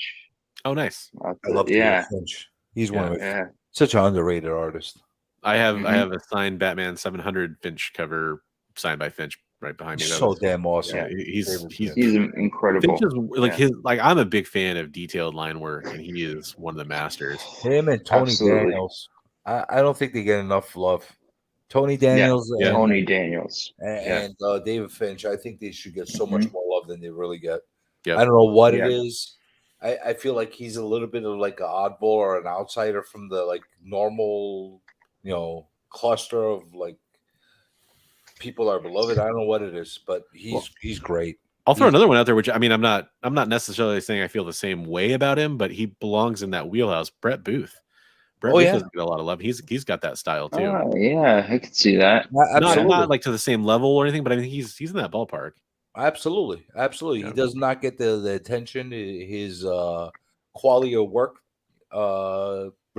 should demand. He got put on X-Men Legends, the new series where they kind of told like interstitial tales from like the older X-Men books, which I don't think that series got a whole lot of love. But I would have liked to see him like on the mainstream X title or something like that. That would have been cool. I mean, think about it. Any of the three artists we just mentioned, I personally think that Liefeld doesn't hold a candle to any of them as far as the artwork. Now, is Liefeld a trailblazer for what he did during the 90s with all his pouches and all the like bizarro type of styles? Yeah, I'll give him that much. But as far as the quality artist, not even close to these other artists. Once we were another thing related to this story. I'm gonna go after this. I'm gonna tap out, but I did want to mention because another thing that some people are really into and some aren't are remarks. I personally don't care for remarks because I'm just like, why are you covering up your artwork with another piece of artwork that's unrelated? However, Adam Kubert's remarks are incredible. I would get his remarks any day. Look up Adam Kubert's remarks. He's excellent. Sienkiewicz as well. So good. Yeah. Sienkiewicz does really good ones.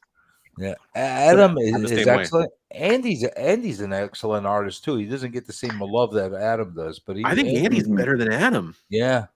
You know, I don't even know which one it is I'm thinking of. It's either Andy or Adam, but It's either probably one of them. Adam's more known for one of them Wolverine. does really, really great remarks. They are both really great. I mean, they the sons of Joe Kubert. Yeah. How could you go wrong with that lineage? Yeah, they really did great. The only place I want to remark is on a blank cover. Mm-hmm. That's all I want to. Yeah, remarks, especially like this whole like face style remark that like is just like a simple face that everyone's like, it's just like it's boring as fuck to me. Like sometimes it looks cool, that like has a lot of negative color space. ink or something. But if it's one of these negative space kind of covers that have a lot of surface on the comic, where they could.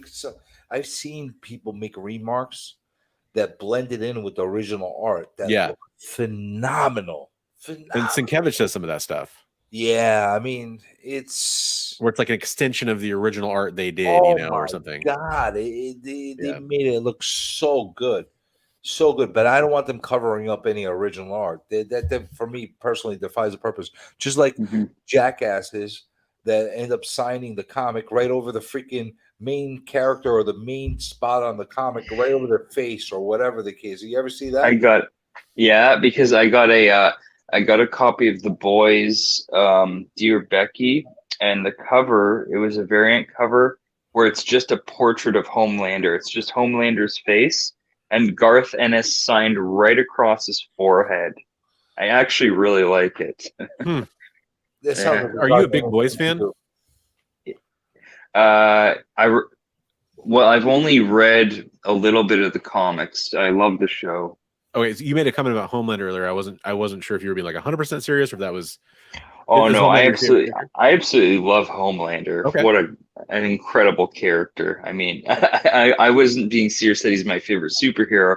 Okay. I just think I mean I kind of half am because he's just he's insane, right? He's a psychopath. That's the only IP that I actually watched the show first. I'm a huge Garth Ennis fan, and that is like, you know, start to read the comics. I'm just now reading all the comics for the Boys, and the comics are way more twisted than what the show was. It's crazy that sound, but Garth Ennis, I'm a huge fan of. Regardless, like he's the Preacher was nuts. I don't know how much Garth Ennis stuff you guys are into, but yeah, I've read Preacher. He's got issues, Garth Ennis. He's got some serious. He writes some seriously dark crap. Mm-hmm. You know? He's I think one of the most underrated things he wrote from a couple of years ago was Batman Reptilian. You should check that out. If you was it a couple years ago already? It was a six issue miniseries from. I feel like that just came out. Holy! It was from like a year ago. Wow. Okay. Wow, time flew. Batman Reptilian. Yeah. There's a mini series that he wrote called Dix. Yeah, I know. I got one of those signed by him as well. That's really good too. That series. Yeah. There's a Sienkiewicz remark that that works because there's a lot of negative. Yeah. Right. Exactly. And like first of all, it's a great Elektra piece right there, and to have it almost looks like that's how the cover maybe originally could have been designed in a way to me. Yeah, I could see that. Yeah, it looks like it belongs. It doesn't. It enhances it. Yeah, it doesn't hurt it. You know. But anyways, guys, I gotta get out of here. My phone's about to die, and I gotta go to bed. I'm sure Bronzey's gonna knock it off too soon, right? You've been yeah. on I'm probably actually. I mean, we actually could kind of wrap it up right now. Actually, I'm cool with that. Chat's been a little less active, and viewers gone down. So I think probably a good time. Probably a good time. I think you succeeded in your job as far as entertaining the people and I hope so. And getting everybody out of their depression. So. You know, with our elf charts and rants about everything. You bunch of foul mouthed titty smackers or whatever. It's so great. Bunch of wiggers. Yeah. I got a feeling we're going to be seeing clips from this video popping up every so often with everybody's little elf names. That's right. That's how it should be. It's the gift that keeps on giving, Clark. All right. Well, I appreciate my guests popping in here. Absolutely. Dracula, welcome to the show. It's nice to have you on the show. Yeah, thanks for having me, man. Of course. It's been good. Well, my thing was I came on here tonight thinking that Journey would be doing an Insomniac theater, and I was going to hop on that. But then I saw he was on your show. I was like, well, that's perfect. Let's do that. Yeah. Nice. Well, I'm glad you're able to make it, man. That's awesome. Yeah. I wish you the best of luck on your Boxing Day adventures. Well, I told Bron he saved me an Insomniac by doing the show. Yeah. I was going to run one. Saved everybody, really. Well, yeah, you probably did because who knows what happened there. At least we have a little bit of filter here. You know, we try to keep it as PG as possible. You know, I mean, just elf names all over the place. But to everybody who watched, if you happen to be watching on the rewind, maybe you're trying to escape some holidayisms or something like that right now, I sincerely appreciate you out there. If you I made the offer earlier, and I do mean it, if you ever need somebody to talk to, you need some help, any of that kind of stuff, please reach out. My Discord is an awesome place to connect with people. You can connect with me on Instagram. Just appreciate everybody swinging through. Hope everybody has, happy holidays, Merry Christmas, Happy Hanukkah. every holiday under the sun, all of it is worthy. However you celebrate your winter special holiday, I think that's awesome. And I personally will say Merry Christmas to everybody, and I hope everybody has a great one. I will be around. You'll see some more videos coming out from me probably in the next week. Some end of year kind of wrap up stuff, best of 2022 kind of things, and looking forward to 2023. Special thanks to my guests, Comic Journey and Actual Dracula. Thanks a lot for being here, guys. Everybody else, have a fantastic night and Merry Christmas. Later. Happy Festivus for the rest of us.